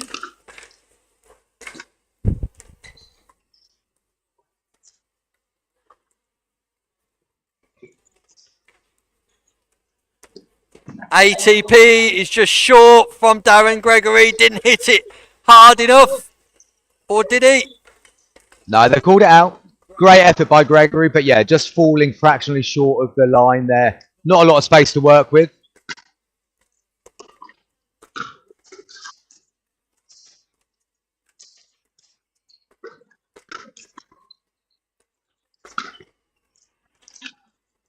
And good aggression there from Chowdhury.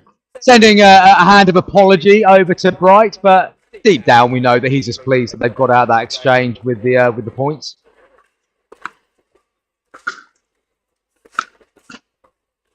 And again, that James Chowdhury forehand just comes to fruition at the right time, gives them an early lead in this second game as opposed to a 4-point deficit like they had in the first.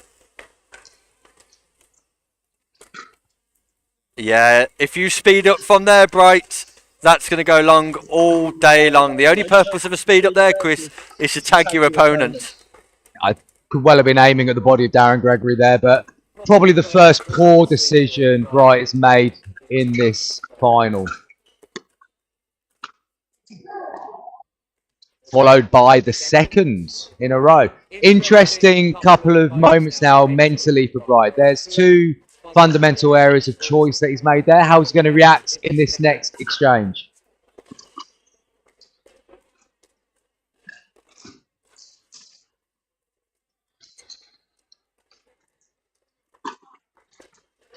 Yeah, that's great play by Bowen Rayner. Causes the pop-up to occur off the paddle of Darren Gregory and manages to play the ball behind Chowdhury to execute the point well.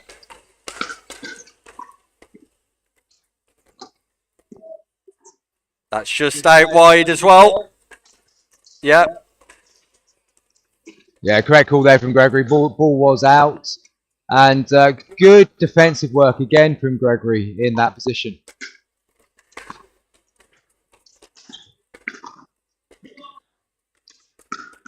Speed up from Chowdhury. Again, straight at the body of Bright, who can't get out the way of it. Has to play it, but the ball's too fast. Can't do anything with it on that occasion.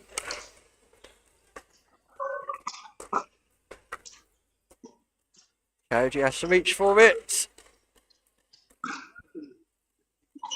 And a good put away there from Chowdhury. Lovely forehand roll. Again, just feels like James Chowdhury's decided now is the time to step up the level. He's going to be the guy who is the protagonist in this final from here on in, you'd imagine, especially if they are to get back on level terms. Needs Darren Gregory to keep that ball in play, though.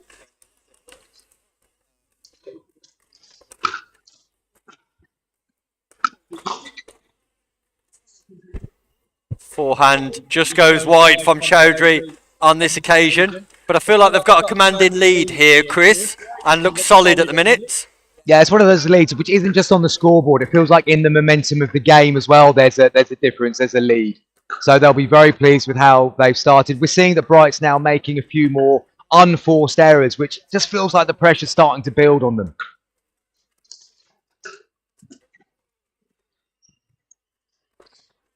And again, Bright looks for the speed up when the ball's probably not quite there on that occasion, Chris. Yeah, I think Bright just needs to just take a breath, get back to some basics of when the ball is there to be sped up and when it's not there to be sped up. And if I was Chowdhury and Gregory at the moment, I'd be inviting him to make a few more of these mistakes. Here we see a cross-court dinking exchange, and that's great pressure from Bowen Rayner. Just puts an extra little bit of top spin onto the final forehand that pushes Gregory wide. He can't deal with the pace on that particular occasion.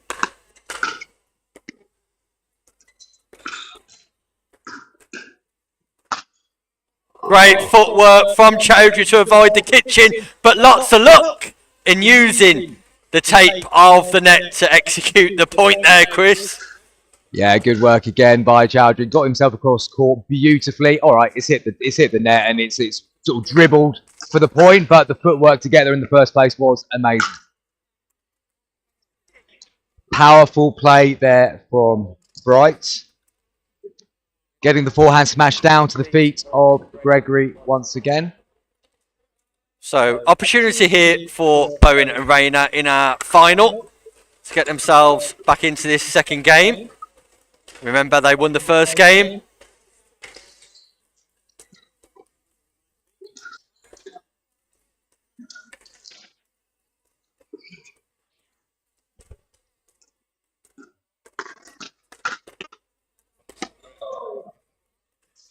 Great get, Darren Gregory. Great ball from Joshua Bright.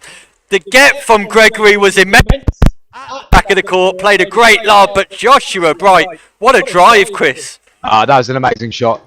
He probably wasn't expecting the ball to come back from Gregory because his initial lob was so good. To get that amount of power and dip, forcing Chowdhury into the error, great play. Bright is back on his game. Scramble. And great put away yet again from Bowen Rayner and Joshua Bright. Bowen Rayner piercing the partnership, causing Chowdhury to go aerial. And Joshua Bright sends that ball sailing into the crowds here in Southampton. And that's a good bit of pressure there from Bowen Rayner, getting Gregory into a horrible body position where he was unable to control his volley in the slightest. And there's a momentum shift here. Chris, I can feel it. Very much so. Very much so. It's been a good couple of minutes for Bright and Bowen Rayner. They got themselves back level on the scoreboard. That early dominance we were seeing from Chowdhury has been nullified. Yeah, great angle on the overhead from Darren Gregory. Just halts the momentum on the Bowen Rayner serve. Second opportunity though. We're all square in our second game at 5-5. All important second game as well. And that's explosive from Bright on the forehand side. They take the lead in this second game, in a game where Chowdhury and Gregory must win to stay in the final.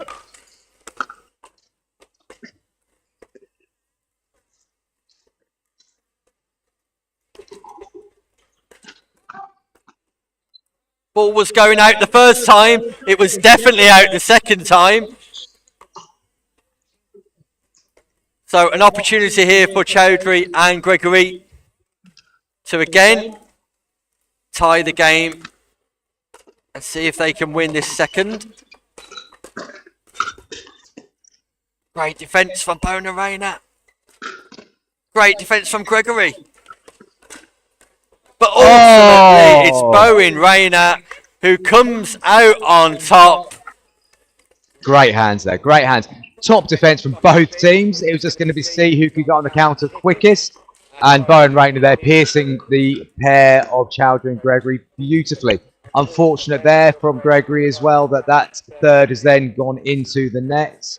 And this feels like a great opportunity for Brighton Bowen Rayner now. And that's an unforced error from James Chowdhury. Is this lead unassailable now? Are we watching our gold medal winners live here in Southampton? And they can do nothing with that. Bowen Rayner goes behind the back of Chowdhury, takes them to within 2 points of the gold medal, Chris.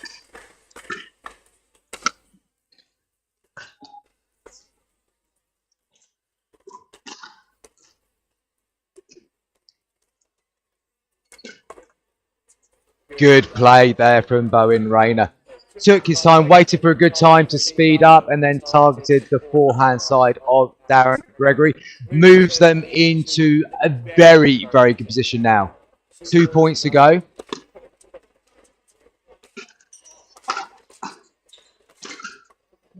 And there we are. That is game, set, and match. The championship goes to... Not quite. No. Early. He's gone early. I went early. You've gone very early. I fear though, Chris, it's not long before we announce that, because now it is championship points.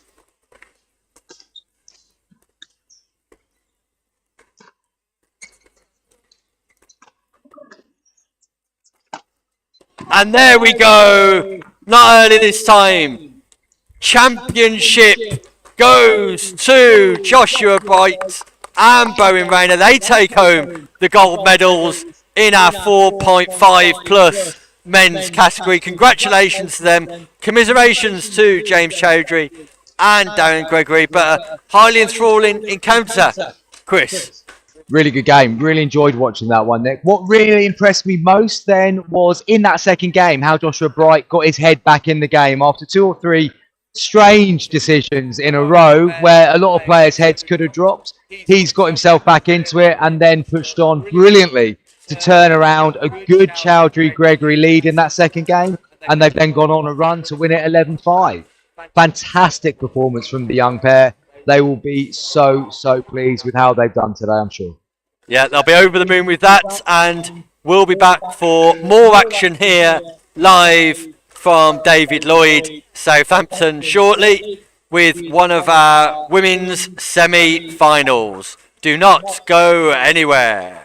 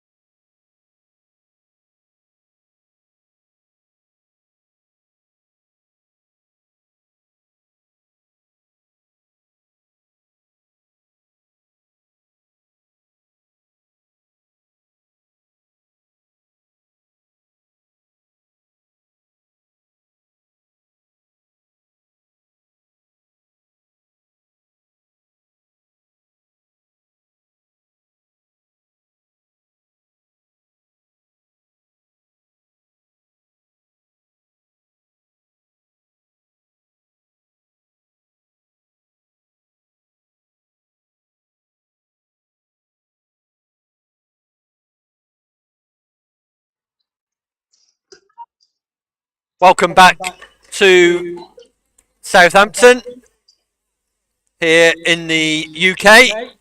We're gearing up for another female group game in our Ladies Division 4.5 plus.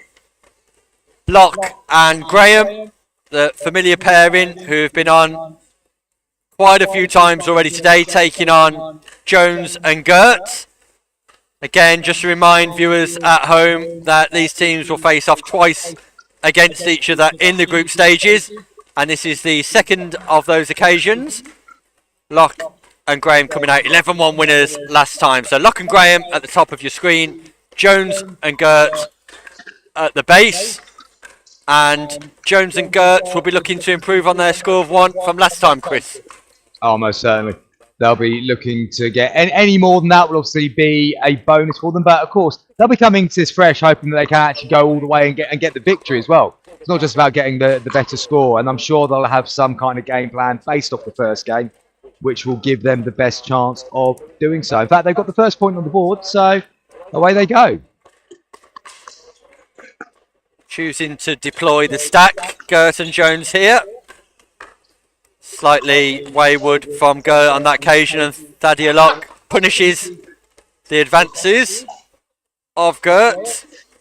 He just checks the ball. Temperature not the warmest in here, Chris. Can impact the balls sometimes.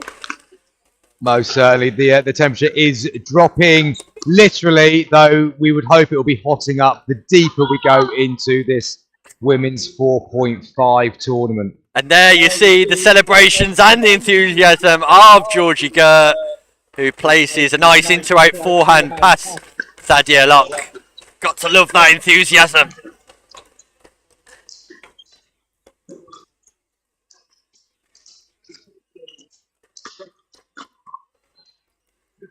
Good drive there from Graham. Something we're seeing a lot from her today.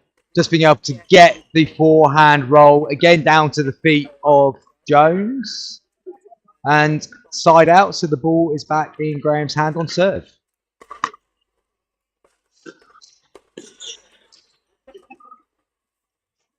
Gert will be disappointed there with her efforts. Thaddeus just placing that ball into the kitchen. Gert not able to keep it tight above the tape, instead placing it into the net. Yeah, and that's explosive from Thaddeus Locke. The footwork's great there, Chris. Taking her up to the kitchen line and being able to play the volley straight into the body of Gert. Yeah, it's a move we see Locke do quite frequently. It's the triangle situation that she creates then to be able to get on the attacking volley, which hit Gert in the body, but just good aggression from Locke. Nice play from Jones at the kitchen line. Nice and secure in her dinking game.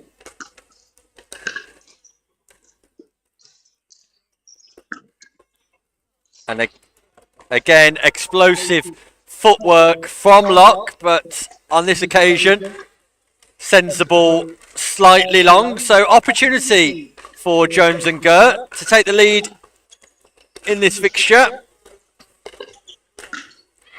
Yeah. Liking that from Gert. Good work there from Gert. She's just reset the ball nicely, asking a question of Graham, who went on the attack a bit too soon there. The ball's too low, and therefore ends up in the net.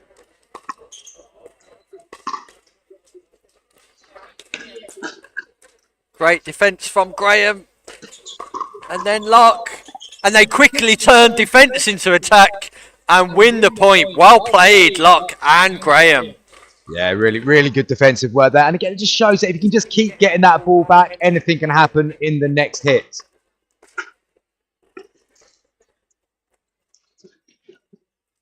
Unforced error from Graham, and all of a sudden, it's a 4-2 lead for Jones and Gert. Gert just gets ahead of herself slightly, Chris. Yeah, balance was all over the place on that drive, unfortunately, as you saw, with a little wobble at the end after she completed the stroke. So the ball's back with Graham, 2-4 behind. It just feels like if they can get a few points on the board here that they'll probably go on, but you never know. Still very early days.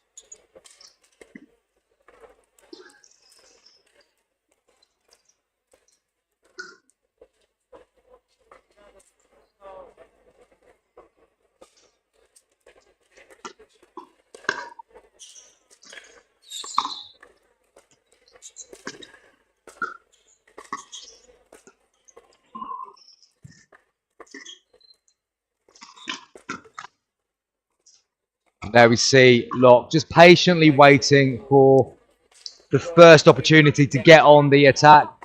A little pop-up there from Jones and a very, very punishing volley. Technically beautiful from Thaddeus Locke. Low to high. Topspin backhand.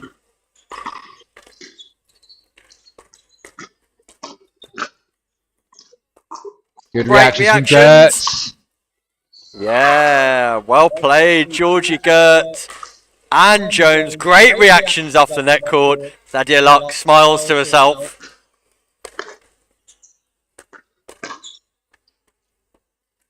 And there we see just that extra level of class, I think. You just had quite an exciting point, and then Locke just goes back to basics. Big drive, forehand down the middle, and forces the error. Just breaks that little bit of momentum that could have built straight away.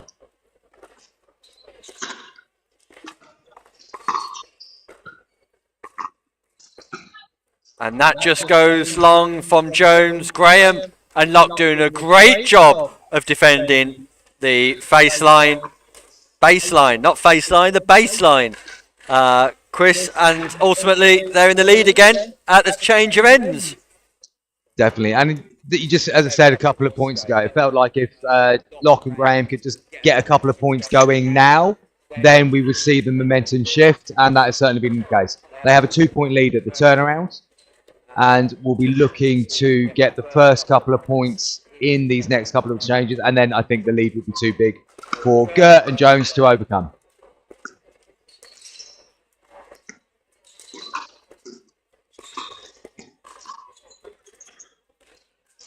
The net cord coming to Gert's aid there. I like the shape of Jones's topspin forehand, Chris. Looks to be a shot that she can execute at will. Nice. She's got very nice technique on that shot. And the ball's in Georgie Gert's hands here. So this is a good opportunity for Gert and Jones to try and get on top since the turnaround. That ball just sails long. Great play from Kayla Graham on the speed up.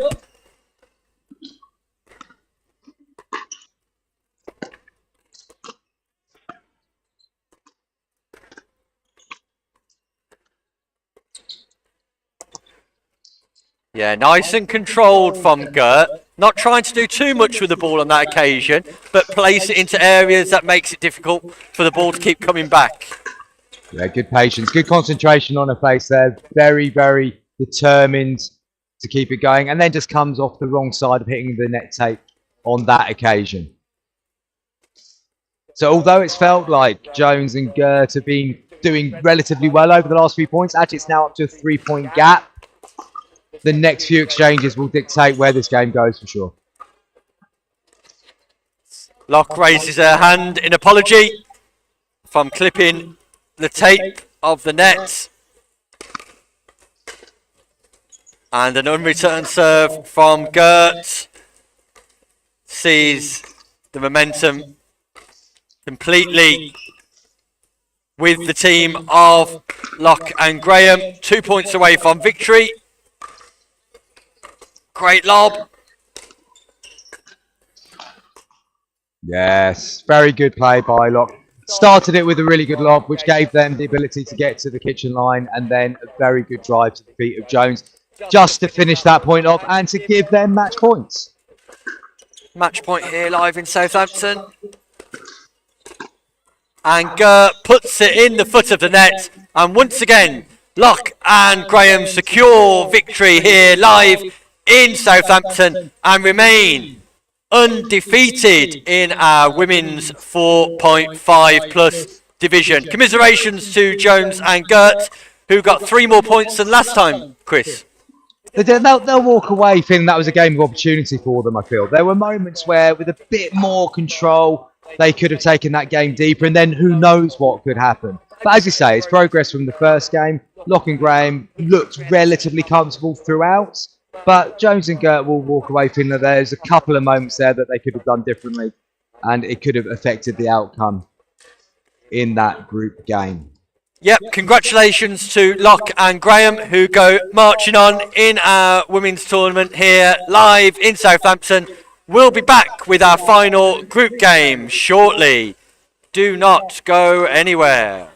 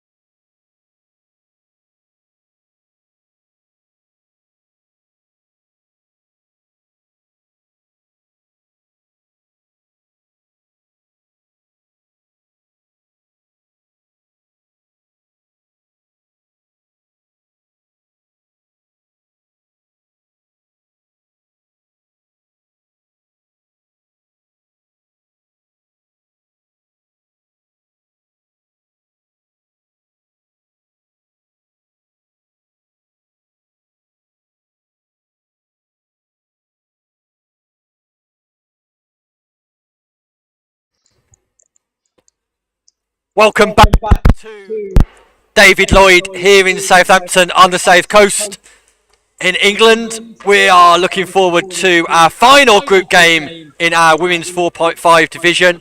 Serving at the top, we've got Jen Hewitt, who's playing with Goslin, Lauren Goslin, and receiving at the bottom of your screens, we've got Locke and Graham, the all too familiar pairings who are unbeaten so far in the group stages, Chris.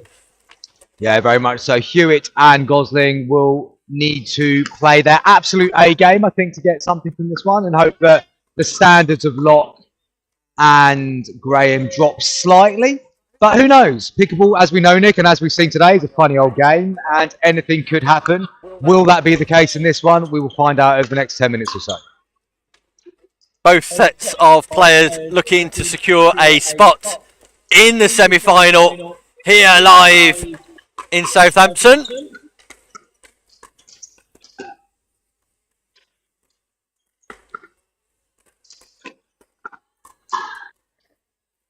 Nice play there from Hewitt and Gosling. First time they've actually been able to control an element of the point, I feel. Good deep work from Hewitt, keeping Graham at the back of the court, and then able to follow up with the smash.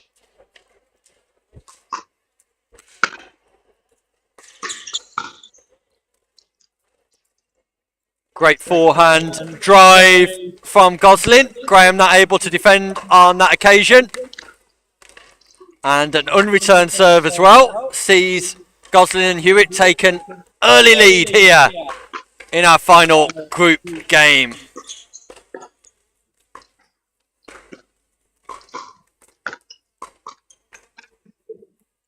And just long there from Hewitt. Locke and Graham able to keep Gosling and Hewitt right at the back of the court there, in control of that point all the way through. Hewitt eventually just sending it too long. See the side stack again from Locke and Graham.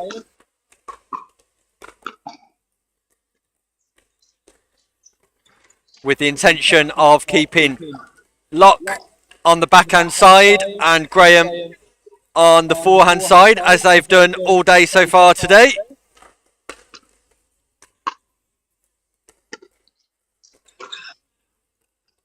And Jen Hewitt would want that one back again if she could.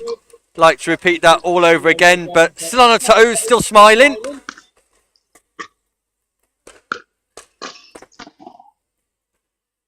Good work there by Gosling in terms of trying to get Locke on the stretch a little bit there, which she was, and sending that one wide of the sideline. And almost a carbon copy there, Nick, where Thaddeus Locke is looking to get very central, very dominant on there. That time able to drive the ball at the body of Gosling.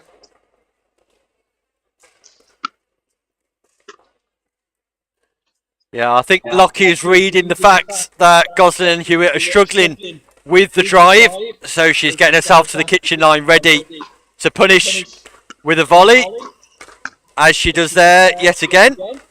Tries to read the play. But she's 2 for 2 for it on so far, Nick. There's been 2 errors and 2 successful outcomes, so it might be something they look to temper in the next couple of points.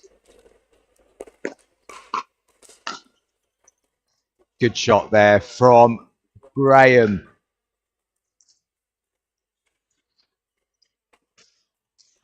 It's a little bit of confusion as to whether it was in or out.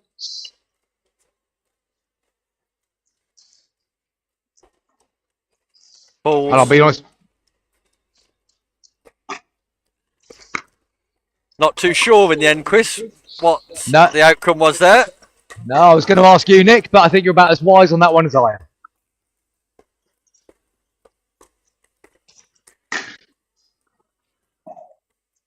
Gosling unfortunate there. There was the moment was there to attack, but wasn't able to execute in the way she would have wanted.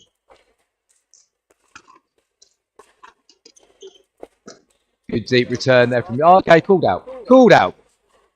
Almost a good deep return there from Hewitt, we should say. Those are the margins, Chris.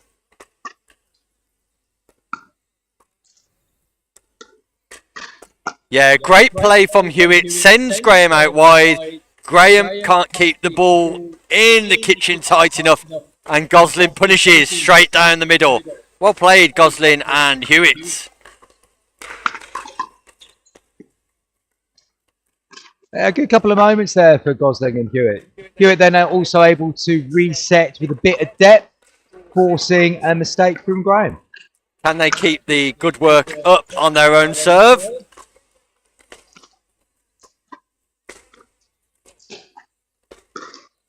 Great scrambling defence here.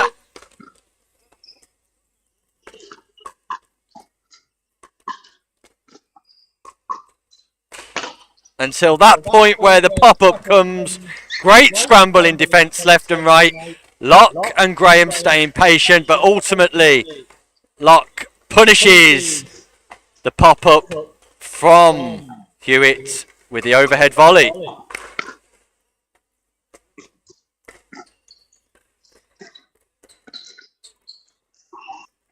And Graham getting the benefit of the net cord there. Just trickling over. And impossible for Hewitt to do anything with that one.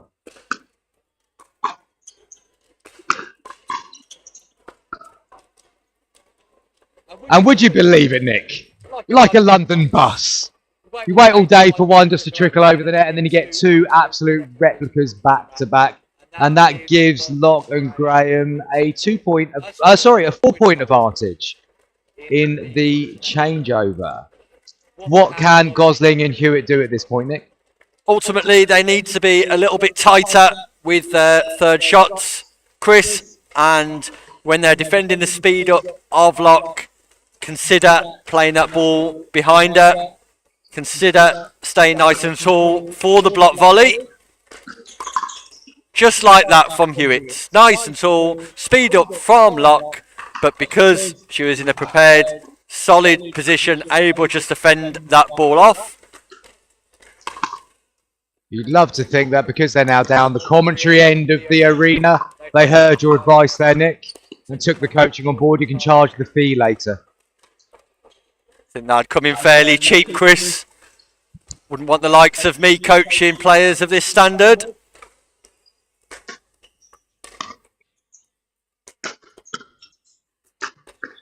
Yeah, and again, it's a speed up from Locke, causes the pop-up off the pickleball of Gosling, and she's there to take advantage of the second opportunity. Great defence from Graham. Great defence from Graham again. Incoming. Gosling this time with the defence. And gets the net cord for the third time. This game a winning point. Utilising the net tape. Using all the facilities here, Chris, to their advantage. So unfortunate for Gosling and Hewitt because they'd actually fought really well in that exchange. But once again, not getting the bounce off the net tape.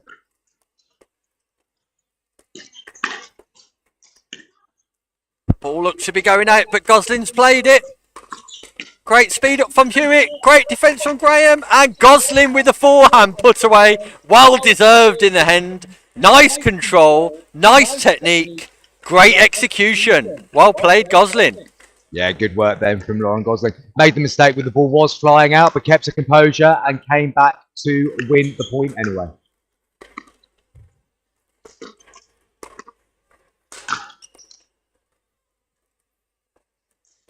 Unlucky there for Gosling. Hewitt put in a bit of an awkward position there with the ball being popped up right in the area for Thadia Locke to go on the smash. Gosling nearly got the reset, but it just went out.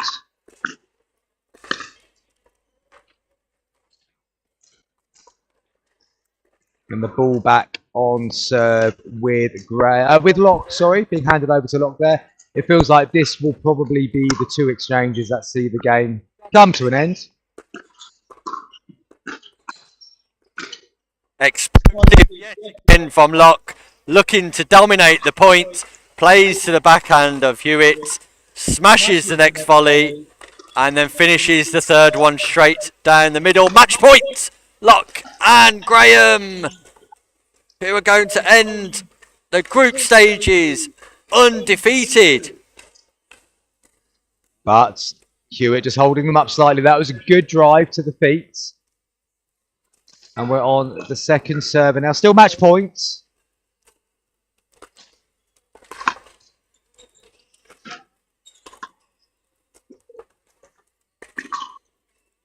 And Gosling sends it long, and that secures the win for Locke and Graham. 11-2. Comfortable yet again for the favourites, Chris.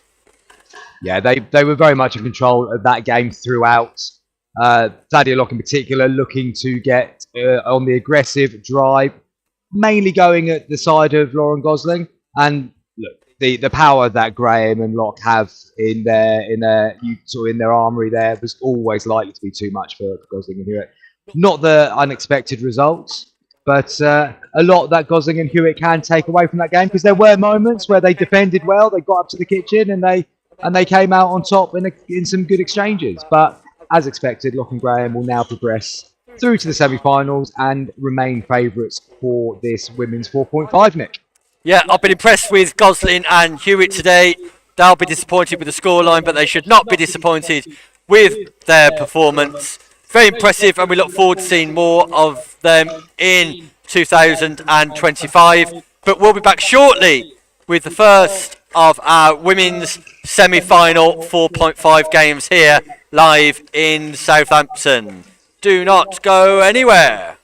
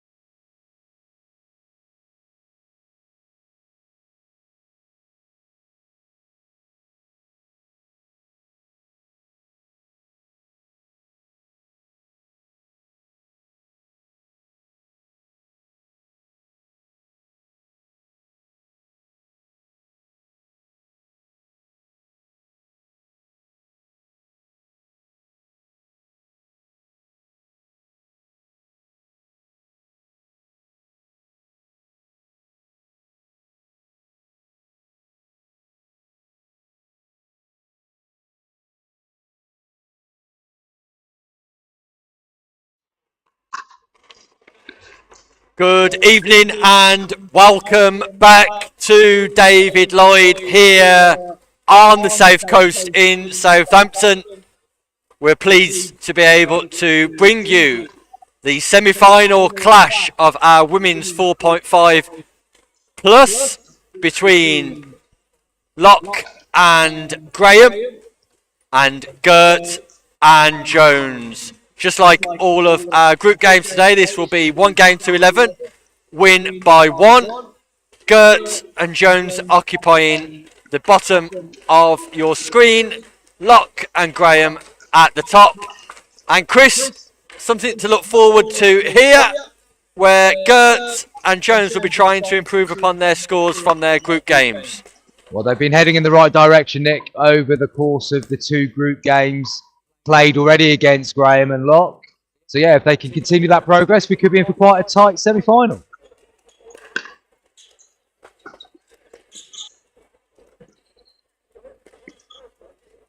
Yeah, Locke rescuing well off the net cord. Gert not able to keep the ball in play.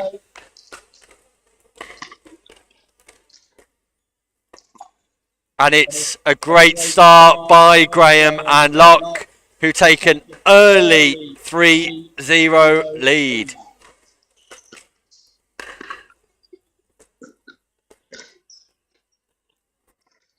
Mistake there from Gert. Just the backhand volley, not really any control over it. It's just gone out to the right-hand side of Graham's court.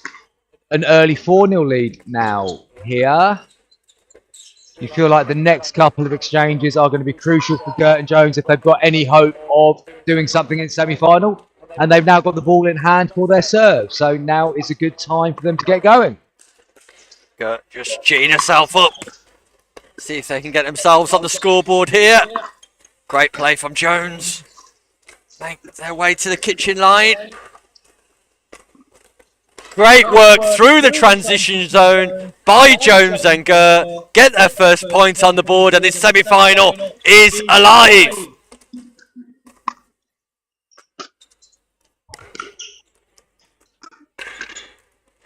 Good pressure there from Locke. Just again, we have that situation where Gert and Jones felt like they might be getting a foothold into this game.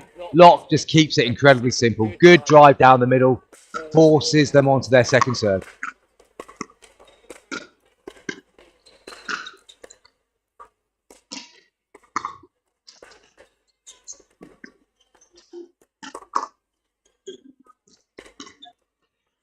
Good play there from Gert and Jones. Once again, they've just managed to edge their way up to the kitchen line, doing that very, very efficiently, and then able to get themselves into a position where they can go on the attack. And they've come out the better side of that rally again, and it's a 2-point difference.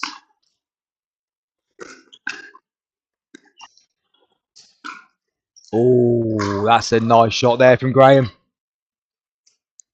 Gap was too big between Gert and Jones on that occasion. Graham exploiting it with a nice topspin forehand roll.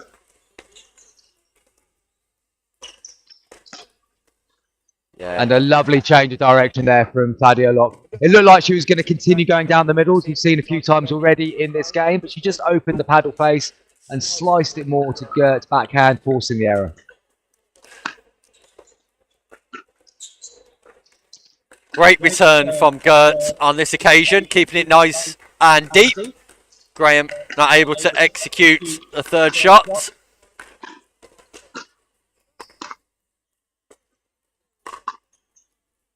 And that's just slightly long from Jones, who makes her first error in this game, sees a change of ends.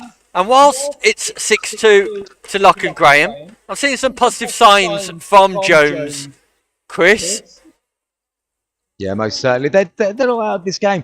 I think the key thing is that they've lost twice already in the group stages. If they can keep their heads up for long enough and believe they've got a chance in this, the game will go deeper.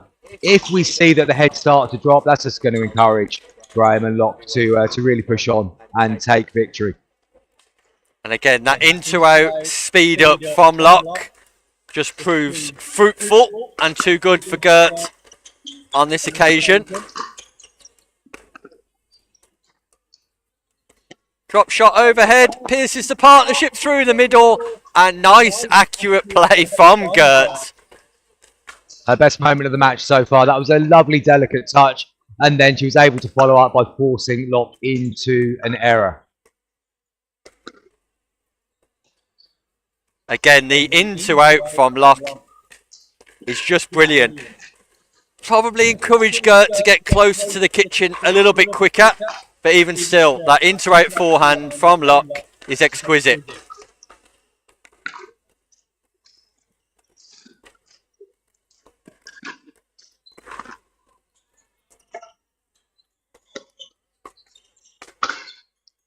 And punishing from Thadia Locke there, I think it's fair to say. Jones is popping the ball up and no mistake made by Locke whatsoever. Again, an element of in to out, but incredibly accurate. Nice bit of power. And now they're back on serve.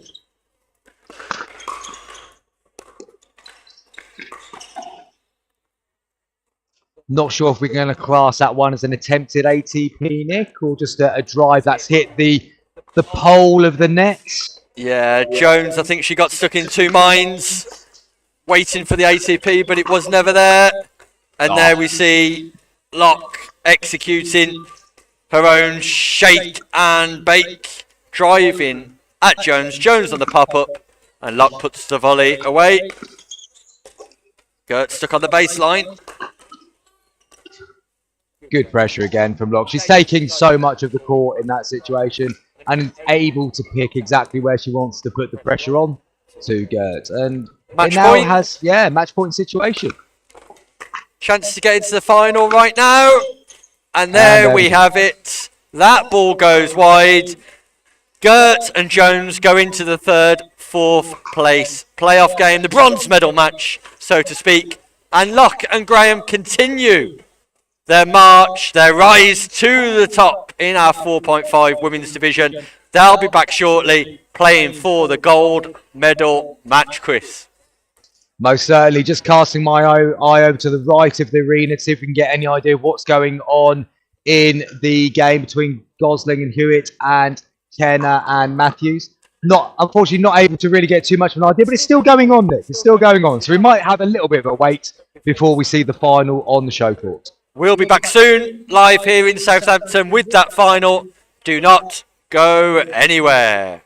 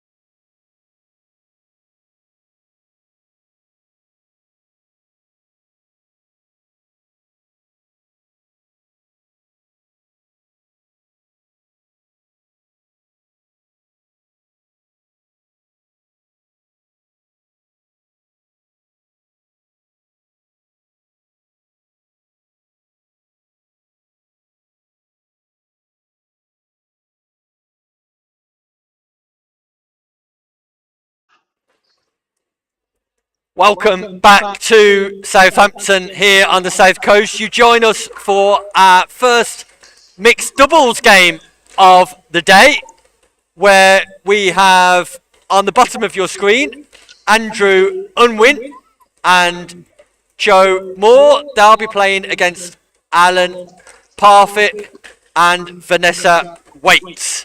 It's a 4.0 mixed doubles game, first to 11, and a nice change, Chris, for us to see some mixed doubles play.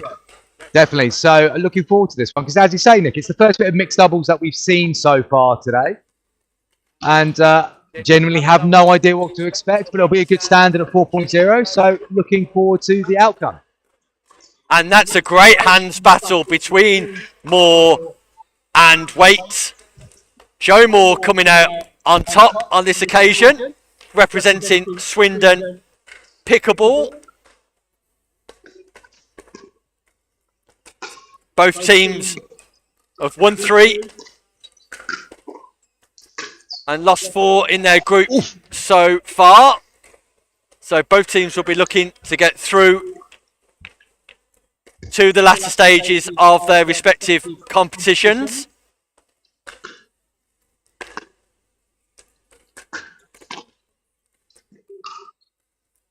And it's a nice solid start here for Moore and Unwin.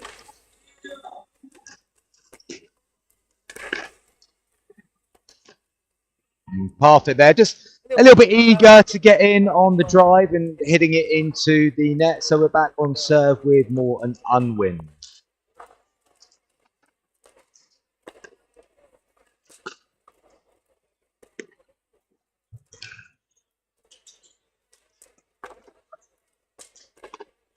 Good reactions here from Moore.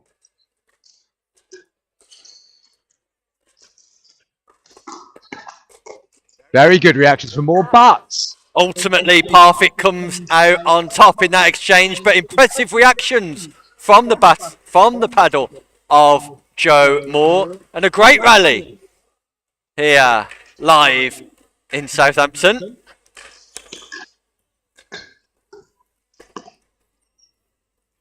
And Moore's drop there, just falling the wrong side as far as she's concerned, just clipping the net. And we're now on serve with Parfit and Waite. Vanessa Waite with the ball in her hands.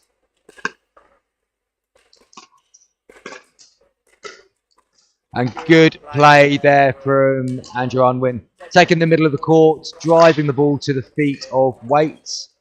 And we're on to the second serve.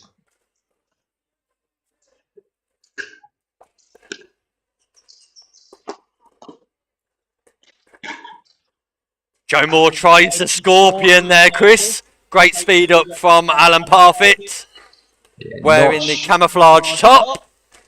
Not sure how intended the scorpion was in that situation. The ball was driven at her, and there was an element of maybe trying to get out of the way, but also keeping the paddle there just in case something positive could come of it.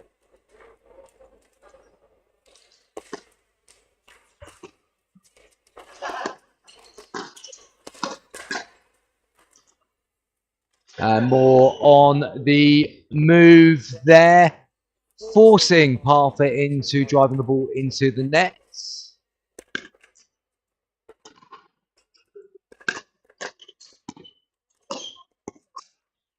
Yeah, nice backhand from Parfit.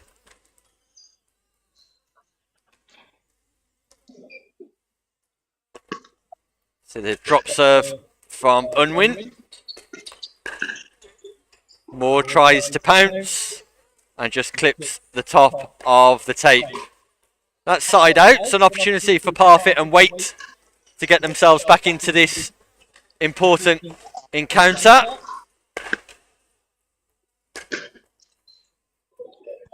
And the tall frame of Andrew Unwin ducks that nicely. Big smile on his face. Manages to avoid the aggression from Parfit. As soon as that return went mid-court, you knew the drive was coming, but Unwin able there to matrix his way out of the way.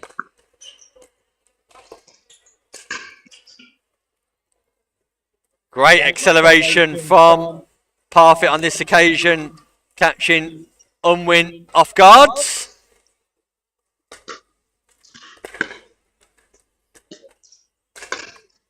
And that's a great smash. Like I said previously, the tall frame of Unwin coming to good effect there, Chris. Yeah, that was good dominance of the court there from when he made the call early. Moore knew to get out of the way, and he's put the smash away quite comfortably. Good play there from Parfitt. Changing the angle of his reset twice. Just forcing a little bit of an error there from Unwin. Quite a cagey game, Nick, so far. Yeah, cagey, but nice to see the enthusiasm of the players, especially when they were told they were on show court. Chris? Already had the request for the recording to be sent over for analysis as soon as this game is over. We'll have to get the tech team on that as soon as we can.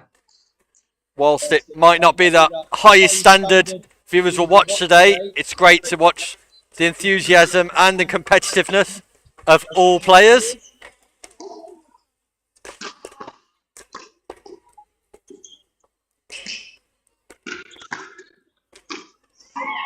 And Moore with the lob, and even the tall figure of Parfitt can't reach that one. Uses the top edge of his paddle to send the ball flying into the tournament director table here. One of those ones where Parfitt will be delighted to realise that he is on the live stream for the first time today. Just checking the score here. We've got 4-2-2. Make that 5. Unreturned serve from Parfitt in this race to 11.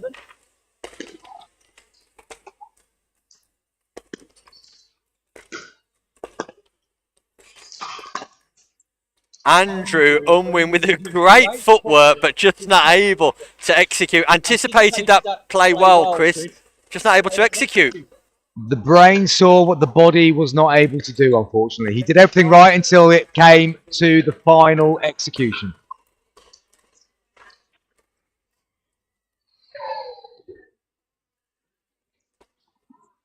Doesn't appear to have bothered them too much, though. They are 6-2 up. Probably forgetting to change around now, which happens to a lot of us. You get into the heat of battle. The last thing you want to do is remember that we're supposed to have changed ends, but somebody has remembered now. So we will be turning around.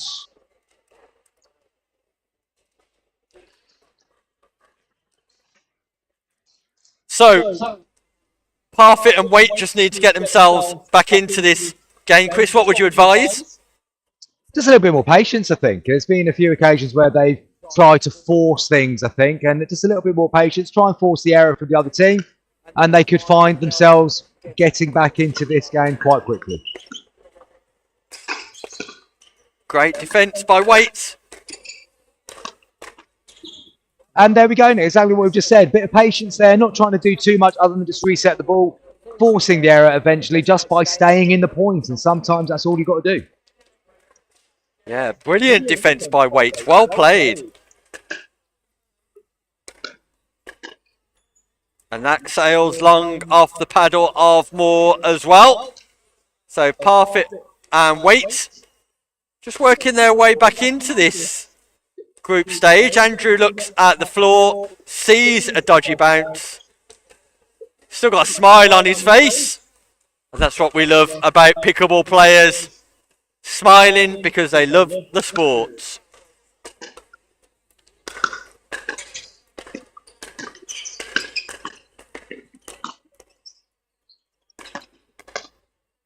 Great defence from Parfitt, and Unwin misses the easy ball.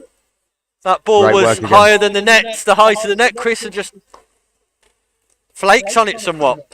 Yeah, poor execution, but this is a great little fight back from Parfitt and Waite. They again, just by staying in the points, are getting themselves into a good situation. And the fact they've taken the lead for the first time. Consistency. Consistency. Consistency is what they're looking for. Get the basics right, keep the ball in play, make the opposition hit balls.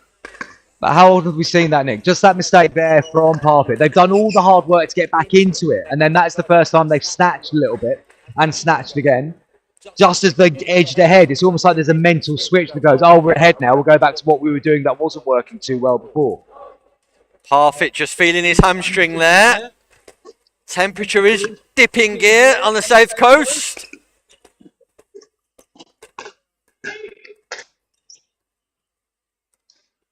Good work there from Parfit. There was a shout of leave it from Unwin at the far end, which his partner wasn't able to act on quickly enough.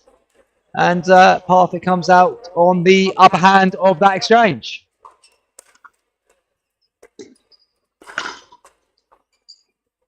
You just feel like the rub of the green's starting to go with Parfit and Waite now, don't you, Nick? The thing I love about that point, Chris, is Andrew Unwin is still smiling no matter what. Crucial part of the game. Net cord goes the way of Waite and Parfit, but Andrew's still got a smile on his face. Loving his pickleball. Great smash, great defence by Waite. Works away to the kitchen line, but just hits it into the middle of the net. Great defence initially. More stay strong to the advances of Waite.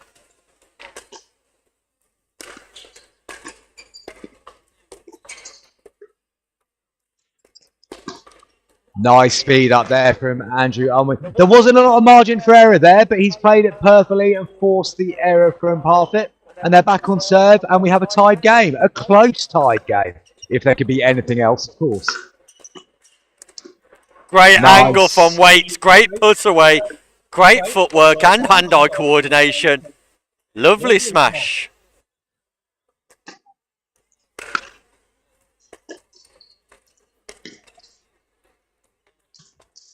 And the lead goes back to Moore and Unwin. Really enjoying this game, Chris?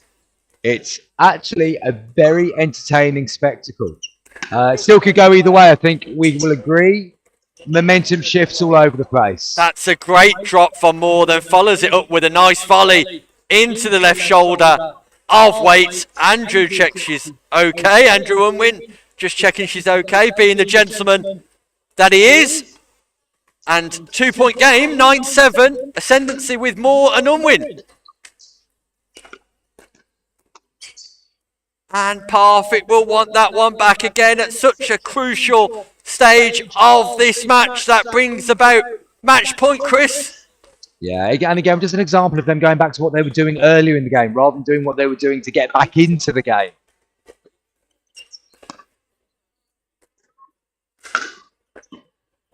Great put away by Waite. Good aggression there.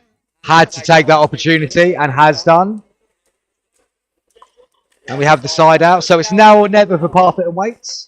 3 points behind. There'll be a match point against them if they go to another side out.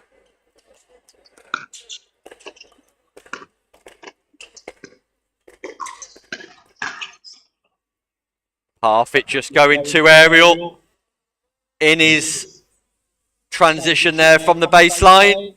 And Wynn puts that away. Second opportunity to trouble the scoreboard here. Close the gap.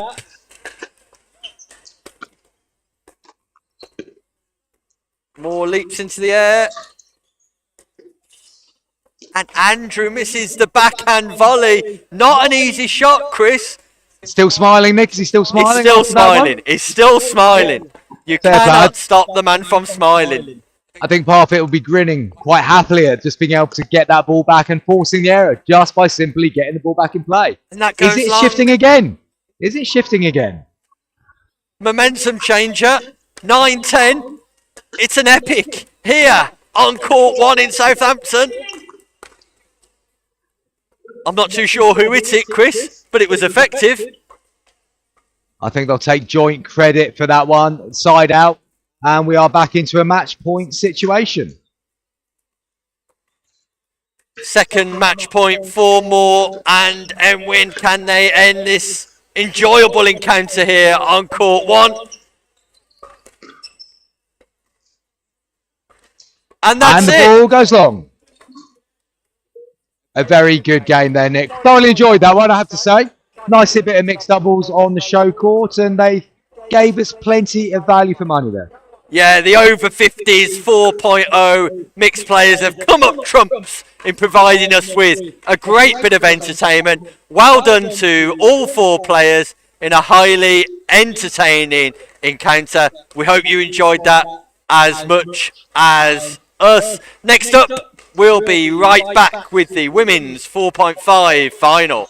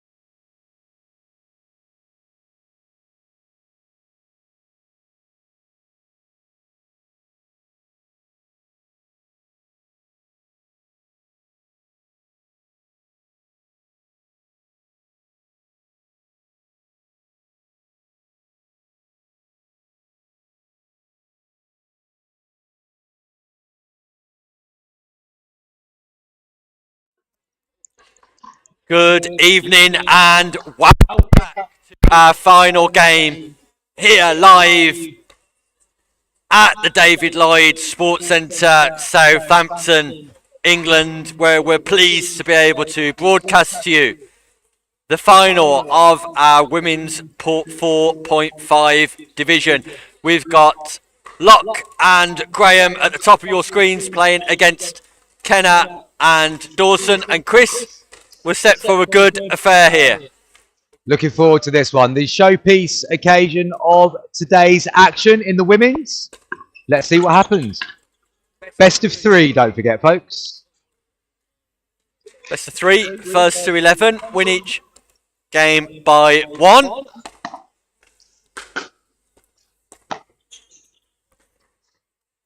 You'll notice that Locke and Graham have already defeated Kennett and Dawson on 2 occasions today.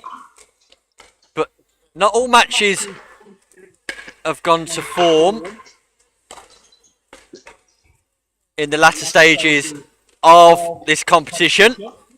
Kennett and Dawson managing to overturn the partnership of Hewitt and Gosling in their semi-final.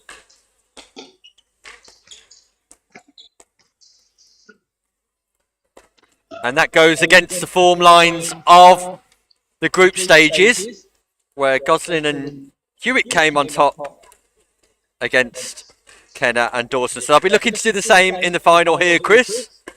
Well, it's an absolute free hit now for Kenna and Dawson, isn't it? They'll be delighted to have got to the final, and they can just let the handbrake off now and have a go and see where it takes them.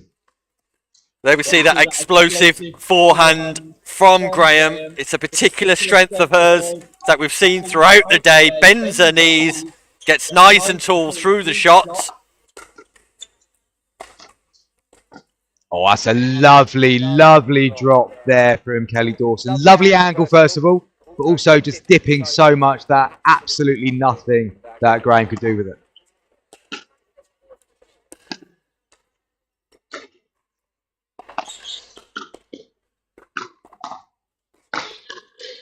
Great Good defense work by Kenna.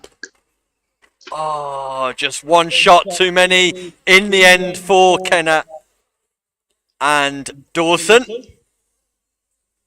But putting balls back into play, Chris, and I think that's the secret to remaining competitive here in the final for Dawson and Kenna. Make them play one more shot. Absolutely, absolutely. And it's been a positive start from them in this one. I mean, that's a good shot there by Locke, and the ball was there to be attacked, but Kenna and Dawson will be feeling like they've got an early toe hold, maybe not a foothold, certainly a toe hold in this opening exchanges.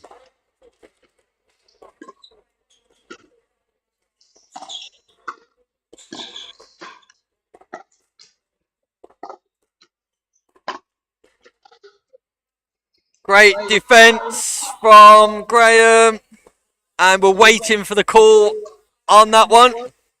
It looks good from our position, and it's been called in. Helen Kenna just asking somebody in the crowd to help her out. But great defence from Graham, Chris. Yeah, very good defence. And it's, both teams in there, that could have gone either way at that point. Absolutely could have gone either way. And the lob at the end then just doing enough to take it the way of Locke and Graham, and an unforced error there from Dawson. So early momentum shifts.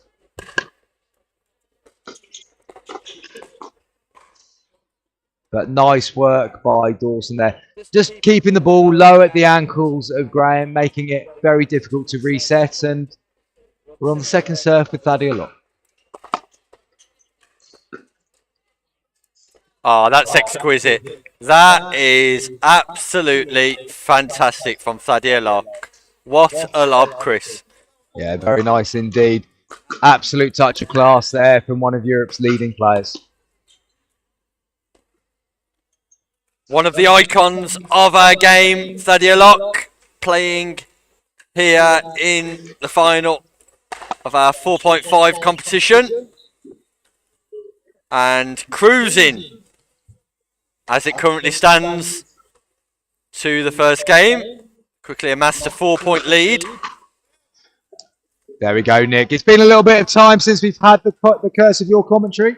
And Thadia Locke just sending that serve into the net. We have a side out. Can Kenner and Dawson make a move at this stage?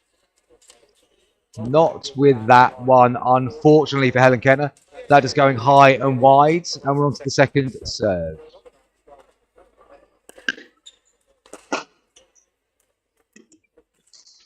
But this time Locke with an unforced error on the return. Just keeping Locke and Graham honest here. Kenner and Dawson. And nicely put away by Graham again. So sharp on that forehand side, Chris. Yeah, it's very much playing to her strengths there. She gets the chance to open the court up and get the angles nice with that forehand that she possesses. Speed up from Locke proves effective against Dawson on this occasion.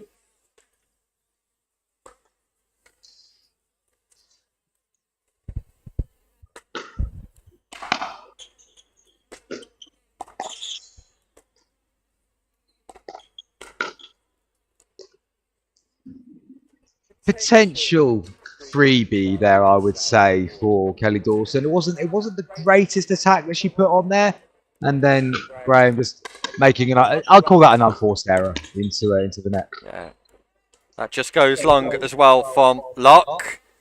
Yeah, just going back to that previous point, Chris. I think Graham was stuck in the middle of no man's land, mid-court. Would have liked to have seen her accelerate to the kitchen a little bit quicker.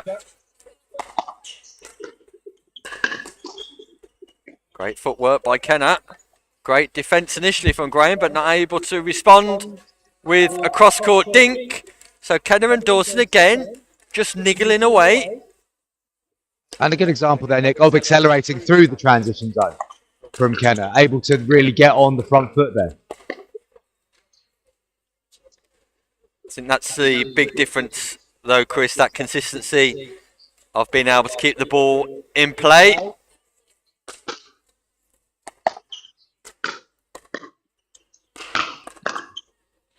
Consistency, Thadia Locke's middle name, it seems, because she very rarely misses.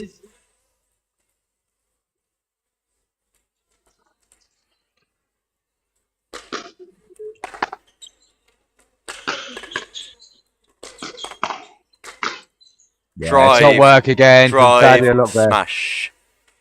Drive, smash, Chris. Very, very nicely controlled by Thadia Locke. She was just kept pushing the power button there and waiting for the time to be able to finish it. And again, just absolute control with power. Power with control. One thing we've not seen from Graham today is a drive on the third shot. She's very adept at playing that third shot drop.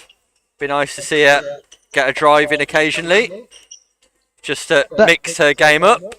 That's an interesting tactical point there, Nick. I mean, what we're seeing quite a lot is exactly how that point's played out. So it's a really good drop from Graham in the lead. Then you get that slight pop up on the fourth shot, which brings Locke in there for the aggressive put away.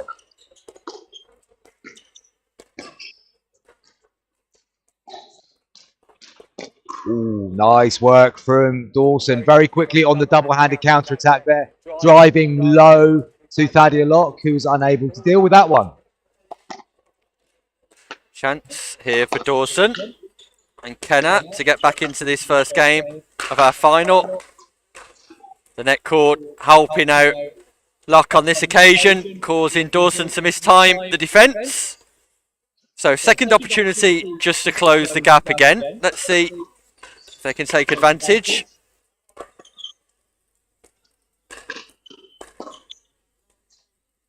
Good work again by Graham. Looked like she was going to be in a bit of trouble there, but managed to keep her balance, reset, and then just kept the ball going for Kenner to make the mistake. And that return of serve goes long, brings about game points here in our final. To put Locke and Graham in the ascendancy, and that's exactly how it occurs. Locke and Graham looking just too strong for Kenner and Dawson, but not without hope, Chris. No, certainly not. There is an opportunity for them to get more into this game, and it is really about just being able to keep the ball coming back one or two more times. Obviously, if you're looking to attack Fadia Locke, she's probably the best in Europe on the counter-attack, so that may not be the wisest move. You just get the feeling that if they play on Graham just that little bit longer, a little bit more, if there is going to be a lapse in concentration or a mistake, it is more likely to come from that side. But you have to say that Locke and Graham are looking very comfortable, very competent, and it would be a big surprise from this stage if we saw a two-game swing in favour of Kenner and Dawson. But, again, we never know. Well, Kenner and Dawson have to win this game if they're to keep their hopes of getting a gold medal alive. Locke and Graham will be looking to execute and stop them from doing that in order to secure a gold medal here live in Southampton. That ball's called wide, so it's a good start for Graham.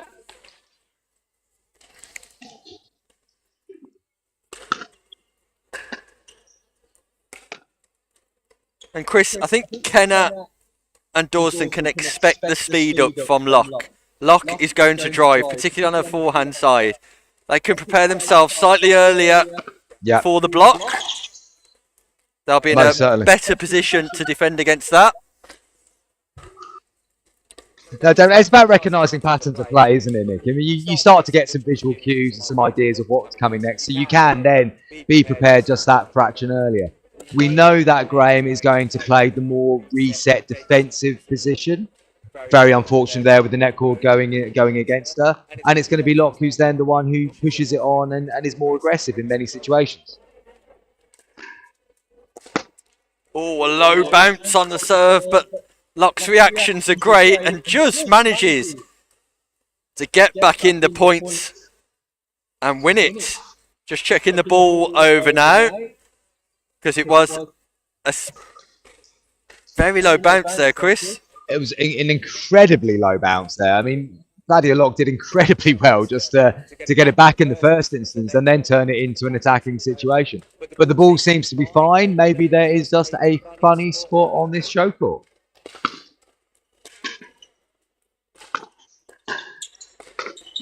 Oh, Fadia Locke attacking the body of Kelly Dawson. Kelly Dawson manages to protect herself with the paddle, and no more than that.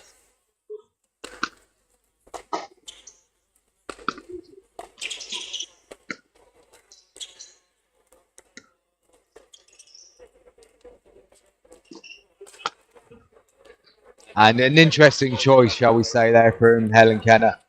They were in a good controlled dinking exchange there. So to try and lob Fadia from there, she'll regret that decision, I think we'll say.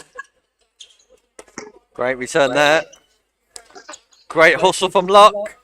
And Dawson utilises the net to the best of her ability, using all of the facilities here at David Lloyd, Southampton.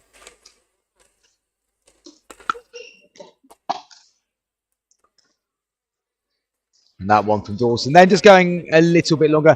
One thing we're seeing in this final a lot is that Dawson and Kenner do get that moment where something goes their way. Typically, the next exchange straight after that is won by Locke and Graham, which is why they're in a position of authority in this final. Yeah, Fadia Locke's just got that ability to move through the gears, go up through the levels when it suits, really.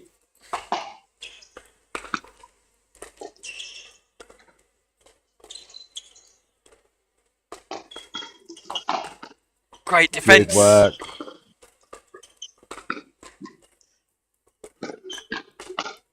Great points, great action here, live in Southampton. Kayla Graham with the defence on 2 points, and Fadia Locke executing the attack in the end to win the points.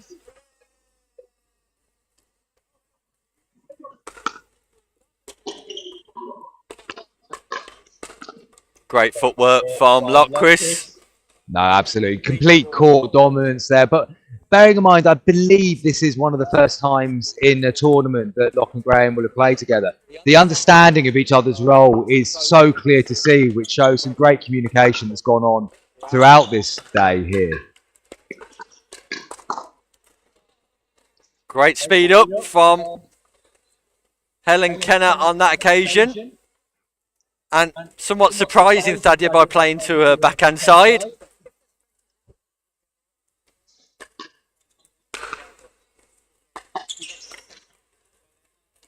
Just a lapse in concentration there from Graham, which they're laughing off.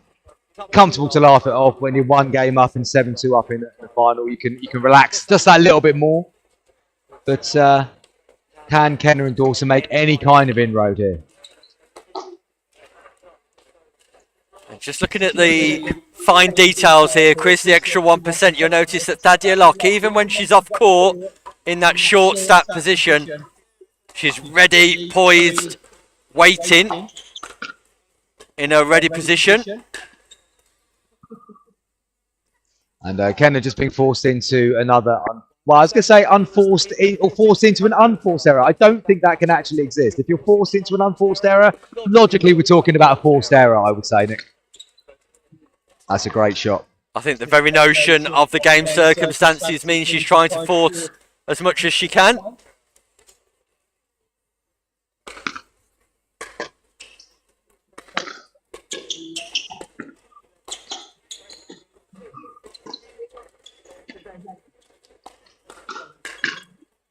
Yeah. Well played there by Helen Kenner. She all started with a really deep return, which was good to see.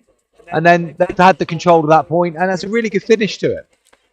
Helen Kenner definitely showing moments of brilliance in this final, as has Kelly Dawson throughout the course of the day. They both should be pleased with their efforts, and they're going to keep on battling here in this women's final.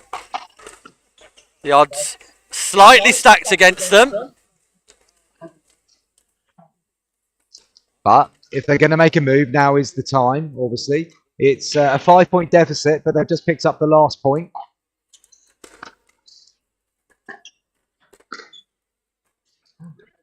And an unfortunate lack of communication there, Nick. It's been a long day for everyone. They wouldn't have made that mistake earlier on, but yeah. Second serve for Helen Kenner.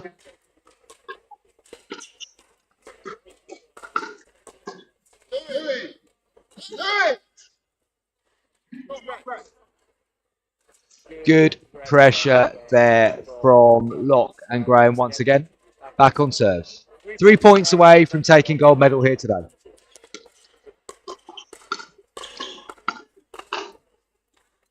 Nice play from Kelly Dawson. Accelerating at the kitchen line.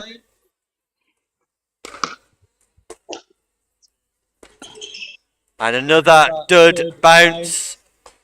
Ball staying low on Locke.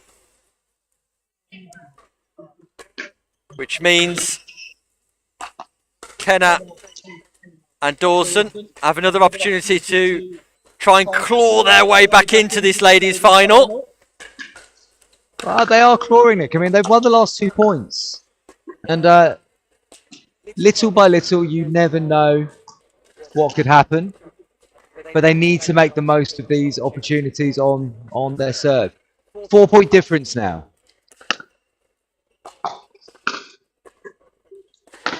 And great angle on the smash from Thadia Locke.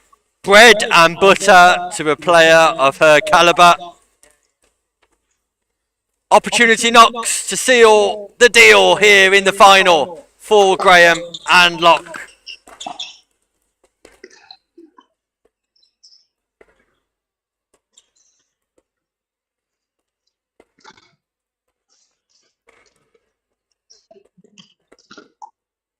And once again, the forehand of Graham is used to good effect.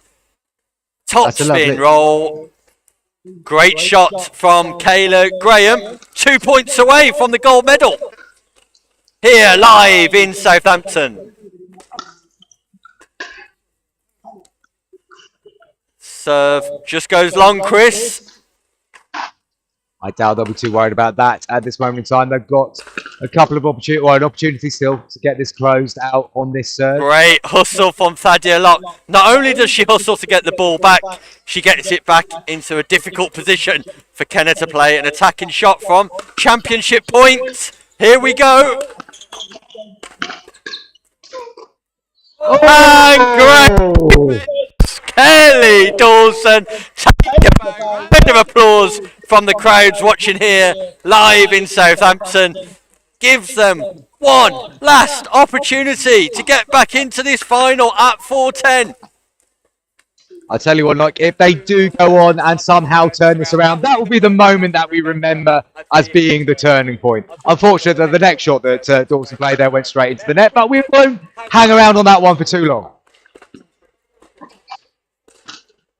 The double-handed backhand from Locke. I think that's the other thing we notice, Chris, when the ball's there, she puts it away without even thinking about it. Second championship point, Kayla Graham on serve.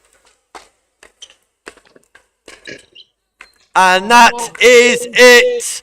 The championship goes to Thadia Locke and Kayla Graham, our gold medal winners today here in Southampton. Commiserations to the partnership of Kenna and Dawson, Chris, who were spirited in defeat, but ultimately just beaten by the better team.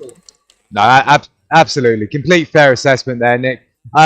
Both Helen Kenna and Kelly Dawson can be very pleased with how they played there. They've given them a good game. There were moments where it could have gone a little bit deeper, possibly, but you just had that feeling that Thadia Locke was just able to put her foot on the accelerator at any given point when she felt that she needed to create a bit more distance between the two again. But you also got to give a lot of credit there to Kayla Graham. Very, very solid performance from her in the supporting role. And look, what a display we've had from both of them throughout the day. Completely unbeaten throughout the tournament and worthy winners of the gold medal. Yes, congratulations to Locke and Graham. That just about wraps up our coverage from day one here at the David Lloyd Tennis Centre in Southampton on the South Coast. We'll be back with more action tomorrow, where the highlights are scheduled to be our 4.5 mixed doubles for the day. So please feel free to join us then from 8:40 tomorrow morning for some more Pickleball action with Pickleball events and PickleB.co.uk. I've been Nick Hobbis, joined by Chris Beaumont. Thanks for joining us.